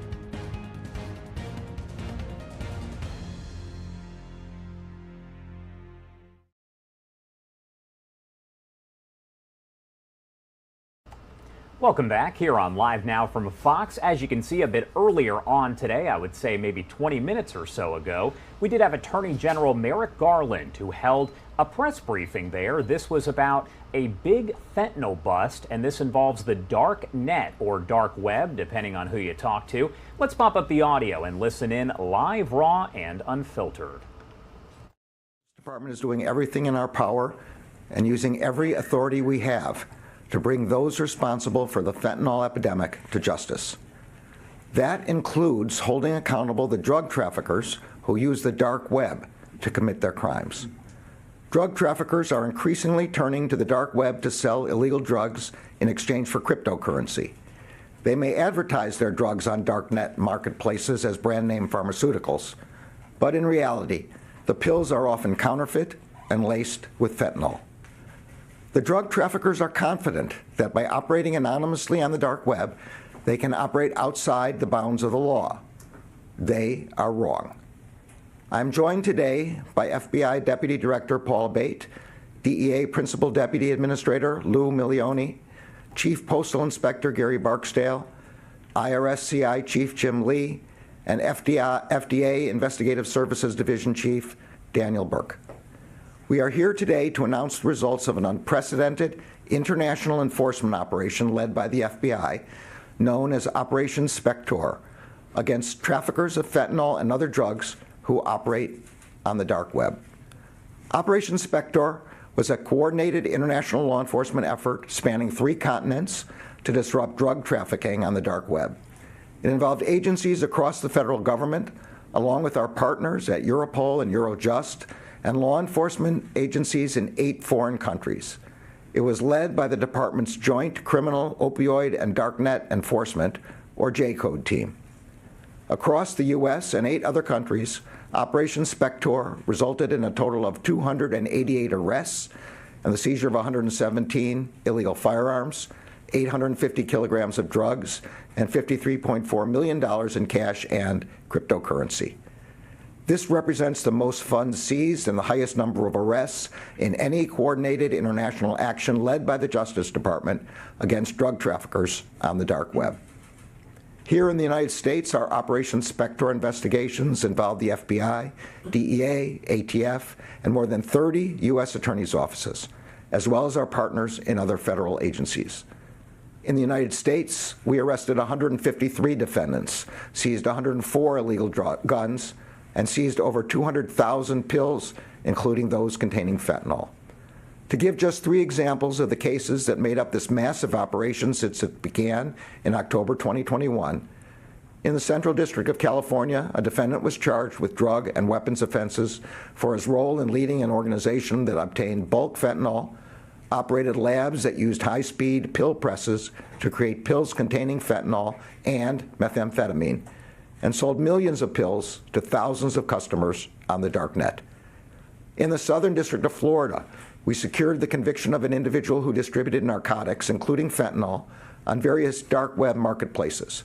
That defendant possessed a list of over 6,000 customers across the United States. And in the Eastern District of California, 2 individuals were charged with drug and money laundering offenses for their role in selling tens of thousands of counterfeit oxycodone pills containing fentanyl in exchange for cryptocurrency on the dark web. I am extremely grateful to the agents, prosecutors, analysts, and staff across the department who participated in this operation, including the FBI and its J-Code team, the DEA and ATF, our U.S. Attorney's offices and OCDF, and multiple divisions, sections of the Criminal Division, including the Computer Crime and Intellectual Property section, the Money Laundering and Asset Recovery section, the Narcotic and Dangerous Drugs section, the Fraud section, and the Office of International Affairs. I also want to thank our partners across the federal government for their assistance in this operation, including the U.S. Postal Inspection Service, IRS Criminal Investigation, Homeland Security Investigations, U.S. Customs and Border Protection, the Naval Criminal Investigative Service, the FDA Office of Investigations, and the Treasury Department's Financial Crimes Enforcement Network. I am likewise grateful to our partners at Europol and Eurojust, and to our law enforcement partners in Austria, France, Germany, the Netherlands, Poland, Brazil, the United Kingdom, and Switzerland, without whom this operation would not have been possible. The Justice Department is cracking down on criminal cryptocurrency transactions and the online criminal marketplaces that enable them. In 2021, Deputy Attorney General Lisa Monaco announced the results of another international operation, Operation Dark Hunter, which included the arrest of 150 dark net drug traffickers and the seizure of $32 billion in cash and cryptocurrencies. Last year, together with our German law enforcement partners, we seized Hydra Market, the world's largest and longest-running illegal marketplace on the dark web. Earlier this year, we led a coordinated international operation against Genesis Market, a major criminal marketplace that enabled cyber criminals to victimize individuals, businesses, and governments around the world. And today, we have announced an unprecedented international enforcement action against drug traffickers on the dark web. This work will continue. Our message to criminals on the dark web is this: you can try to hide in the furthest reaches of the internet, but the Justice Department will find you and hold you accountable for your crimes. The Justice Department, together with our American and international partners, will continue to disrupt and dismantle darknet markets.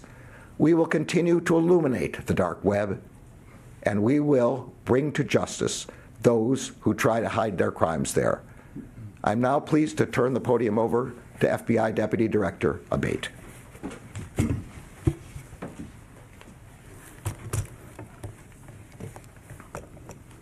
Good morning, everyone, and thank you, Attorney General Garland.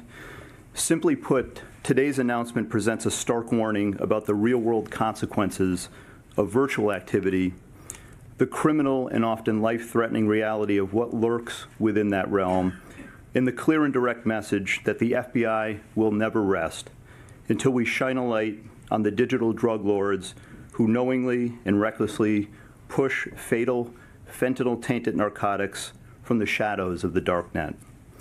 It is a privilege to represent the FBI here today alongside the Department of Justice, the Drug Enforcement Administration, the U.S. Postal Inspection Service, IRS Criminal Investigative Division, and our partners at the Food and Drug Administration, and to have the chance to speak about our leading and collaborative role in this year's J-Code operation known as Operation Spector, which is not just one investigation, but rather a series of coordinated enforcement actions, as was mentioned, since late 2021, involving the work of 16 FBI field offices across the United States, 7 additional domestic investigative agencies, and 8 international partner governments.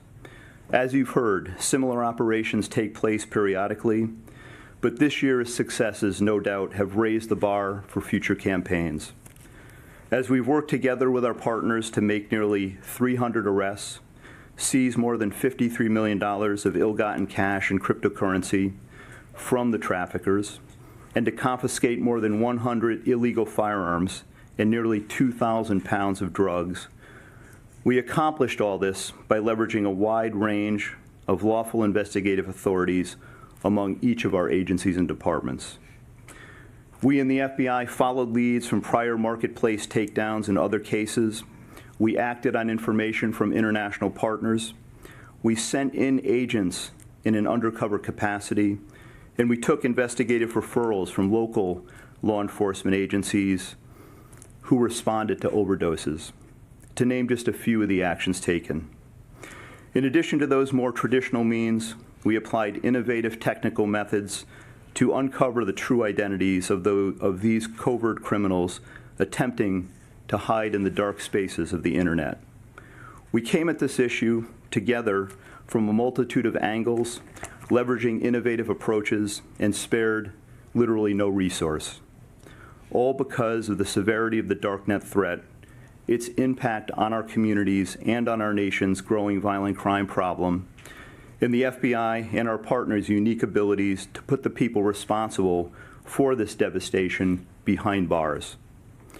In just one arrest last year, as an example, the team took down a California-based darknet dealer who used at least 9 different marketplaces and employed a web of workers to ship and receive millions of pills to thousands of buyers and potential victims. There, we worked with our partners to find and seize over 500 pounds of illegal drugs, high-speed presses that could produce thousands of pills an hour, illegal firearms, and more than 20,000 multicolored fentanyl-laced pills meant to look like oxycodone. It should be noted that the darknet is not just a marketplace for illegal and dangerous drugs.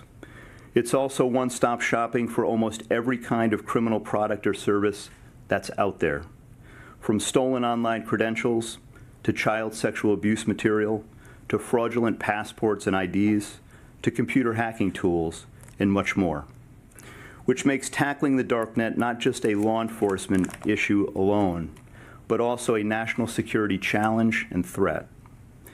It is also a public health and safety imperative, which is why the operation we're discussing today was focused especially on preventing the sale of illicit drugs. The darknet is one of the most dangerous places for an American or anyone to purchase drugs. And more so now than ever, with dealers consistently cutting their unregulated products with potentially deadly doses of fentanyl, worsening a crisis. You are listening to a news conference that just wrapped up a short time ago. This is the Attorney General was speaking there on that major fentanyl bust on the dark web. We'll have more coverage of that coming up a little bit later on. Let's actually head to another story we've been following very closely here on Live Now from Fox, and this involves that writer's strike. So, film and television sets in Hollywood going dark after the Writers Guild of America voted to go on strike. Union leaders say members will start to picket at some point this afternoon. The decision coming as negotiations between the union writers and major studios failed to reach an agreement. Danny Kravitz is the screenwriter of The Maskman, starring Liam Neeson, and a college professor of screenwriting at Columbia College Chicago.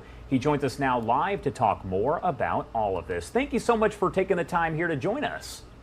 It's my pleasure to be here. So it's the marksman, not the maskman. I gotcha. Well, so first off, just kind of tell me your thoughts here on this strike overall. Is this something that you personally expected was going to happen, or did you think there'd be some kind of resolution?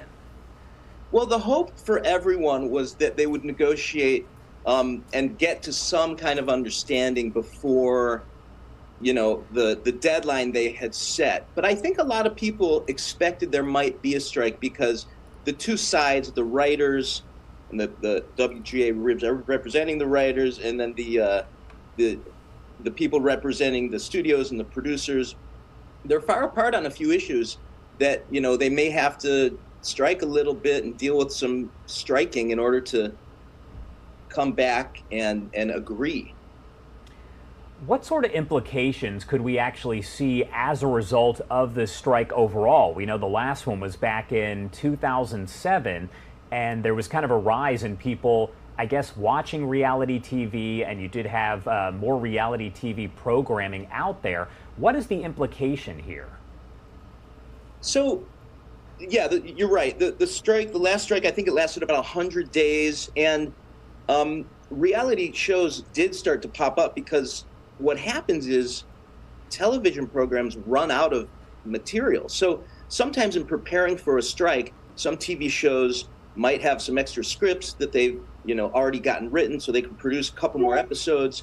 But certainly with variety shows like Saturday Night Live, where the script is written the days before the airing of the show, there's just no content for the TV, for the service to provide to the audience. So they may show reruns, and if they have an idea for a reality show that's not scripted, they may be able to, create a new reality show or put a reality show in there. So it could happen. That's what happened. I expect there to be a lot of reruns, and I don't expect this to last as long as the last one. I don't think anyone has the stomach for it to be a 100-day strike.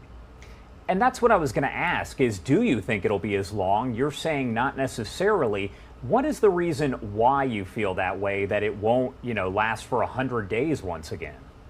Yeah, so for the record, I know nothing about anything, but my personal thought on this is the pandemic was really hard on the industry. And when there is a strike, it's pretty brutal economically for the industry, not just for the, the immediate players, but all the trickle down the whole economy in Hollywood. And no one really, and Hollywood's trying to rebuild itself after the pandemic, and some of the changes that came from the pandemic and how people are making money and how people are viewing things. So it would just be a real shame if they couldn't lock it up and solve some of this sooner, because the impact is huge. So that's why my personal opinion is they had to get to this point in order to really just hammer out the issues, but no one wants this to last long. Do you think they learned anything, let's say, when you're talking about negotiations and things of that nature from what happened back in 2007 that could help this come to an end maybe a little bit sooner? It's hard to say because the issues are a little, they're a little different. It's a little unique. In the last, since then, some of the reasons why there's now a discrepancy and an argument about pay has to do with how technology has changed. And we're watching more things through streaming services. And this is new. And the way TV shows are being produced is a different model compared to the model that the TV shows, used to use to produce and pay writers. So they're kind of in new territory here. The hope is that, people who figured out a solution in the past will figure out a solution, in the future together, because I think everyone has the best intentions. But it's really kind of a cool time. It's a really unique time with the technology of the way people are viewing things. That's kind of gotten us to the situation where the writers are like, oh, we need to make a fair amount of money too. What do you think is going to go first as far as reruns and things of that nature? I imagine it's going to be the late night shows that happen on a daily basis, but any insight there as to what we will see kind of impacted first? I can only guess. I think, like you said, the late night shows, those seem to be the ones that immediately go dark and we get something else in there. After that, your guess is as good as mine. When you're talking about your class, because of course you do teach film, screenwriting, is this something that you discuss a lot about? Have you been discussing a lot about this? And I guess how does it play into your curriculum overall? It's an interesting question. It actually has not come up very much. My students are so, I teach at Columbia College Chicago, just the greatest creative students, and we're all so busy with our heads down trying to make our little scripts and our little projects that sometimes the talk of the business doesn't come up that much. And so it's not really part of the curriculum. We mentioned it, and we kind of mentioned it in the same way I'm having this conversation with you. Like, these are the big issues, and hopefully it gets resolved, but you guys keep working hard and do your thing and, get really good at what you do, because that's what you need to focus on right now. That's kind of been the approach for me anyway. All right, Danny Kravitz there. Thank you so much for taking the time here to join us. Is there anything else that you want to add about all of this before I let you go? I can't add anything other than thank you so much for having me, and it was really nice talking to you. All right, next time I promise I'll say the marksman correctly. Yeah, sorry, I had to correct that, No, I appreciate it. A movie.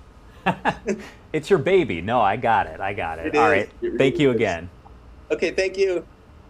All right, everyone, 12:09 over on the East Coast and 9:09 on the West Coast. My name is Josh Breslow, and I'm here to bring you all of your top stories and live events here from across the country and across the world. Taking a live look here at beautiful New York City. That is Lady Liberty there in the distance. Want to take a look at the stock board as well. You can see we've been in the red all throughout the day. The Dow is down 1.6%. Let's head to that commercial break. On the other side, right back into your headlines and live events. You're watching Live Now from Fox.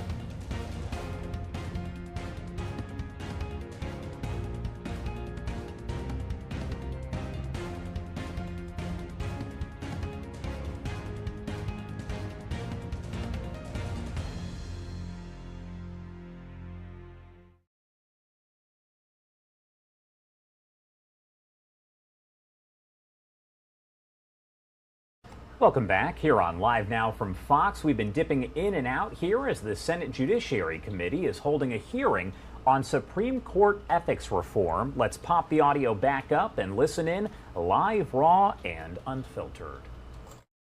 They're disgusted with what they see in public life as the degrading of standards and conduct that would never be tolerated in their own workplaces and in their own private lives. And they want us to provide that action. The public confidence in the United States Supreme Court has plummeted. We can go back and forth as to what the cause is, but a lot of the American public are increasingly seeing the justices as politicians in robes. And now, after the revelations about Justice Thomas, as corrupt politicians in robes. They want an investigation. They want the truth. And the ones who are victims here are not only the American public, they're the judges themselves at the lower courts. Year in and year out, federal district court judges, appellate court judges are filling out those forms rigorously, accurately. And now, the nation's highest court is seeming to put itself higher than the law. And that is unfair to the other judges who are playing by the rules. And in fact, it is tarring the entire judiciary, undermining that branch of government that has no armies, no police. All it has is its legitimacy. If you undermine that legitimacy, confidence, and trust the American people, there's nothing left of our judiciary. And the greatest democracy in the history of the world, protected by judges who are supposed to be independent and impartial, is going to suffer irreparably. That's why I think we need a proper investigation. It should be done by the Department of Justice, because there are allegations of criminal wrongdoing here, violations by Justice Thomas of the disclosure laws, incomplete, inaccurate reporting, as well as non-disclosure. And in the absence of an investigation by the Department of Justice, we have a role to play in Congress. But the judges have a role to play, too, in protecting themselves. And what Chief Justice Roberts has done in refusing to come before this committee is judicial malpractice. It is a disservice to the courts, to his colleagues who sit there every day, sometimes in danger physically, and always under the microscope of public scrutiny. So I think judges ought to be angry about this crisis of legitimacy that is enveloping the Supreme Court, because it affects our entire judiciary. And I want to ask Judge Fogel, in your experience, although you're a retired judge, my view is judges should be angry and fearful. Do you agree? Let me answer your question this way, Senator. First of all, right, so you are listening in live, raw, and unfiltered there as the Senate Judiciary Committee is discussing Supreme Court ethics reform. This has been going on for a little more than 2 hours, so we will dip in and out of that as that does progress. Let's get to some of the other big stories here that we are following on Live Now from Fox and have been throughout the day. An interstate in Illinois has now reopened after a windstorm kicked up clouds of blinding dust from farm fields, causing crashes that killed at least 6 people and injured dozens of others. More than 70 vehicles reportedly involved in the crashes Monday along a 2-mile stretch of Interstate 55 around the area of Montgomery County, Illinois. Kevin Schott is the Director of Emergency Management there in Montgomery County where this happened. He joins us live to talk more about this. I know it's been busy, so thank you so much for taking the time to be here today. Not a problem. Thank you for all you do. So first off, being out there, being in this dust storm is probably a lot different than actually seeing it on video. Walk me through what it was like as this was going on. It was a surreal atmosphere. I've certainly never seen anything like it. I've been in the emergency services for 40 years. I've experienced dust storms in Iraq back in 2006, and this was actually worse than what I experienced over in Iraq. Visibility was zero. Oftentimes, I can't say enough good about the responders. They were operating in zero visibility in a debris field that was more reminiscent of a war scene than it was a stretch of interstate. We accomplished what we needed to accomplish with no reported injuries to any of our responders. We got the victims out in a timely fashion, and again, I just can't be more proud of the responders here in Central Illinois. And you kind of touched on this, but have you ever experienced anything even like this storm and the aftermath there? Not at all, particularly the duration of it. This thing started in the morning and really didn't clear up until roughly 6 o'clock Central yesterday evening. It was an all afternoon affair. It was nothing like anybody has ever seen here in Central Illinois. We get whiteout conditions during the winter. They can sometimes be detrimental to traffic flow, but for this to be a brownout, it was, as I said, it was surreal. When you look back at that video and all the videos that are circulating of the dust storm and then the aftermath there, what goes through your mind as you're watching that? Are you almost, I guess, kind of reliving it in a way?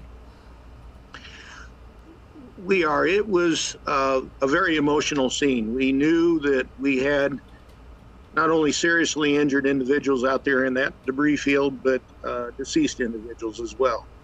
Our hearts and prayers go out to all the victims and families and friends. It was a horrific scene. We can't begin to explain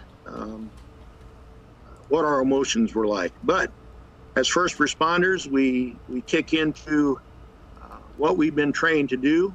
Our responders, EMS, police, fire, all performed above any expectations that we may have had in a scene like this. How do you prepare for something like this? Is there any way to prepare for something that you really haven't experienced before? We trained together. We came together cohesively as a team. In Illinois, we have the MABUS system, the Mutual Aid Box Alarm System, that has brought all of us throughout the entire state of Illinois closer together. By training together, by working together, by knowing the incident command system, this truly is what allowed us to perform to the level that we performed in. You can't train for something like this. You can train for mass casualty incident, which this was, but not in a dust storm. It was unprecedented. What does that area where this happened on Interstate 55 look like now? I'm sure that some of the vehicles have been removed, most of them possibly, but what is it like now in the aftermath? I have not been out there. I left the scene. I got home about 8 o'clock last night. They were in the process of cleaning up. There wasn't a role for the emergency management agency. We left it to the local responders, and I've not been back out there today, so I can't give you an honest answer to that. All right. Well, thank you again for taking the time here to join us and kind of break down, what happened yesterday. And do you think that you guys will be able to use this in training in the future now that you have been able to experience this firsthand? Is this something that can be used to help in training?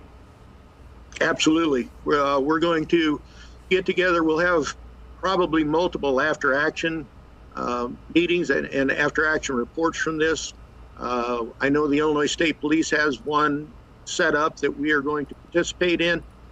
Anything out on the interstate system in Illinois, I can't speak about the whole nation, but in Illinois, the state police are ultimately in charge of what goes on the interstates.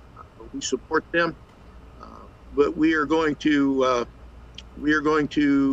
probably get some training specific for them together. I know the administrator of the Illinois Fire Chiefs Association has already reached out to me, as has the director of the Illinois Fire Service Institute, speaking of potentially putting things together for them that we can share with other firefighters and continue to make America's first responders better than they are, which is our goal. We are never good enough. We always want to be better.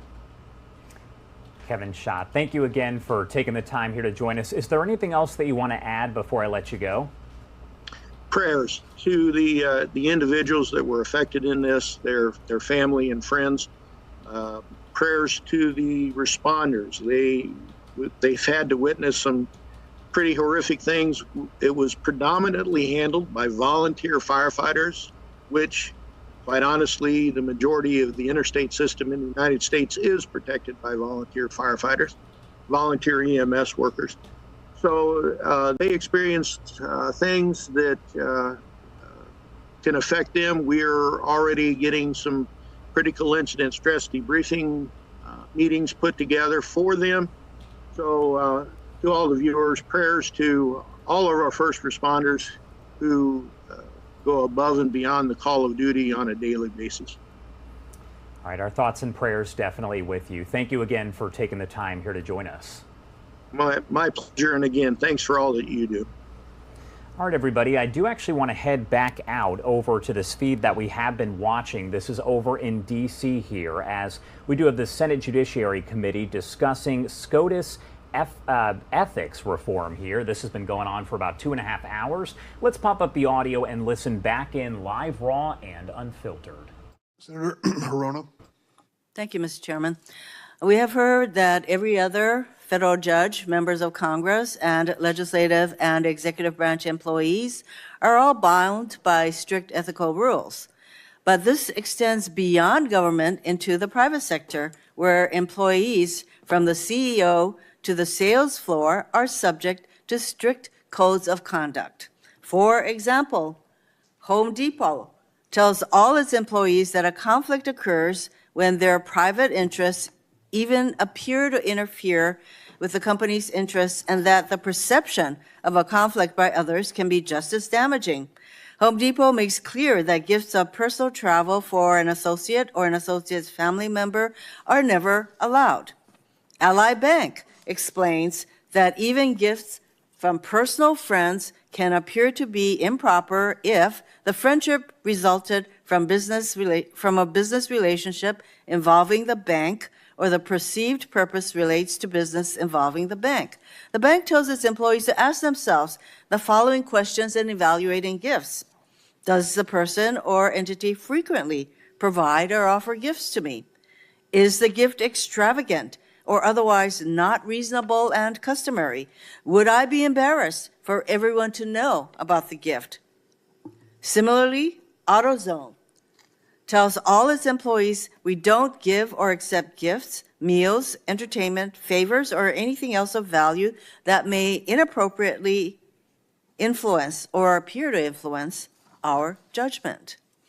So as we've seen today, the Supreme Court's ethics rules fall far short of the clear binding rules of the executive and legislative branches and those of the private sector.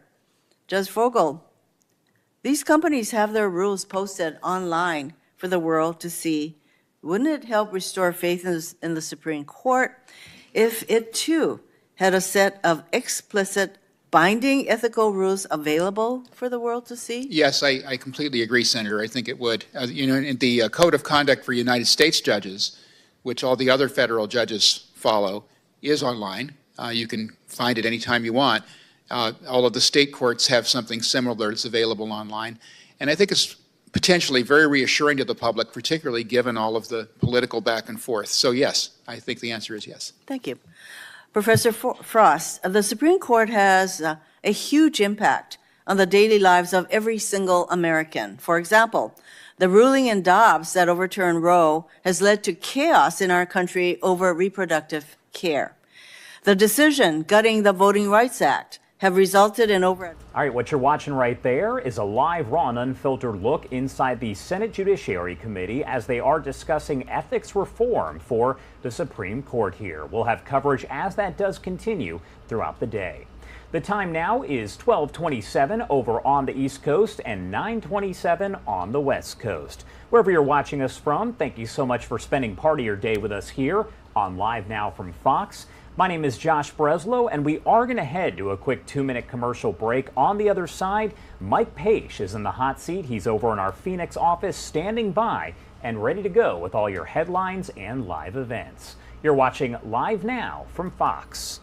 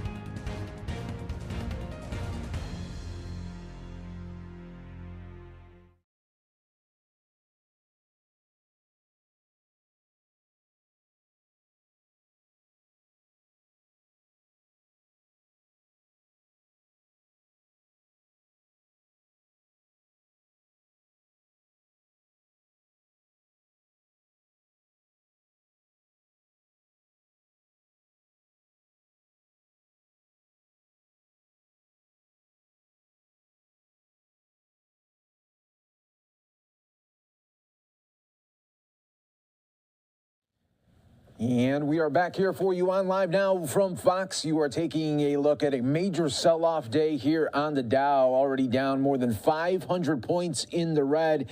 That is as U.S. regional bank stocks are under heavy pressure right now. We have several, including PacWest down 30%, Western Alliance down 25%, Metropolitan Bank 21%, Home Street down 15%. So we'll take a look and continue to watch this all unfold right here on Live Now from Fox. This comes just a day after J.P. Morgan Chase bought First Financial. So what we will do is First Republic. So what we will do is continue to follow it for you, everybody, right here on Live Now from Fox. A big day there on the markets as we are seeing it drag down once again. Hi, everyone. Mike Pace here. Thanks again for joining us here worldwide. As always, we really appreciate you being here, where we continue to bring you top feeds, top stories, and, of course, breaking news when it happens, all right here on Live Now from Fox. Coming up in about 15 minutes, we are going to be talking to Fox News' Pentagon correspondent Jennifer Griffin with the latest details on an exclusive that she broke here. We are learning now that the U.S. will be sending 1,500 active duty U.S. troops to the southern border there to combat there with what they are going to be calling a big wave of immigrants coming to the border there after Title 42 there expires. So we will be having that talk with Jennifer Griffin coming up in the next 15 minutes. You're not going to want to miss that, so stay right here with us. We'll get the full details on this latest effort by the Biden administration there to try to protect the border there. Let's go out right now to another live feed that we are getting here for you. That's what we do here. As soon as new live events come up from all over the country, we bring it to you live, raw, and always unfiltered right here. Let's take you out to Philadelphia, where we do have the Philadelphia DA speaking right now.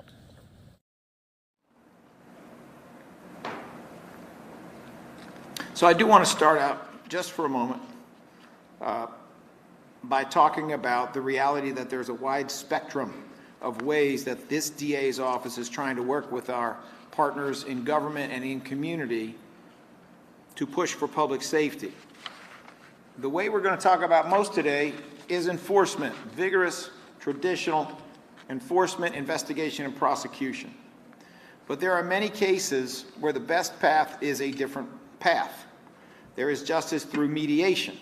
It's the kind of work that's done by the DA's office within the private criminal complaint unit, where disputes that could get way too big and get violent are mediated in order to make sure people who know each other and neighbors do not take it to that level. There's justice through restorative models. This is often done in our office with juveniles who are charged with offenses that are somewhat serious but not too serious. And what we have found is we have a better rate of rehabilitation with those juveniles, and we have more satisfied victims in those cases because of their participation and commitment to pushing that juvenile in a positive direction. But what we are going to talk about more today is our commitment to vigorously and appropriately prosecute those who carry guns illegally, point those guns, and shoot those guns at others. Today's press conference should be another very clear message to the general public, and I'm going to talk to the groups in a minute, slightly different language, but it should be another clear message to the general public that people who commit acts of gun violence in our communities will see an appropriately long sentence in custody. Our communities, our people deserve to be safe. Our children, families, and seniors deserve to walk the streets of Philadelphia without the fear of becoming a victim, without the trauma of witnessing violence in their neighborhoods. Now, my message to some of these groups is a little bit different. We did a press conference not all that long ago about a group called O to the 4. And at that time, we said O to the 4 was going to go to the jail. And they did.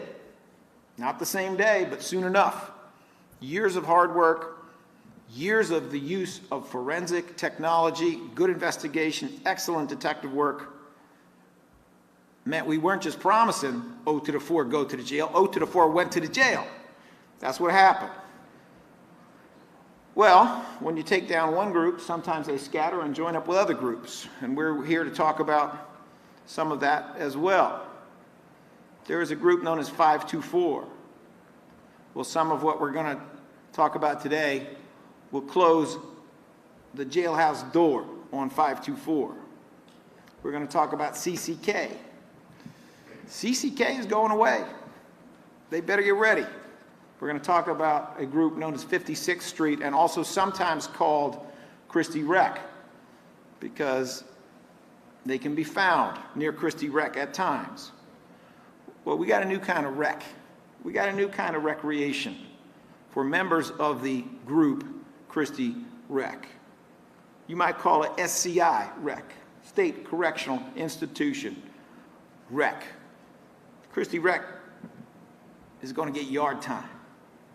They're going to be walking that circle or walking that square. Their rec time is going to be when the jail says you can go out now, and then the jail says you can come back in. That's what's coming. I hope you hear me, 524. I hope you hear me, CCK. I hope you hear me, 56th Street and Christie Rec. Because we are watching what you are doing now. We are watching what you did in the past. And a ton of the credit for this work has to go to the incredible work of our Gun Violence Task Force, led by Bill Fritzy, whose assistant chief is Jeffrey Palmer. And a ton of the success of this work has to go to our law enforcement partners. In this particular case, it goes to the Philadelphia Police Department, who worked so vigorously on this case. And I hope Mr. Palmer will speak a little bit more about that. In this case, a lot of the credit goes to Detectives David Ganone and James Brady from the Shooting Investigation Group of the Philadelphia Police Department. All right. At this time, it is my pleasure to call forward ADA Jeffrey Palmer, who, as some of you may recall from prior press conferences, has a very interesting history when it comes to prosecution, when it comes to justice. He was in the military, and in the military worked as a lawyer, which has the unique American aspect of having him work both as prosecutor and defense attorney, depending upon the case. He brought all of that experience to the DA's office when he came here, and remains just as dedicated to duty and honor and getting it done the right way, or as they say, coming correct. So I'm going to ask Mr. Palmer to come up here and explain what is going on with the process of arresting 4 people, types of charges, and the details of these shootings, which include homicide. Mr. Palmer? Thank you, DA Krasner, and thank you, everyone, for being here today. I'm here to announce a second presentment that has been returned by the county investigating grand jury that's been tasked for over a year now with investigating several groups that commit acts of violence within West and Southwest Philadelphia. Several months ago, we were here to announce the result of some charges against a group known as O to the 4.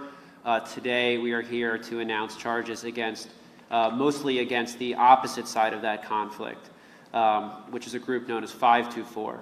Also charged, however, were members of a group, as the DA talked about, that goes by 56th Street or Christie Rec, or they go by Clappers as well.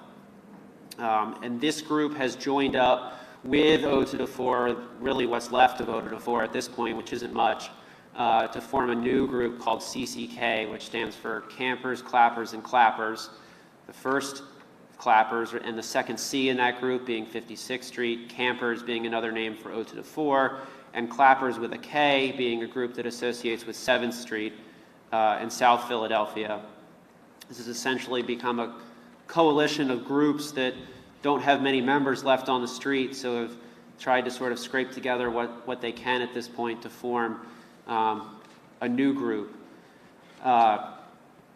So in 2021, detectives and members of the Criminal Intelligence Unit, what was then called the Southwest Task Force, came together to identify many shootings in Southwest and West Philadelphia that we believed were connected to acts of ongoing group violence, which are which trace back to a specific incident, a specific homicide of an Oda to 4 and 46th Street member. Those cases were investigated using a variety of forensic assets, including the ATF's NIBIN database, which is the National Integrated Ballistics Information Network. This is the computer system that is able to take fired cartridge casings. Fired cartridge casings are the shell casing or what's left behind after you fire a firearm and is expelled from the firearm and then frequently left at the scene. But the NIBIN system is able to link up these fired cartridge casings and figure out when the same gun has been used in multiple incidents, possibly leading you closer to a suspect or a specific group that may be passing these guns around to use in multiple incidents. We also used forensic extractions of cellular phones, and what that means is, by the use of several different machines, the Philadelphia Police Department, but actually the District Attorney's Office, specifically the Gun Violence Task Force, we have analysts that are employees of the District Attorney's Office that perform these forensic extractions. The phones are hooked up from suspects, are hooked up to machines after a search warrant is obtained from a judge.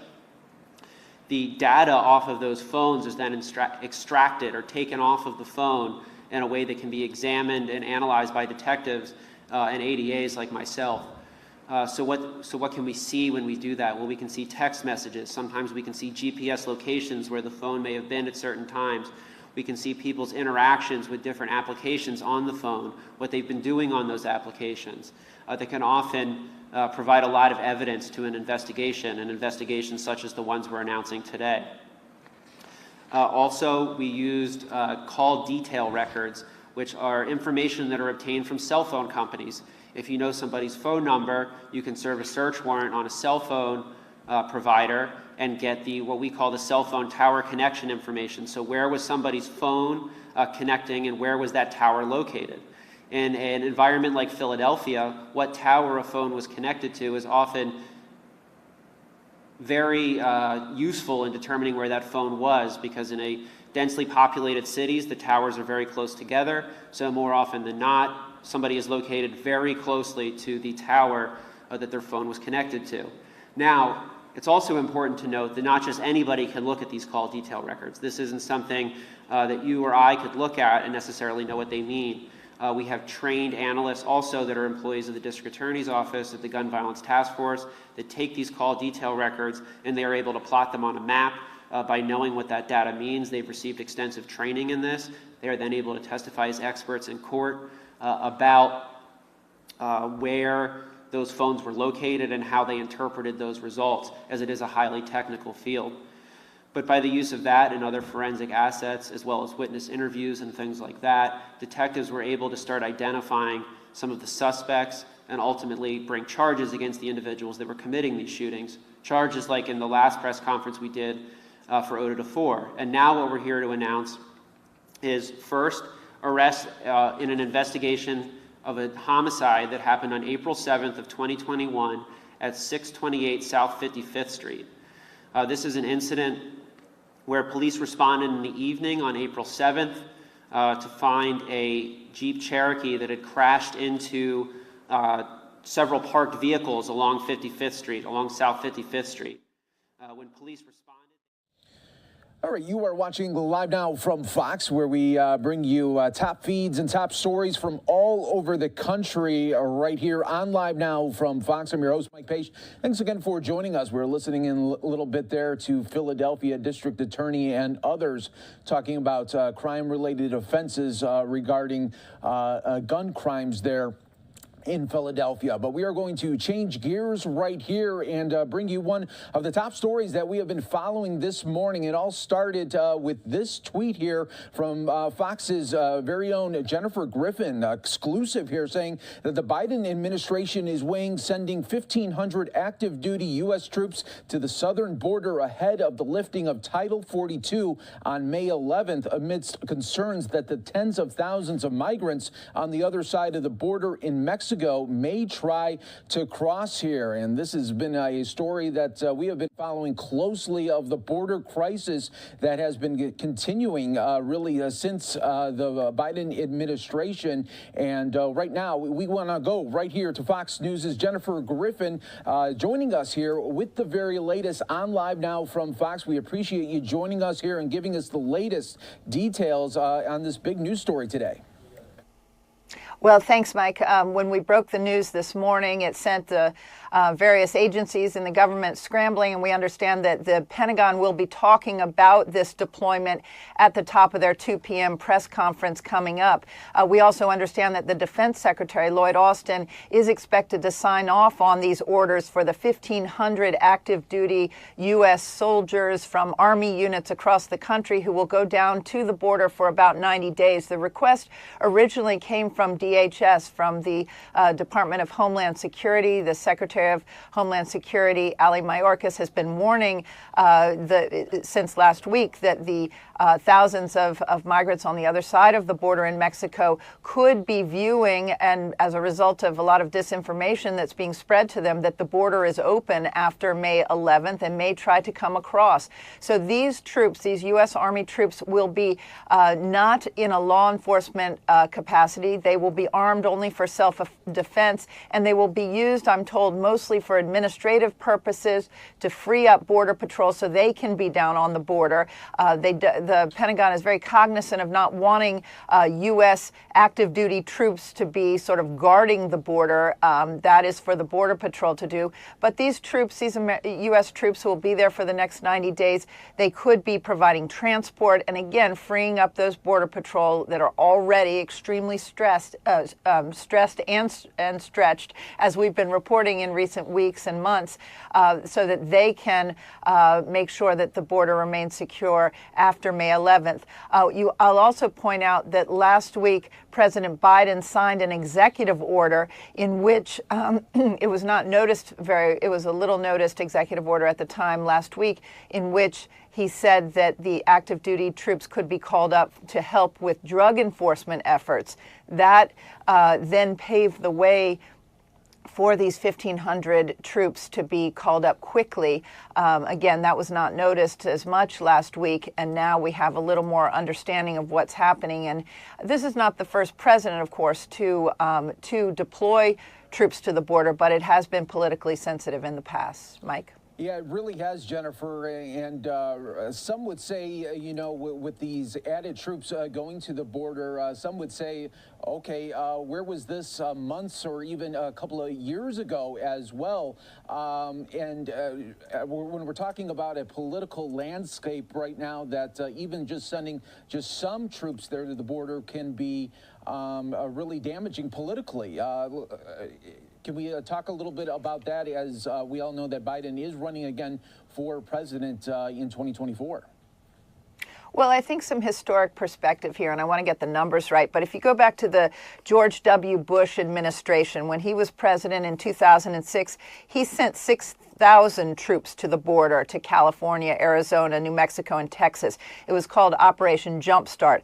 And over the course of the period of time, over 2 years, while they were there and deployed, they actually apprehended 185,000 undocumented immigrants trying to come across the border. So that goes back to the Bush administration. Then if you look at President Obama and Vice President Biden, there was Operation Phalanx, and that was 1,200 U.S. troops to the border. It stretched out for about a year, and at that point, they also sent a Stryker unit, that's an armed unit, down to Fort Bliss because of the immigration situation and the insecure border. So this was happening before the Trump administration. Then in 2018, President Trump sent 2,100 National Guardsmen to the border, and then just days, before the midterm elections, he deployed another 5,200 troops to the border, and there was a lot of pushback at the time from both Democrats as well as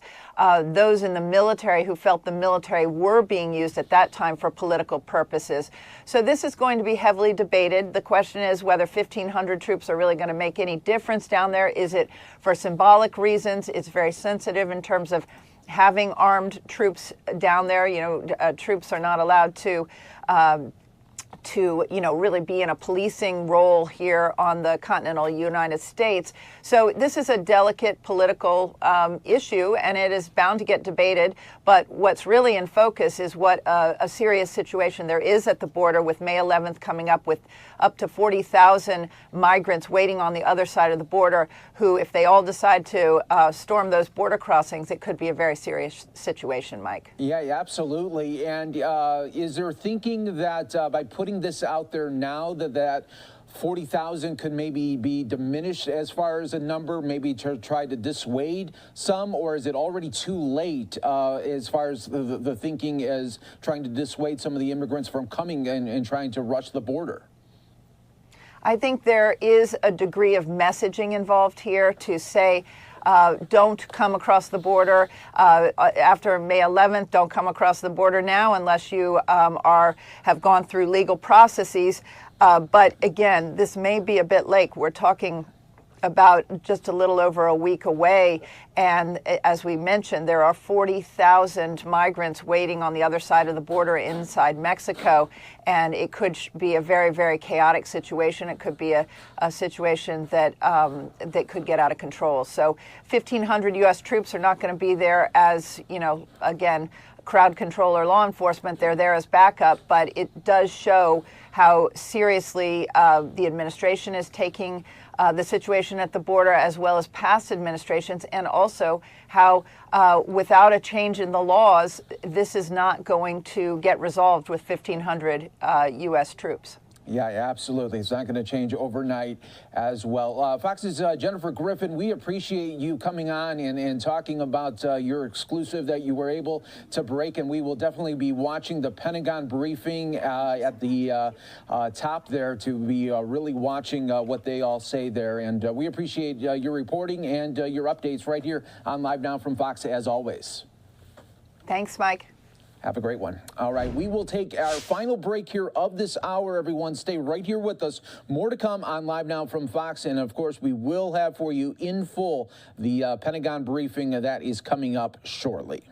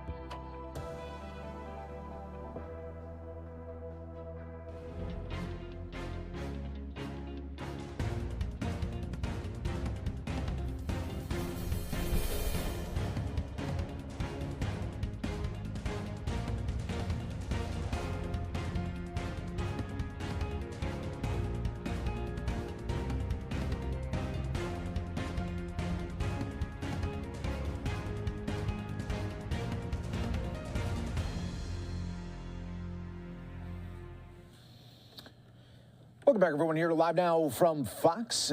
We are here with you as the Dow showing heavy selling pressure right now as financial banks are once again in focus here as regional banks continue to suffer there as we are seeing some more sell-offs there after First Republic fiasco happened over the weekend, went into receivership. JP Morgan Chase bought it, and now several regional banks are under pressure, and that is why we are seeing the major sell-off happening right now, close to 500 points there in the red. We'll continue to follow it for you right here on Live Now from Fox. In the meantime, do want to head back out to Philadelphia, where we have another live feed coming in. The district attorney there talking about gun violence in Philly. Busily on some pressing investigations and arrests. But having said that, to me, this appears to be one more example of how cash bail fails us. Money is not a guarantee that people will not get out. It's not a guarantee. The best way to handle this is to get money out of it. Find the people who present a huge danger, keep them in jail until their trial, and find people who are in jail more because of poverty but do not present a great danger and get them out. Money should have nothing to do with it. And your question, I think, raises what appears to be one more example of the problem with cash bail. Do you have anything else? No. All right, thank you very much. Mr. John Turner, do you have any questions? Were you able to give us any information about the shooting on Sunday? Yes. On 31st and Grace Ferry, and whether the mother's going to be charged? So the question has to do with the shooting of a 3-year-old that occurred. It's a very, very active investigation. I can, at this time, confirm that we expect the mother of the 3-year-old to be charged with a number of charges. They will include endangering the welfare of a child, also include the charge of conspiracy, and a number of other charges that basically relate to the criminally misinforming law enforcement, to criminally not telling the truth to law enforcement. So we expect that charging to occur very quickly. The investigation remains open. It is not over. We continue to gather information, but we are confident in these charges at this time. Anything else? We're good? Okay. All right. Thank you all very much. We appreciate you being here.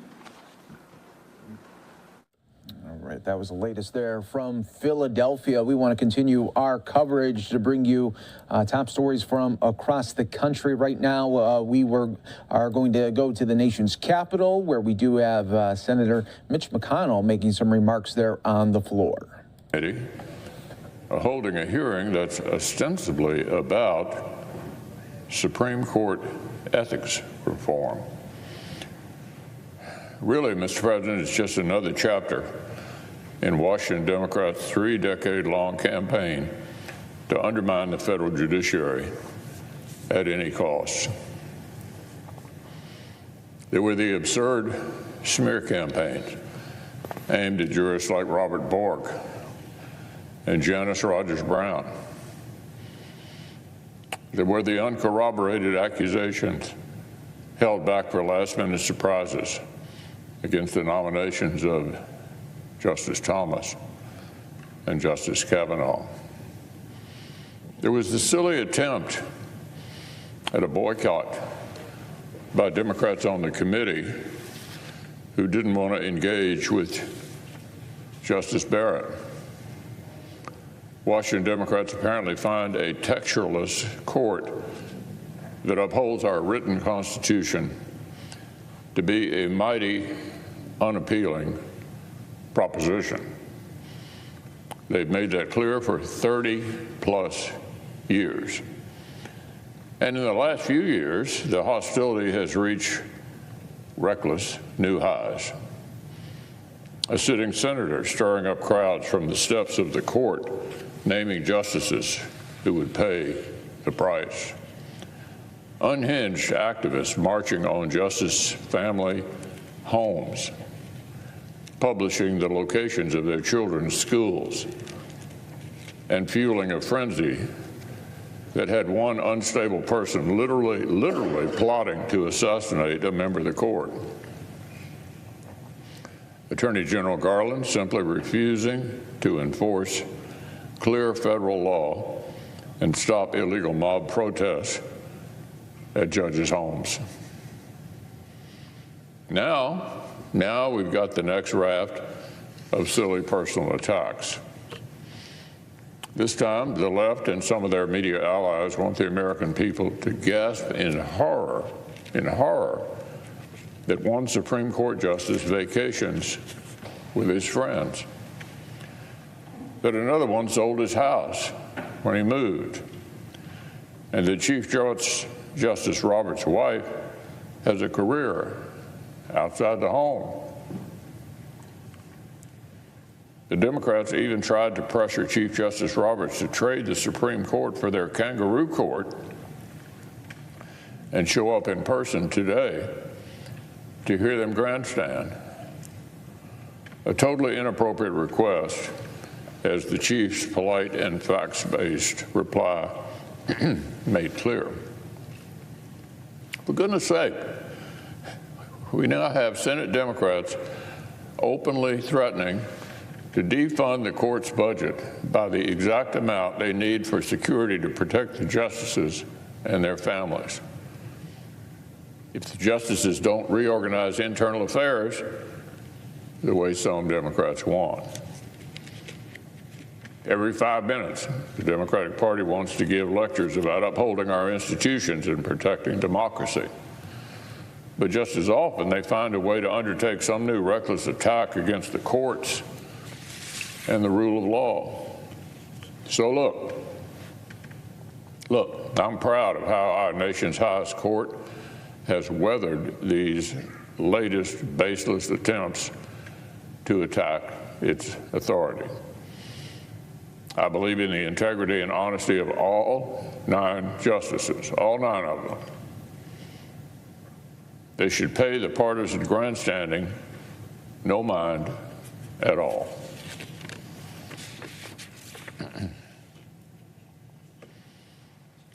Now, an entirely different matter. There was a remarkable exchange yesterday when a Russian reporter tried to put false words in Speaker McCarthy's mouth about alleged Republican opposition to helping Ukraine defeat Russian aggression. Well, the Speaker put him in his place and shut him down. He reminded everyone of his ongoing support of aid to Ukraine and of Republicans' commitment to help our friends win.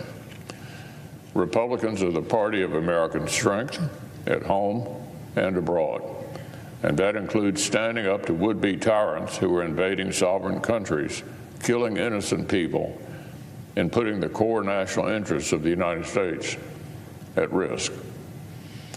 Equipping Ukraine to defend itself is a direct investment in America's own national security, our national security. As brave Ukrainians degrade the Russian military on the front lines, a major threat to Western security and economic prosperity gets weaker.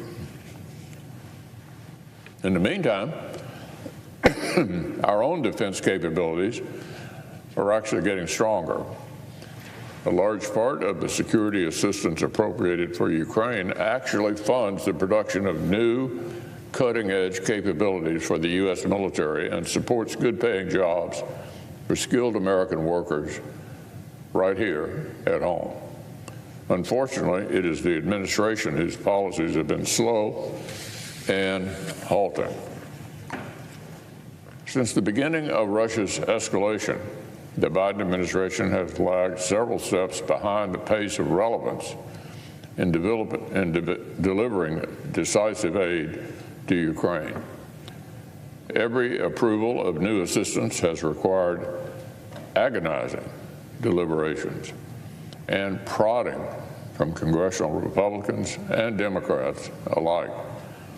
This was the case with the Stinger and Javelin systems the Ukrainians needed to drive back Russian convoys, and Polish fighter jets that stood waiting on the tarmac. with the HIMARS and Harpoons and Patriot systems they needed to put the invaders on their back foot, and the Abrams tanks they needed to support a counteroffensive. And now, with the cluster munitions, longer range fires, and fourth-generation fighter jets our friends need to actually turn the tide. At every single mile marker, every one, the Biden administration has dithered unnecessarily. It's time for the president to get serious about victory and invest in American strength.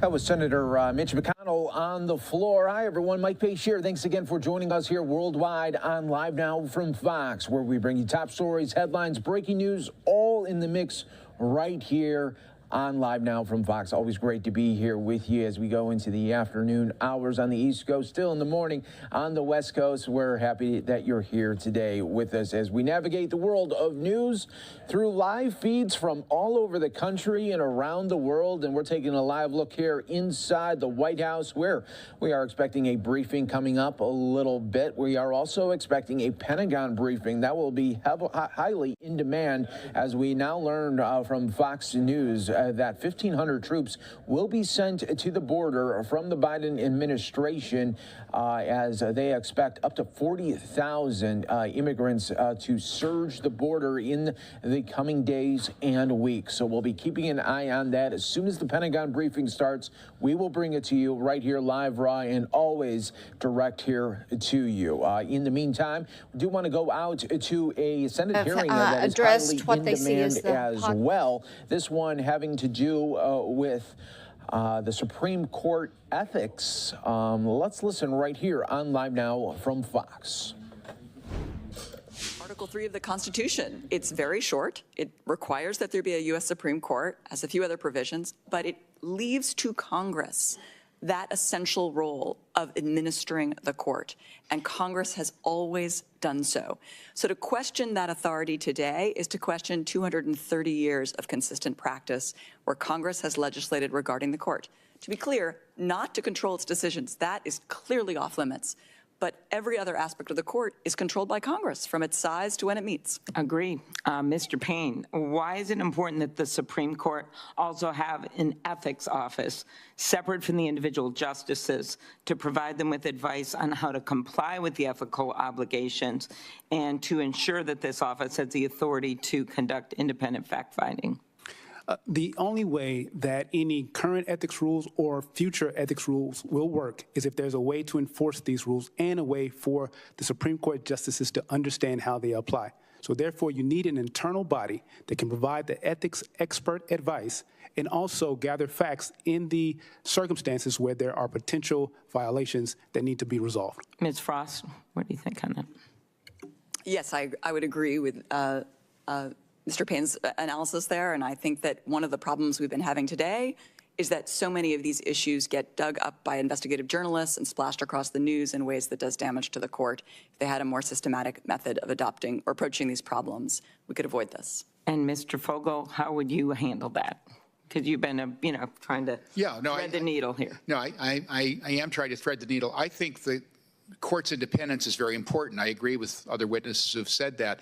I think there are ways they could do better at getting independent and impartial advice about ethical questions. They don't really have, it's kind of a black box, as I said in my written testimony. They have a lot of sources and rules that they follow, but no one really knows what they are. And I think if they had a internal resource, I suggested, and I'm not alone in suggesting that they get a group of very experienced retired judges whose integrity is unquestioned. And I stress retired judges because then they're not subject to the problem that a circuit judge would have or a district judge would have. To just say, look, I have a question here, I'd like your advice. I mean, what do you think? Somebody who's independent, who doesn't have any skin in the game and can just say, yeah, I think this is okay, or I don't think that's okay. I think that's a modest step that the court could take. Okay, well, thank you. And Mr. Mukasey, I'm sure we can talk about this in the future as my colleagues await, but you and I have worked together well, including when you were Attorney General, so thank you. Thank you very much. Senator Cornyn. I'd like to go to the video, please.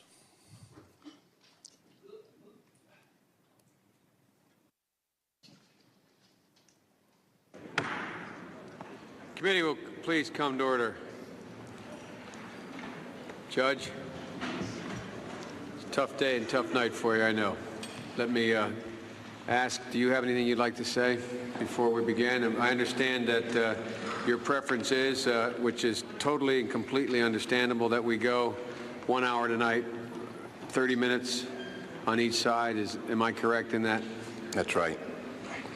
Do you have anything you'd like to say? Senator, I would like to start by saying unequivocally, uncategorically, that I deny each and every single allegation against me today that suggested in any way that I had conversations of a sexual nature or about pornographic material with Anita Hill, that I ever attempted to date her, that I ever had any personal sexual interest in her, or that I in any way ever harassed her. A second, and I think more important point, I think that this today is a travesty. I think that it is disgusting. I think that this hearing should never occur in America. This is a case in which this sleaze, this dirt, was searched for by staffers of members of this committee,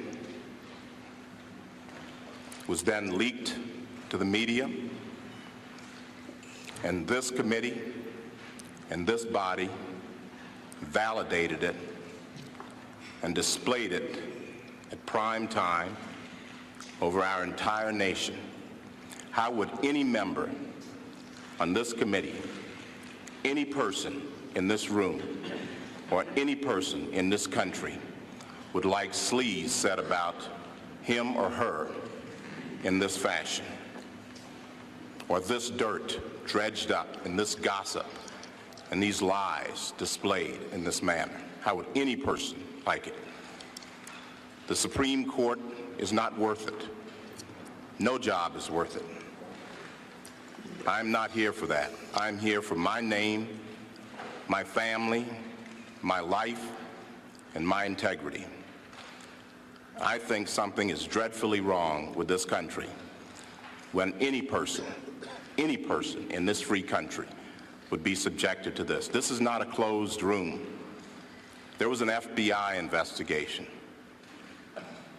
This is not an opportunity to talk about difficult matters privately or in a closed environment. This is a circus. It's a national disgrace. And from my standpoint, as a black American, as far as I'm concerned, it is a high-tech lynching. Senator, that was 32 years ago.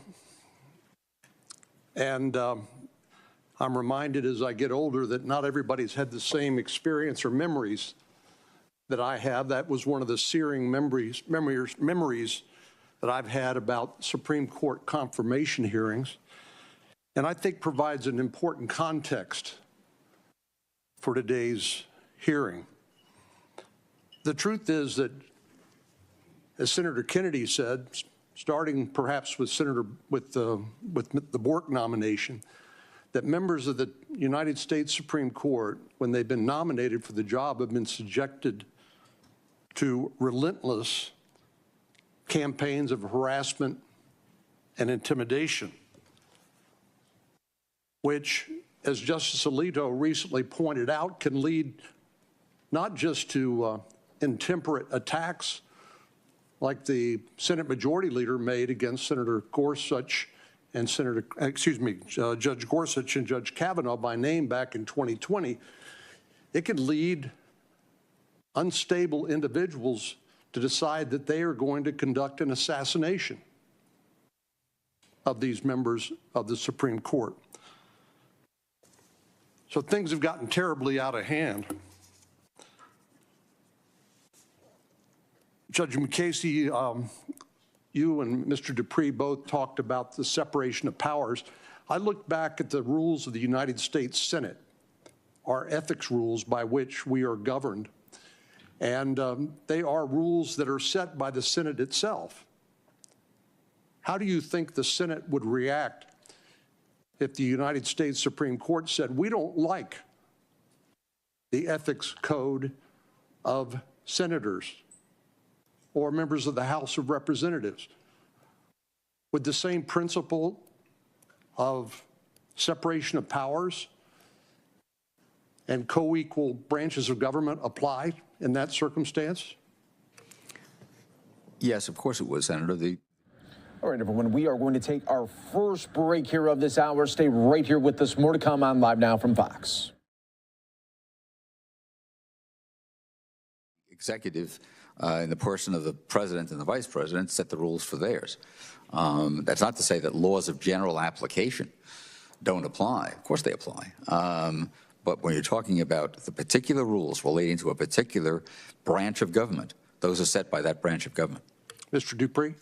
I agree with Judge Mukasey, and I would add, Senator, in response to your question about the importance of the separation of powers, I think it's important to underscore that the separation of powers is not some sort of academic concept that was invented by law professors. This is a concept that is structurally baked into our Constitution, and the framers viewed as absolutely crucial to preserving not just the independence of each branch and ensuring that the judiciary could act independently, but also to preserve freedom and individual liberty. And so the things we're discussing today obviously have, practical consequence in terms of granular information about data and disclosure and the like. But at the end of the day, what's really on the table is a concept that is absolutely fundamental to our constitutional structure and must be preserved. I think Justice Scalia pointed out, among others, Senator's time has expired minutes ago. Senator Lee. Thank you, Mr. Chairman, and thanks to each of you for being here. As we heard quoted moments ago, when Justice Thomas was in this room, in front of this committee, nearly 32 years ago, he had some observations about his confirmation proceedings. And he described those proceedings as, quote, high-tech lynching for uppity blacks who in any way deign to think for themselves, to do for themselves, to have different ideas. He then described the consequences for doing those things. Quote, you'll be lynched, destroyed, caricatured by a committee of the U.S. Senate rather than hung from a tree. Now, more than 3 decades later, that observation remains tragically relevant. Today's hearing and the radical left's continued attacks on Justice Thomas and his wife, Ginny, over the last 31 and a half years are part of a sustained, hateful attempt to discredit an honest man and a principled jurist. The left, you see, can't tolerate, it cannot accept the fact that one of our greatest American success stories, that of a humble citizen who rose from poverty in the segregated South to become not only one of the Supreme Court's longest. All right, we were listening in to that Senate hearing, but we do have now, as you can see in the box, a White House briefing just underway. Let's go to it live right here on Live Now from Fox. The updated projection should be a wake-up call to Congress. It is time for the Speaker and the MAGA Republicans to stop the brinksmanship and act to prevent default, which would have devastating consequences on our economy and the American people. It is Congress's constitutional obligation to act, not hold the full faith and credit of the United States hostage unless we allow them to make cuts to programs hardworking Americans rely upon, threatening to default and crash the economy unless the president agrees with Speaker McCarthy's entire agenda isn't just unreasonable, it's dangerous. That's why the president called each of the 4 leaders yesterday and asked that they come to the White House on May 9th to discuss the urgency and importance of avoiding default. In his calls, he was clear. It is Congress's constitutional duty to prevent default. This is not an issue that we will negotiate on. The debt limit was increased 3 times under President Trump. It should be no different this time. Given the limited time Congress now has, it is clear that the only practical path to avoid default is for Congress to suspend the debt limit without conditions. During his meeting with the leaders, the president will discuss initiating a separate process to address the budget and appropriations. Because we have long said we welcome a conversation about spending priorities, but let's be clear about what House Republicans' Default on America Act does. It makes a series of deeply devastating and unpopular cuts to things like veterans' health benefits. There is no constituency in this nation that supports threatening to kill millions of jobs unless the VA is gutted, except apparently extreme MAGA Republicans, House Republicans to be even more specific. Their bill would cut 81,000 jobs from the VA, reducing outpatient visits by 30 million, and increase the disability claims backlog by an estimated 134,000. More than 24 veterans organizations publicly pleaded with House Republicans to protect veterans from general budget cuts. Republicans refused. Republicans made last-minute changes to protect special interests, but they refused to include veterans in those protections. Sadly, Republicans are now attacking the very veterans group who raised alarm bells about these draconian cuts to the programs veterans and families rely on. And that's not the only thing that they're doing. After pushing to repeal literally dozens of clean energy tax credits, House Republicans are going out of their way to profess their loyalty to big oil.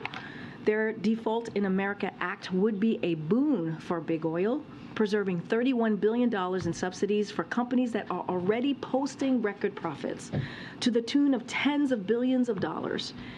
And they'd be doing that at the expense of our nation's veterans, our school teachers, our police, our Border Patrol. President Biden will not allow that to happen. With that, Sungmin, you want to kick us off? Sure. I have 2 news of the day topics. The first one, why was the mayor of Prospect Park barred from attending the White House's Eid celebration last night? So let me just first say this is under the purview of the Secret Service. What I will say more broadly is that, and I can say this, I was in the room, the president was very proud to welcome nearly 400 Muslim Americans to the White House to celebrate Eid yesterday. It was a meaningful event, an opportunity to celebrate along Muslim leaders from across the country who were here, as I said, nearly 400. This particular situation is under the purview of Secret Service, and so I will leave it to them to speak to directly. Can you say if the mayor is on the FBI's terror screening data set, and that's the reason why he was barred? Again, this is under the purview of Secret Service, and I would refer you to them. And he has said in interviews, as of this morning, that the White House nor service has told him why he was barred. So I get that you can't talk about it, but doesn't he at a minimum deserve an explanation as to why he was blocked? All I can tell you, Sungbing, is that this is under the purview of Secret Service. And another topic on the troops announcement from DOD that is coming or has come or will come in 40 minutes. Obviously, President Biden has been a big critic of former President Donald Trump's immigration policies, but isn't this sending troops to the border another example of where President Biden has taken President Trump's policies on immigration? So to your point, my colleagues at the Pentagon are going to brief on this at 2 o'clock in less than 40 minutes.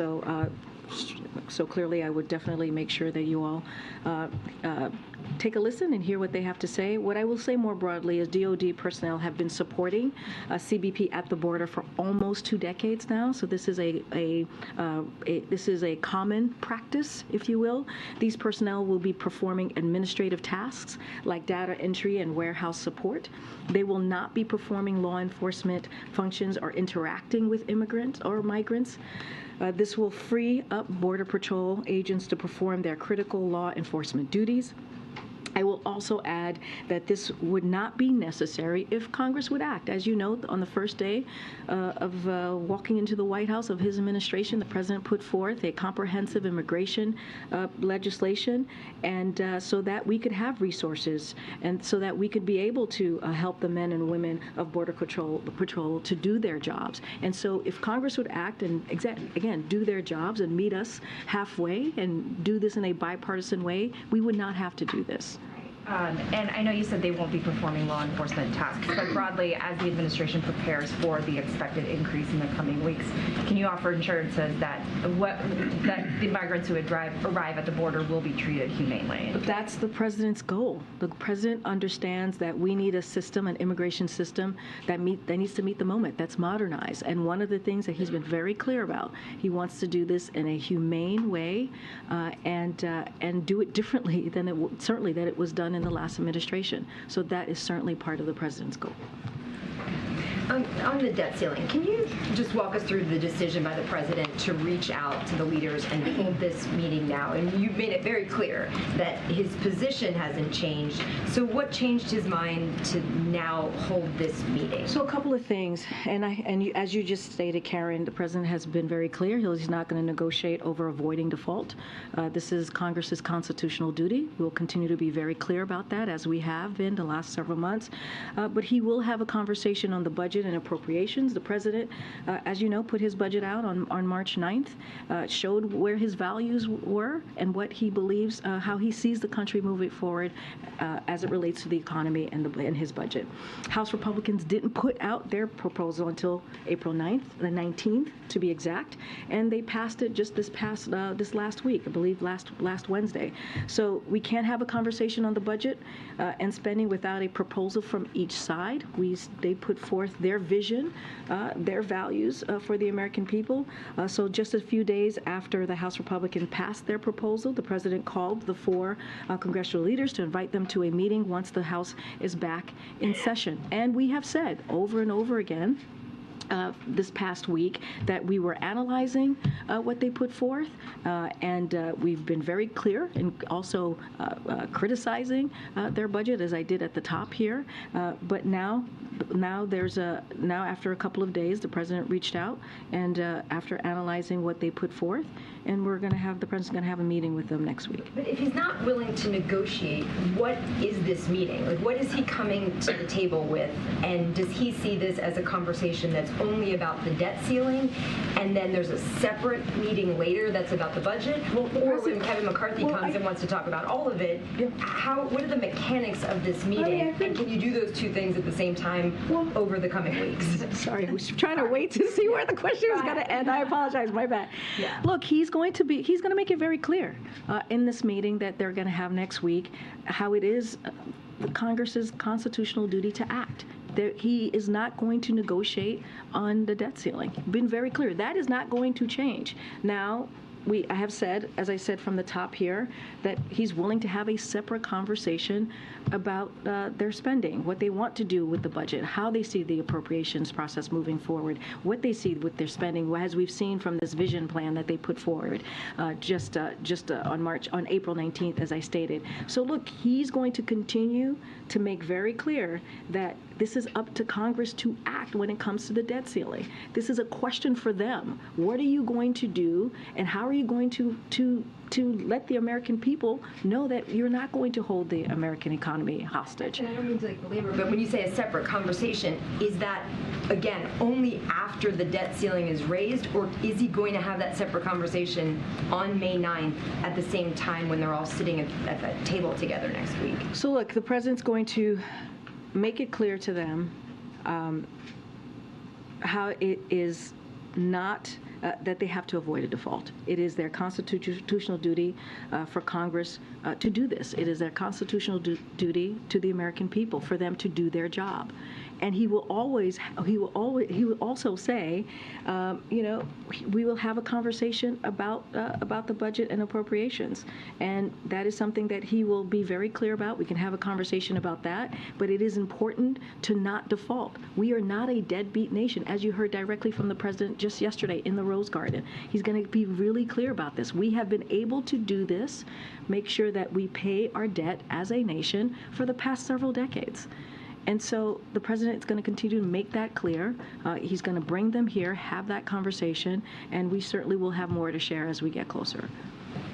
Just continuing on the debt ceiling real quickly.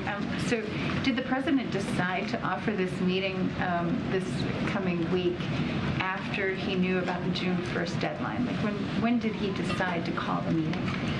So I don't have a date on when he decided, or specific time on the timeline on when he decided to offer the meeting. What I can say is they passed their budget, this House vision, MAGA vision that they put forward that we've been talking about for some time now, since April 19th. They passed it. We said we would analyze it. I have said this from this podium. We did. We analyzed it, and a few days later, the president decided that he would call them and invite them to the White House to have a very critical conversation that's important to the American people. Again, this is something that is a constitutional duty of Congress, and they need to act immediately. Can I just ask you about First Republic? We've seen a huge response in the market today. Regional bank shares are down pretty significantly, 20%, over 20%.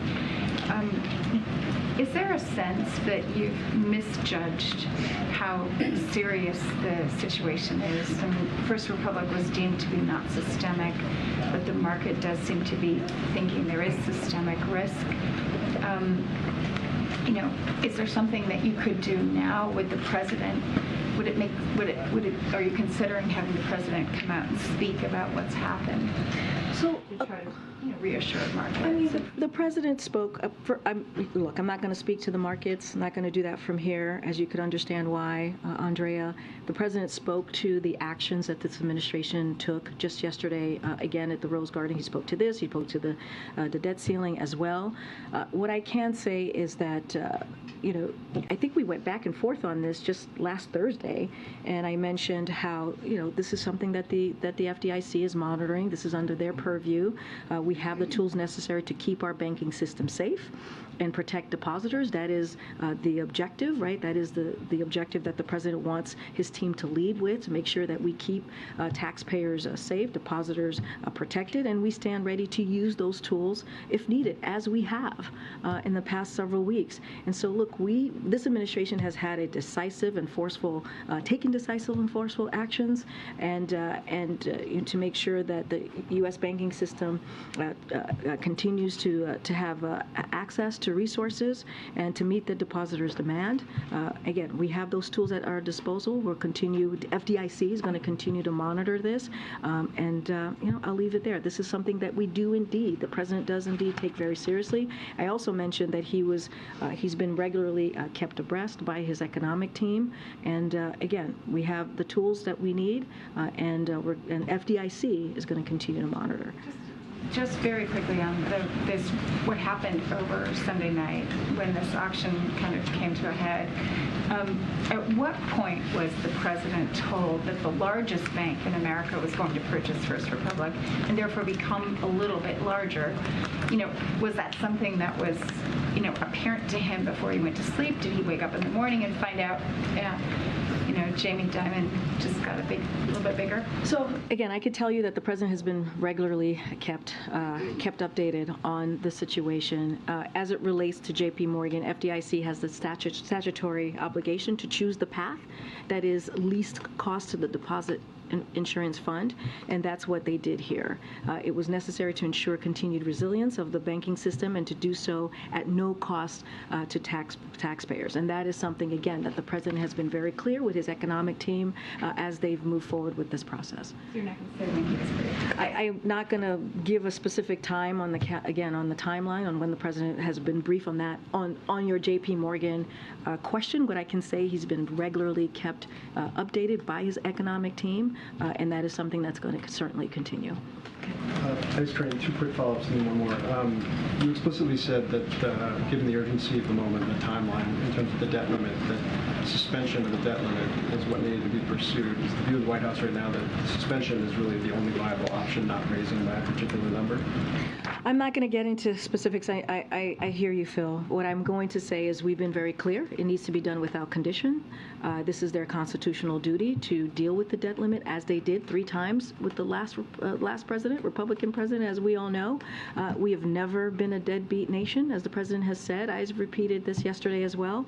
And they need to take action. Congress needs to act, and that's what the president is going to continue to make clear, even in the meeting next week that he'll have with the 4 leaders. On the mayor, I understand services lead. Did the White House have any role or any consultations when it came to that decision-making at all? I have to be very, very clear here. This is under the purview of Secret Service, and I just would have to refer you there. And then last one, when the president looks through the lens of budget and approach these discussions next week, is the White House weighing any proposals in terms of a formal process outside of the normal formal process that may entice Republicans in terms of moving towards a clean debt ceiling increase? Any specific process you're thinking about? That's what I was asking you about. I'm trying to think through kind of what a deal-making process would look like if you're going just through that path beyond, I mean, there is an appropriations process that's normal. Is there anything different that you guys would want to And are you speaking about the appropriation process? Yes. Okay. So as it relates to the budget, the spending, appropriations process, look, that is something, a conversation that the president is happy to have with Speaker McCarthy and the other leaders, the other three, obviously, to have this discussion on how to move forward and what we value, what we see our values are for the American people and how we move forward with our economy. That is always, we've always been very clear about that when it comes to, again, appropriations and budget. But again, I just have to say this very clearly, when it comes to the debt, Congress must act. Okay. Thanks, Karine. Back on the New Jersey mayor, was anyone else turned away from this celebration, or was he the only one? Look, I can tell you this. We had nearly 400 attendees, leaders in the community attend the event. It was lively. It was you felt the affection in the room for the president and his record and what he's done for the community. So it was a celebration that was. I was in the room, and if you guys watched, there was a lot of back and forth. There was a lot of excitement for the president, and I will leave it there. As it relates to this particular issue. And some of you will be seeing a quick 2-minute break here on Live Now from Fox. Stay right here with us. More to come. Because of profiling, because of his background, would you want to respond to that at all? Or? I'm just going to leave it to the Secret Service to speak to this directly. Yeah, thanks, Karine. So on the JOLTS report today, economic news, so the number of layoffs and discharges rose to 1.8 million, and that's the highest level since December of 2020. How many layoffs is the president comfortable with without a growing concern about the number of companies that are shedding jobs? So let me just look at the JOLTS and give the JOLTS openings report just a more broader scope here. So we can give the American people an understanding of what the report showed. So the job openings data, the JOLTS, showed the kind of labor market easing that we want to see. So that is incredibly important. The number of unfilled job openings have declined toward historical levels, even as layoffs remain low. And a lot of this, if you look at more broadly to the president's economic agenda, the Invest in America agenda, our economy is indeed growing and employers are hiring. And you have to look at it in its full scope here. More than 1 million jobs added last quarter, for 12.6 million created since President Biden took office, 3.5% unemployment, near 50-year low, and below 4% for more than a year. Real wages are higher than than they were just 9 months ago. More than $435 billion in private sector investments since the president took office. Businesses might be removing job openings, but they are not laying off existing workers, and that's the cool down that you hear our economists talk about that we want to see. And that is indeed part of that transition from stable and steady growth. So you got to look at the whole thing in a broad perspective here. Really lay out what the job opening data shows. And so we just want to make sure the American people know this. The layoffs have been increasing from companies, from a wide range of companies. But look, I just laid out the data, what we've seen, even as layoffs remain low. It still remains low. We want to see a market that is actually transitioning into stable and steady growth, and that's what we're seeing. We're seeing the more than 12.6 million jobs that have been created. We're seeing unemployment under 4%, which has been like that for a year now, which is also important. We're seeing real wages and are higher than they were just 9 months ago. So you have to actually look at all the data points to see where we are more broadly as an economy. I'm going to move around. Go ahead. I'd like to ask you about Sudan. Now, the UN estimates that about 100,000 people have already fled the country. I'm talking about Sudanese people. And they're warning that an extra 800,000 possibly could flee the country. What is the U.S. doing to help with what is increasingly looking like a massive refugee crisis in a region that's already struggling with that? So, very good question. Look, we remain gravely concerned about the unfolding humanitarian situation in Sudan, including rapidly deteriorating humanitarian condition. This widespread violence compounds an already dire situation. The SAF and also the RSF must follow safe access for humanitarian agencies and their workers to support the Sudanese people, for Sudanese medical workers to access hospitals and receive vital medical supplies, for the civilians to access vital resources as well. USAID announced the deployment of a disaster assistance response team, DART, as it's also called, to Nairobi, Kenya, to lead the U.S. government disaster response there. In areas where security conditions permit, U.S. government partners are providing some limited life-saving activities in Sudan. The U.S. government continues to work with partners to assess their ability to safely provide critical humanitarian assistance as the security situation permits. As access and security permit, U.S.-funded humanitarian partners are present on the borders and working with local authorities to provide services to those in need, including access to emergency food, water, and medical support. We are planning to use all available means, including using the pre-positioned medical and food supplies, to ensure that humanitarian assistance can resume once security conditions permit. Again, we are certainly gravely concerned. Okay. Thanks, Corinne. Does President Biden have any reaction to CIA Director William Burns meeting with Jeffrey Epstein in 2014? This obviously was after Epstein had served time for a sex crime and was registered as a sex offender. I'm just not going to comment on that from here. Okay, and can you also, how does, President Biden says that he's the most pro-union president in history. How do you square that with the fact that he is not openly offering support to the striking writers in Hollywood? Because it's an ongoing strike, and you've heard us say many times before, we don't speak to an ongoing strike, but more broadly, and I said this yesterday, President Biden is a strong supporter of workers' rights to strike. We've said this over and over again as we've been asked when different entities, and you see workers strike in those different entities. We've been very clear. He has worked to bolster workers' rights, including through appointing a strong leadership team at the NLRB and through his efforts to advance the PRO Act. Again, we encourage both sides to stay at the table, but we are always very mindful. Why can't he speak about an ongoing strike? I mean, look, this is something that we've done continuously now. This is nothing new that has been said from this podium. But this is a president who strongly supports workers' right to strike. We've said that over and over and over again. You see that in his record. This is someone who supports labor unions. Again, this is all you have to do is look at his record as a senator, look at his record as a vice president, and certainly as a record of as president. Go ahead, Mike. Thanks, Corinne. I want to follow up on the question of the timing of this invitation, because as recently as Friday and into the weekend, officials here in this building had been saying there were no plans to invite Speaker McCarthy. It felt like a rather abrupt shift then to this Big Four invitation going out Monday.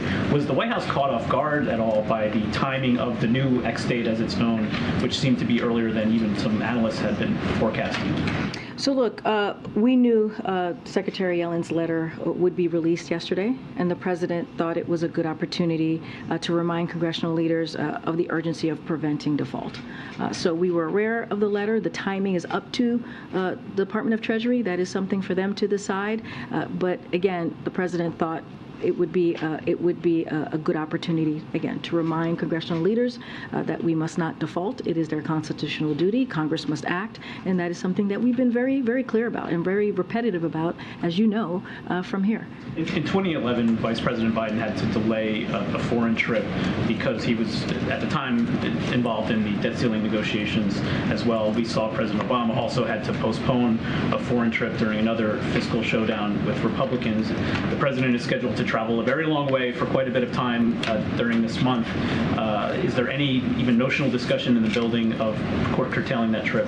So I don't have any changes to share to his schedule or anything to announce at this time. The president, as you know, Mike, is president wherever he is, and the economy, as it relates to the American economy, that is always a priority, a top priority for him.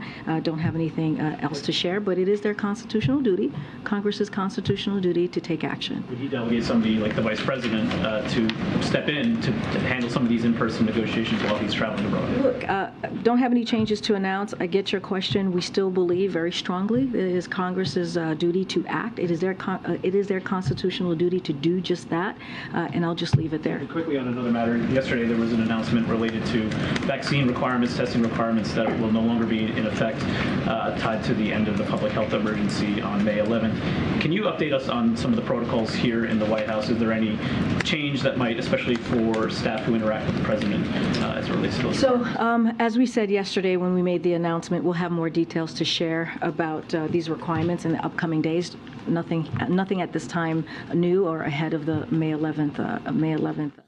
Some of you will be seeing another quick 2-minute break. Just a reminder to everyone, we do have the Pentagon briefing coming up at the top of the hour. We will go to that directly when it happens right here on Live Now. Is he concerned about her prolonged absence further hindering Democrats in the Senate now that it's been budgeted? Look, we wish the senator a speedy recovery. I don't have anything else to share beyond that. As I talked about the close relationship that he has had with Senator Feinstein and the work that they've done over the years, not just with him as a president, but also when he was a senator. He appreciates her, thinks that she has, has really helped change a lot of important critical policies to the American people. I don't have anything to say specifically about when she's coming back or what that looks like, but we certainly wish her a speedy recovery. Just one more. Last week, the president signed an executive order authorizing the use of the National Guard at the southern border in support of counter-narcotics efforts. Can you explain, was that a precursor to today's announcement on the troops? I'm not going to get into the timeline of it. As you know, we've been making preparations ahead of the lifting of Title 42. We've been very clear about that. You've heard from the Department of State, DHS as well, on what they had a press conference to lay out what that's going to look like. So there's been many processes and plans that have been put into place. Don't have any specifics to any timeline that you're asking. Okay, I'm trying to call somebody. I have it. Go ahead, Christina. Thank you, Colleen. If the president's priority is to treat the immigrants humanely, like you said, wouldn't he be sending social workers, psychologists, judges, lawyers to the border instead of sending active military personnel? So look, and I want to be clear, the active military, as I just explained to one of your colleagues here, it's been done for more than almost 2 decades now. It is a personnel that's performing administrative tasks and like data entry and warehouse support. That's what they're going to do, so they can help free up the CBP, the Border Patrol agents, to perform some critical law enforcement duties. And so that is their function. That's what the active duty is going to do. They're not going to interact with migrants. Look, yes, we would love to be able to have more resources at the border to do the critical work that is needed. But the reason why we're moving in this direction, and of course my DOD colleagues will speak more on this, is because Congress has not acted. As you know, Christina, this is something that the president has taken very seriously, putting forth a comprehensive immigration reform legislation on his first day to deal with DACA, to deal with migrants, to make sure that we fix the system, make it more modernized, right? Do it in a humane way. That is something that the president wants to do. But, we are using the tools that we have have in front of us in our tool belt to deal with what we're seeing currently at the border. But of course, yes, we would love to have more resources at the border for sure. Thank you so much. First of all, on Sudan, we've just seen news that the combatant leaders have declared a 7-day ceasefire and that they're open to talks. First of all, just the White House reaction to this, and does the White House or does U.S. government anticipate having a role in these talks? What are your objectives?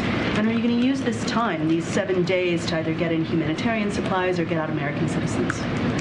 So look, I have not seen those reports, so want to be super mindful. But look, we remain in close contact with the Sudanese military and civilian leaders to see what we can to help them identify a path to reach a sustainable cessation, of hostilities that include humanitarian arrangements. And we are engaged at the highest levels regularly. I had said this yesterday. I'll say this again. The president's senior level of the president's national security team has been in direct contact with SAF and RSF leadership, and we have called to continue the ceasefire. We have called to bring down, to stop what we've been seeing, the violence there. We've been doing that for the past week and being very vocal on that. But again, there are conversations happening. We'll continue those conversations from the highest levels here to SAF and RSF leadership, and that's what we're going to continue to do at the president's direction. Just looking ahead to the G7, we've seen reports that the president's going to sign an EO limiting some American investment in key sectors of China's economy.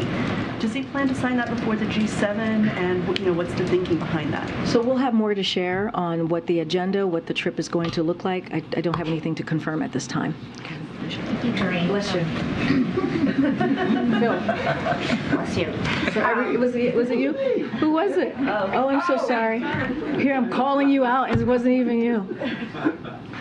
Gesundheit, bless you. Allergies are bad this year. Oh my gosh, the pollen is quite something. Thank you for the question. So, Governor Greg Abbott has said that he will continue sending migrants to Democrat-run cities after Title 42 expires. The mayors of Chicago and New York have already responded saying they simply do not have space. What is the administration doing to help state and local governments prepare ahead of the expected influx of migrants? So look, it's unfortunate that Governor Abbott continues to play politics with migrants and with the American people. Because what he's doing, that's what it looks like. It looks like a political stunt instead of trying to address the situation or maybe get the congressional members and senators that are in his state to actually ask them to work with us on truly dealing with the problem, with trying to figure out how do we deal with immigration reform. Instead of doing that, he wants to play politics. So that's what we've seen from this governor. It's not surprising. That's what he's continued to do. Our administration has been in touch with mayors and local government to see how we can be helpful to them. That has continued over the last several months because Republicans continue to play politics here to put political stunts ahead of actually making change. And if you think about what we've put together, if you think about wanting us to protect put protections for dreamers and farm workers, more immigration judges and asylum officers, more funding for border security, and all of this, which is part of the president's legislation and what we've been urging Congress to act on, what we saw just earlier this week is over 430 business groups wrote to members of Congress calling on them to get this done. 430 businesses have called on Congress to get this done. So this is getting support out there. American people want to see this. Businesses want us to act as well, want Congress to act. And so we're going to continue to do that and to call on Congress, but Republicans are in the way. And Republicans in Congress are getting in the way. And what Abbott is doing does not help the situation. I hear what you're saying about... We're going to take our final break here of this hour for some of you. Stay right here with us on Live Now from Fox. To state and local governments to handle the expected influx. And I have said that we have been in touch with state and local governments to help them in any way that we can. We have done that this past several months, whether it is Chicago, whether it's New York City. We have had extensive conversations, even with the D.C. mayor, on how we can help moving forward. And again, we're in constant communication, whether it's the White House, whether it's DHS, DHS, whether it's FEMA even, and how we can help cities. Every city has their own specific need that they need to address to this issue. And so, yeah, we've been in constant communication. That has happened. And I've talked about it multiple times, whichever mayor is asking for assistance from the federal government. And just quickly on the meeting on May 9th, is that purely a scheduling decision? Given the urgency of the situation, why wait a week before meeting with the leaders? Well, look, as you know, Speaker McCarthy is out of the country currently, and I have no idea when he's coming back, but he's out of the country, so that clearly has pushed this meeting a little further down, a couple of days, and we want to make sure we had all 4 of them here. As for who's attending, no one has asked me that yet, but I know people are probably curious who's attending. I would certainly ask their respective offices to see if they've accepted the president's offer. But again, this is we want to make sure all 4 of them were able to make it, and the president's looking forward to hosting them here and having a real important conversation about our American economy and how we're going to move forward for the American people. I wonder if the president would support a short-term extension to the debt limit so that conversations about budget and debt limit can continue, potentially to September or for any other period of time. What I can tell you is the president believes that it is Congress's duty to get this done. It is their duty to make sure that we move forward with dealing with the debt ceiling, but certainly we're not going to negotiate in public, and our position is going to be very clear that Congress needs to avoid a default, and I'll leave it there, without conditions. But is extension on the table at all? We won't negotiate in public on any of this. What we will be very clear about is that it is, and our position hasn't changed, right? Congress needs to avoid a default. And just one more question. Speaker McCarthy reaffirmed commitment to Ukraine yesterday to continue to send aid. Did the president have a response to that at all? Did he know that he was going to make that commitment? So, look, we're glad to hear that Speaker McCarthy agrees it is vital to keep supporting Ukraine.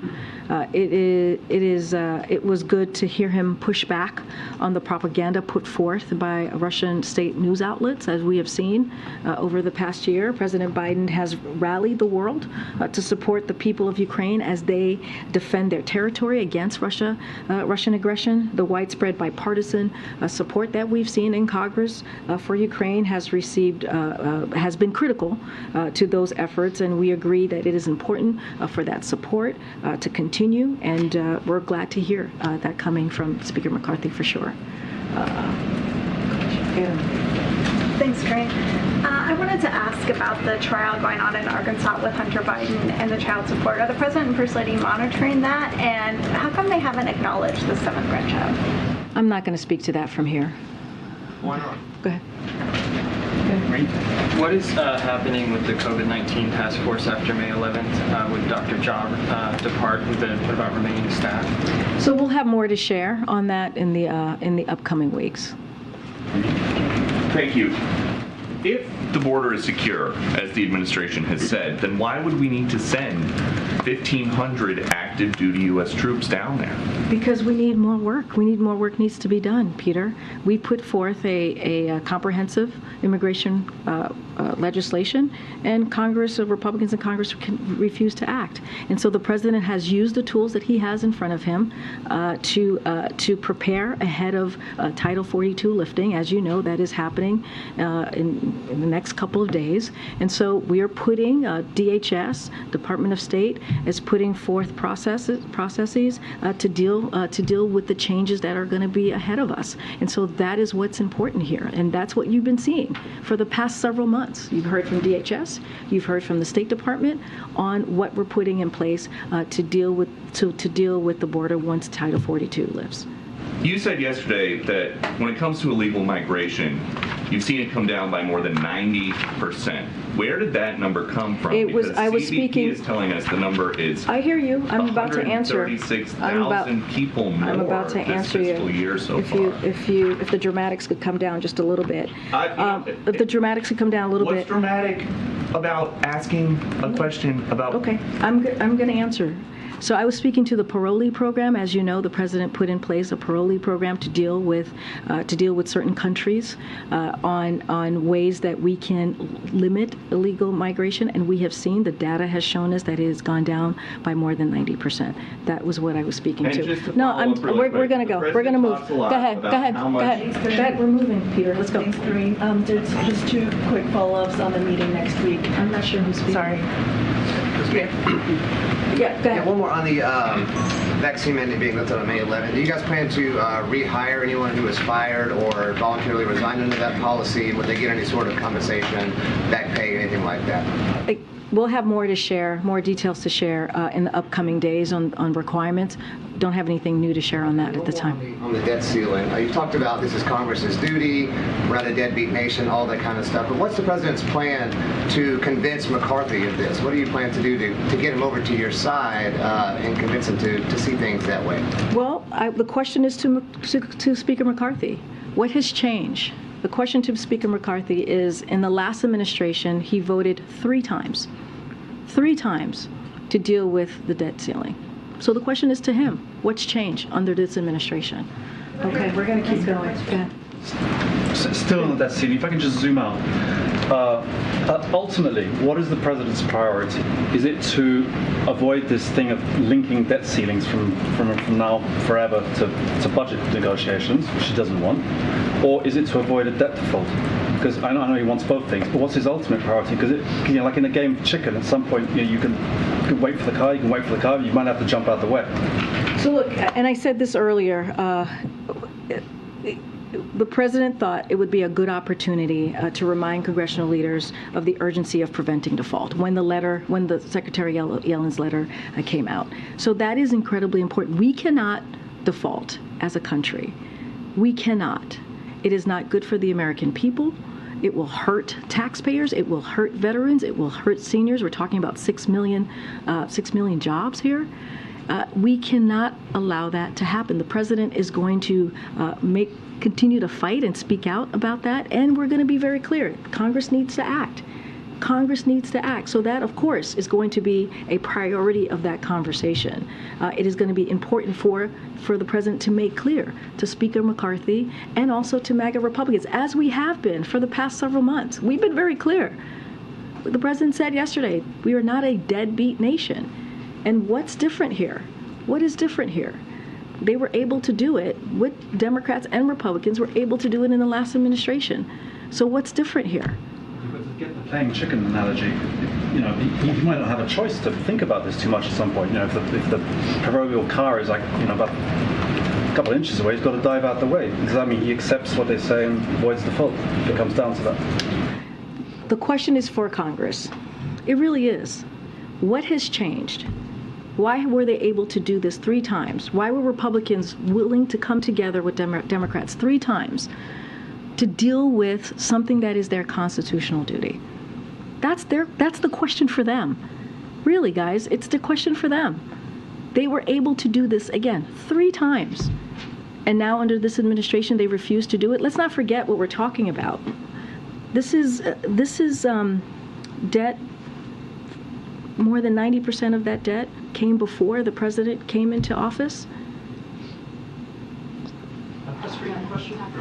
Okay, go ahead. Thank you, Corinne. Can you explain the decision a little bit on why you decided to invite all 4 congressional leaders to this meeting instead of just Speaker McCarthy?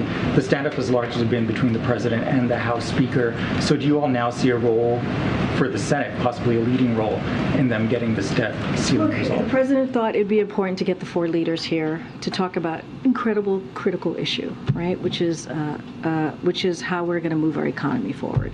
He wanted to have the 4 leaders here. This is certainly a continuation of conversations that happened in February, and so I wouldn't read too much into it. He wants to bring them here, have a conversation, an important conversation that is critical to the American people, critical to American families, and that's how I would view this meeting. And today, House Democrats began the groundwork to try and force a vote on the debt limit and go around McCarthy through a discharge petition. Was this idea brought up during the president's call during his... That's something for House Republicans to speak to and Speaker McCarthy to speak to. I'm just not going to speak to the mechanics of what's happening on the other side of Pennsylvania. Again, I know I tried to call on you. Two quick just follow-ups. So given what you said about Congress's role in the debt limit, has it been the position of the White House that there is no legal alternative to congressional action? There's nothing else that could be done to raise or suspend the debt limit or prevent a default in any way absent action from Congress? Can you, do you mean legal action from us? There's no executive order or any sort of executive action that could be taken either through the Treasury or the President to avoid a default? So again, I'm going to sound like a broken record as I have been for the past several months. Congress must act. We will not entertain scenarios where Congress compromises the full faith and credit of the United States. So that means that the administration does not believe there's any power it has. Republicans and Democrats have prevented default 78 times since 1960, including 3 times, as I've mentioned, over and over in this specific briefing under Trump. And so they have to do that again. So that's where I'm going to leave that for you. One more, if I may, and apologies if you sort of answered it in an earlier question, but is the administration playing any role at all in the WGA strike negotiations? No. All right. Thanks, everybody. I'll see you tomorrow. All right, there was a lot of topics covered there at the White House briefing, including the troops being sent to the border there ahead of Title 42 ending. And, of course, we will be bringing the Pentagon briefing to you. That is expected to be coming up at any moment. You can see the shot there available here to us. So as soon as that happens, we will bring that to you right here on Live Now from Fox, everyone. What we will do is take a quick 2-minute break here. This one will be our first one of this hour. We'll try to get as many as we can out of the way ahead of the Pentagon briefing, and we'll bring it to you on the other side of the break right here on Live Now from Fox.